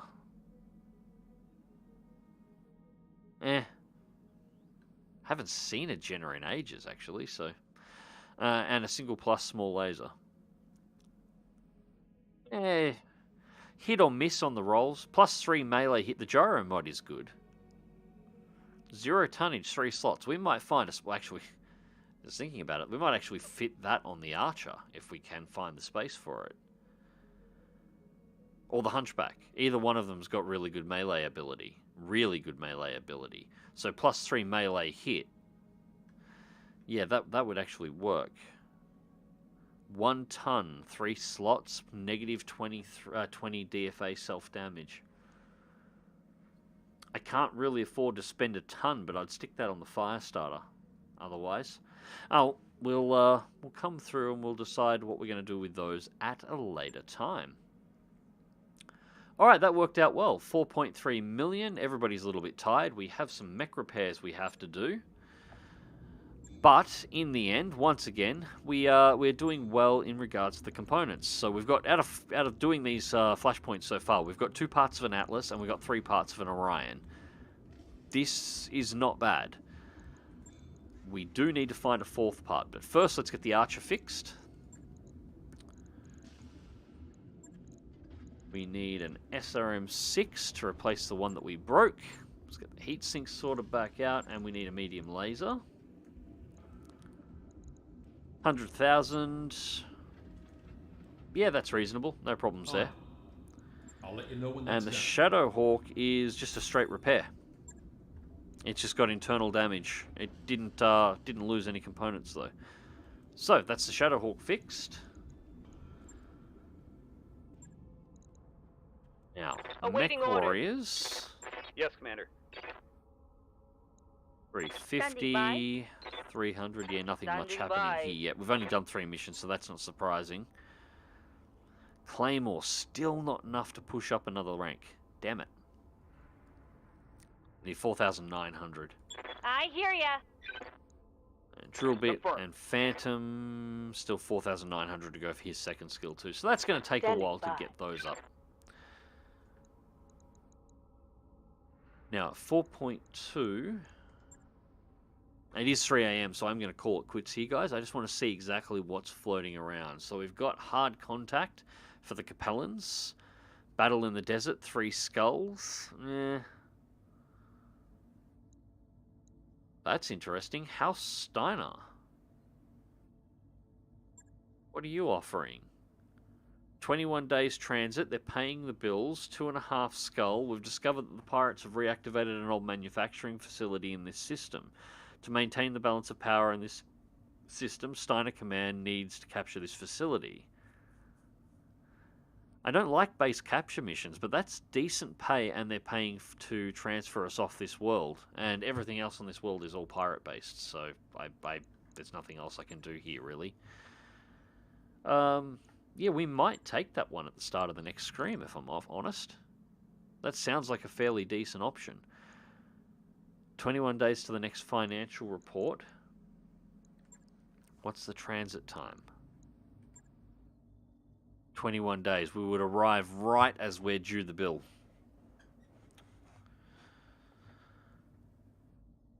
Oh, we might do that one now. We'll take that one. I haven't got anywhere else to go, so we will do that, and we will negotiate it. 2.5 skull base capture. 391 over 210. That seems fairly acceptable against pirates, and we'll find out exactly what it is we're doing and what the world's like once we actually arrive. Calculating course now, Commander. So that gets us underway.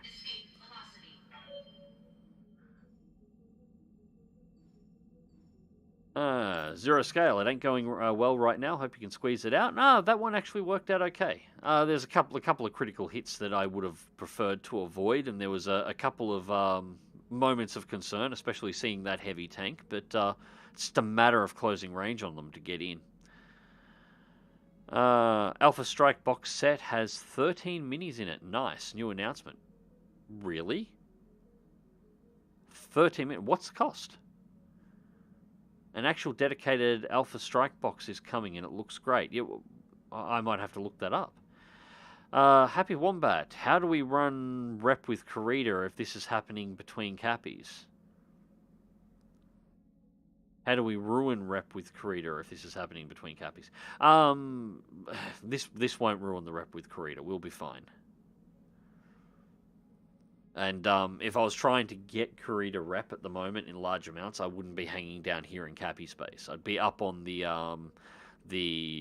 Corrida Lyrian border. So House Steiner Draconis Combine border. That's the better place, because those two are always either there or on the Corrida Davian border. I'll post a link, but I think YouTube doesn't like posting links. Yeah, I'd pass it over to one of the mods, but I don't think anyone's on this slate. There's a mod that makes it possible to melee from a different angle if it's not already included in the mod pack you're using. It's obviously not, because I don't have the option. I probably can't change mods now. Changing mods will probably break saves now. That tends to be how it works. But I might have to keep an eye out for the next time I mod, because I am going to do a different version of, eventually once I've played through the timeline for this, I will be switching over to do BattleTech Advanced.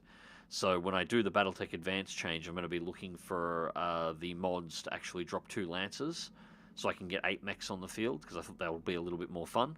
And I might look at the melee option if it's not included. I didn't realize there was a mod for it though, so thanks for letting me know.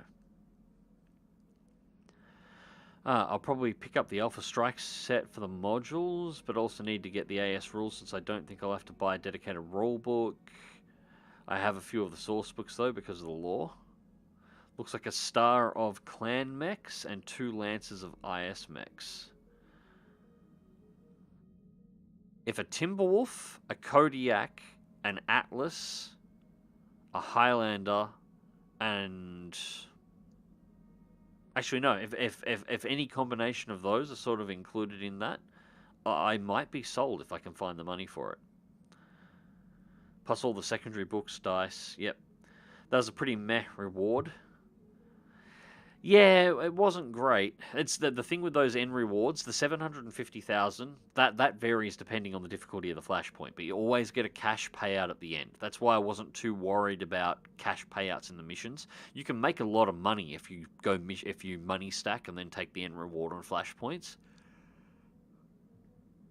But you don't really need to. The 750,000, sorry, getting a yawn on then. The 750,000 will largely pay things out. The rewards in that box that pop up, however, those are random. Those, like, we pulled out something meh out of that. the mech piece could have been a 4th Orion piece. The double plus LRM could have been a double plus AC-20 or a double plus Gauss rifle. Sometimes some of those random things will pop out SLDF tech, although not always. Not always, but some of them do.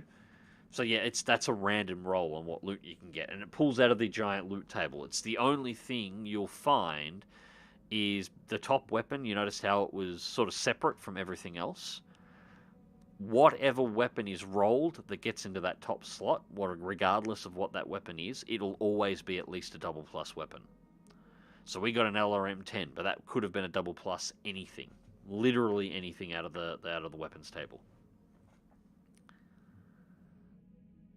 Jen is a great value, large light that can punch like a medium. Bit disappointing for a Flashpoint reward though, especially when we're transitioning into heavy mechs. Yeah, I don't have a problem. I actually quite like Jenna's. I prefer the Jenna's old design over the new one, although the new one's not terrible. I like the flying saucer at the front of the old Jenna's though, with the antennas off the top of them. I thought that looked really cool. I would have liked to have seen the remake try and keep some of those elements. But, yeah, I like Jenna's. They run a little hot. That's really the only complaint about them. But, yeah, when you're transitioning into the heavy range, it's a really good mech when you're running a light load.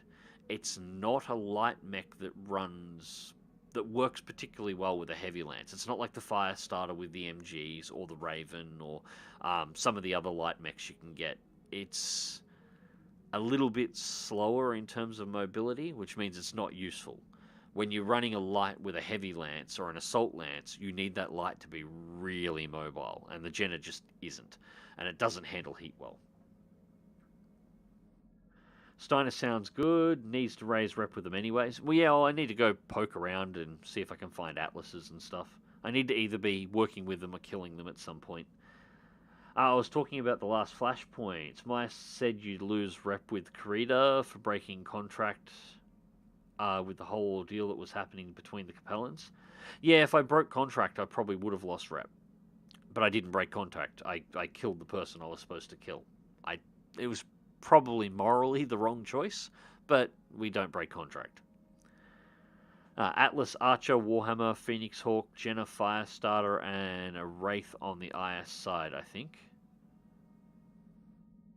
It's got the Atlas in there. I am fond of the Warhammer. Actually, I think somebody asked there earlier on, what's my favourite unseen mech? It's the Warhammer. Of the unseen mechs, my favourite is the Warhammer. So that's not bad. Oh, and a Blackjack. Yeah, I like Blackjacks. I don't see a Jenna, but I do see a Locust. I got them mixed up. Clan side has the Mad Cat. Yep, it should. It should. The Mad Cat is, the Timberwolf is sort of the heart and soul of the clans, or at least the face of the clans. And a Nova, carried over from the Clan Invasion box set. Novas are pretty cool. They're an interesting mech, considering that they don't have a torso twist option. Moonlighting with an LRM while pacing through the mech bay on a sleepless night. Sorry, I will finish off the rest of this. I just better get this moving. You stumble across Apex. She's fiddling with a stock LRM. A jumbled pile of loose metal and wire cutters litter the deck. Okay, so this is another weapons modification one. I think we've had this several times over. Alright, so reminder it's not a mech warrior's job. I'll let her keep working on it. So these can have some random rewards. Sometimes she can pull it off. Sometimes she breaks the part till it's unrecoverable. It is at the very least, it's one of our stock LRMs. It is an LRM-15. An Irane stock LRM-15.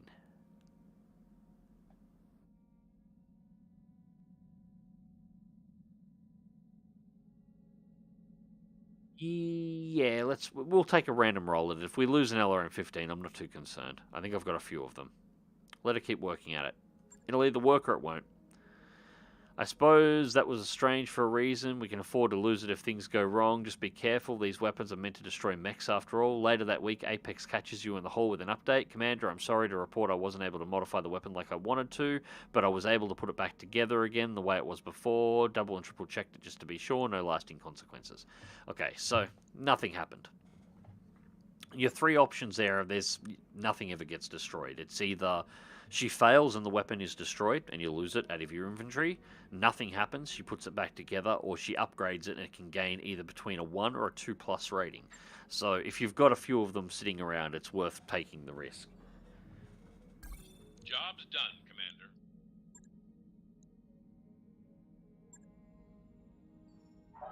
All hands, make ready for docking. I get what you mean. I find the Locust to work surprisingly well with a heavy lance. If you're an LRM heavy, don't put somebody really heavy in the somebody you really like in the cockpit, but it works really well as a spotter. Other way around, I tend to put, if I'm going to run a light with a heavy or an assault lance, which I've only done in vanilla. This is obviously my first run through on BEX, but I have done it on some of the missions before.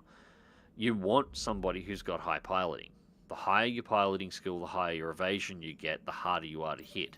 You want that in your lights because all of the light mechs automatically have an inbuilt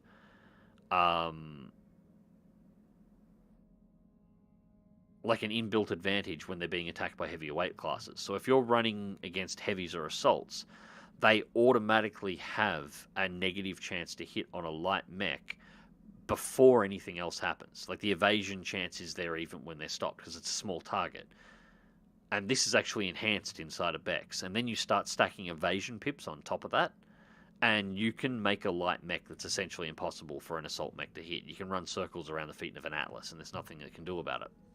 Noble Bonds. It's not like I'm the only noble born person on this ship. Sorry, take a drink here.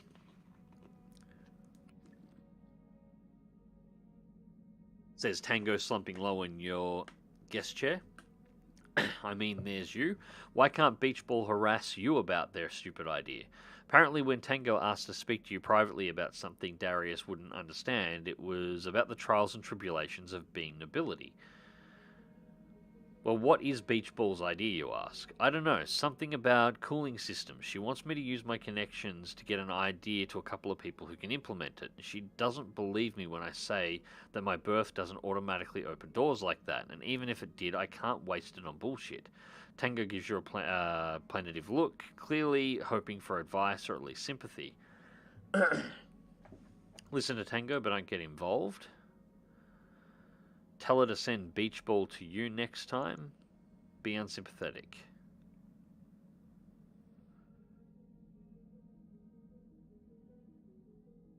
I'm curious on what this is. Tell her to send Beach Ball to me next time. You don't mind sharing the burden, especially when it comes from somebody with Beach Ball's background, but she shows up at your door, you scan through a roughly written idea and tell Beach Ball it will work up to a full 200-page spec before bringing it back again. If she can manage that, it might be worth pursuing. No lasting consequences. Okay, we'll see what happens there. That may go into another event that happens down the track. Where we're in now, what did I miss? We completed the Flashpoint, Joanni. We recovered 2 more parts of an Orion. Now I'm really disappointed we didn't get 2 on the first mission. We could have pulled an Orion out of that. We made about another 1 million credits, and we are currently en route to a new planet. We've just arrived to do our next mission, although we will not be doing it now because it is past 3 a.m. and this old fart needs to go to bed. So I'm just paying up the bills, completing the contracts, and paying up our pay. We aren't going to start just yet. We have a contract here at the moment with House Steiner. I just want to see what else is here. Ooh, okay, so we had 1 good mission here, and the rest of the missions here are crap. Way too high a skull rating for us other than this one. Okay, fair enough. Hiring hall, what have we got?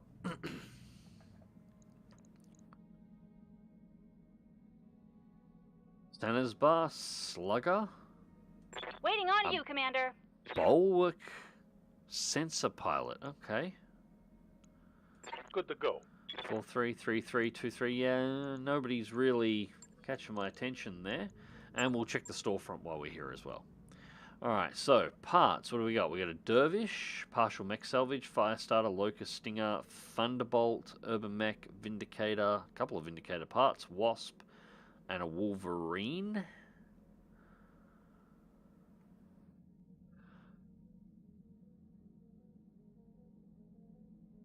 Nothing too impressive here, but as somebody mentioned before,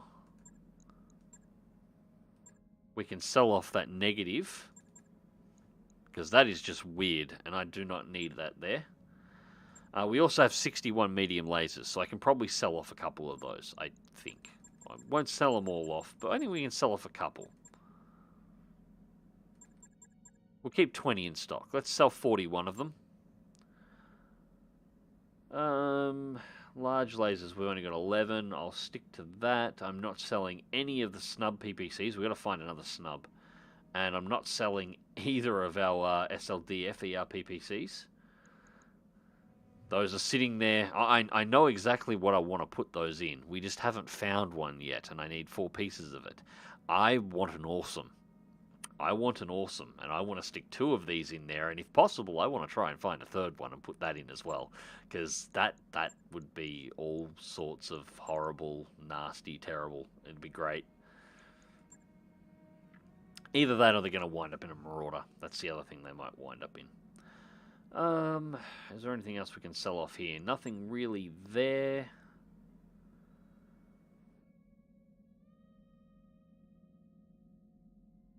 Sperry Browning MGs. So, yeah, those are Browning 50 cals that the Firestarter is using. 10, 30, 18. Yeah, the rate we go through MGs, we might actually keep those around. And, yeah, there's nothing really else to sell off unless we're going to start selling off mechs, which we don't really need to for the moment. We've got 4 million sitting there. We're doing reasonably well. All right. So that's just about everybody organised. Phantom's just about out of the hospital. 15 days left to go. 30 days to financial report. Mission is organised. It is July 19th, 30:30. So time has ticked on. Just go through the last of chat, and then we're going to call it a night, guys. I don't like the redesigned Nova because they gave it torso twist. They've given every redesign torso twist, and it's a bit irritating. I like mechs having bad quirks as well as good ones. Yeah, I like the old Nova design, although it wasn't a torso twist, but it did have the ability to move its head back and forth slightly. But it couldn't actually do like the actual. The central torso could actually rotate slightly on the pivot mount that it was on, but it wasn't by much. It was only a few degrees, just enough to fine-tune its ability to aim between the arms. But yes, it should never have had torso twist otherwise, because the traditional Nova design and this is the Nova design. I haven't even seen the redesign, and if it's got torso twist, I don't even care to see it. The quirk of the Nova was it had like 50 bazillion medium lasers on it. It ran hotter than the sun, and the arms and the legs were on the same main drive axes, so that the torso hung between the legs. That was the whole point of the Nova's design. That's the way it was. So it didn't have twists, but it was incredibly compact and small for what it was. I think the Nova's 55 tons? And it's incredibly short. Like the pilot, if the pilot got out of the mech, he could drop out of the cockpit onto the ground. He wouldn't need a ladder, and could easily stand on the ground next to the mech and touch the canopy of the Nova. Its head is really low to the ground, so the whole thing is incredibly compact for the size of the mech, and that was the point. So yeah, if they've changed that, whoever designed it needs a foot up the arse, because they've completely missed the fucking point. And Piranha need a foot up the arse, because they're the ones that handle all the fucking redesigns. So once again, Piranha fucking stuff up. This is why I'm looking forward to Piranha no longer having the license. I can't fucking wait until Piranha no longer has the MechWarrior license, because that means they can stop doing this. I don't necessarily mind the guy who's doing the redesigns, providing, like, most of them have been okay, pretty good. I haven't got too much of a complaint. But, yeah, I just don't want fucking Piranha having him. Hire him and give him to somebody else. I posted a link on the Discord if you want to check it out, but I'll stop going on for it for now. Yeah, I'll definitely want to check that out. So whoever was talking about the New South Wales guys printing mechs too, if you can throw me a link on that on Discord as well, so I can have a look at that. I'm probably going to go to bed now, but I'm definitely going to want to look at that in the morning. Depending on the price, I might get it. Yes, same. You and me both. Like, I want some minis to paint, and that sounds like a pretty good box set. I wonder if they're actually going to have some Australian availability. That would be the question.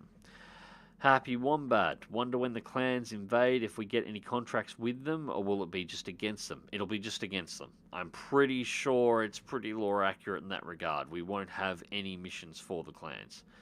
And we have a bot, which I will now piss off, because goddamn moody bots. Yep, yeah, just got it, Joannie. There's a pop-up screen about Phantom's affinities being decreased. It's probably one of the things we did earlier on. The when we gave him the... When we completed one of the missions, one of the events earlier on, we let him jump out of bed and actually start using the simulators. So I think he got a morale boost and it probably ended. I don't think anything else has gone negative. We will do a quick check on that.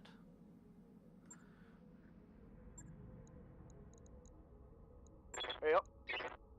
Phantom. Now he's still got Bookish, which we picked up. 2.5 sights and sensors. Command experience. Experience herding cats. +1 resolve. Mech warrior. No actual combat. +1 melee damage. Military, which is +1 bonus health. Nobility. Reduces the cost and upkeep of Argo morale and med upgrades by 1%. Periphery. Spacer, which reduces Argo upkeep by 1%. Technician, Mech Warrior helps around the mech bay, providing 100 mech tech. Yeah, nothing negative here. Just no longer has a morale boost. That's really it. Yeah, that's really it.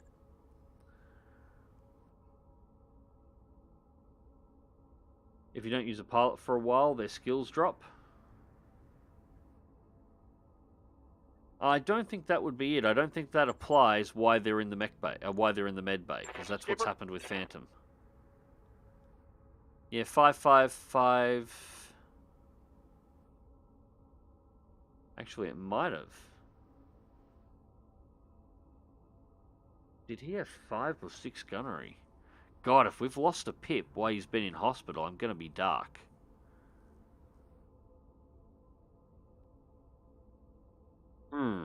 I can't remember if he had 5 or 6 gunnery.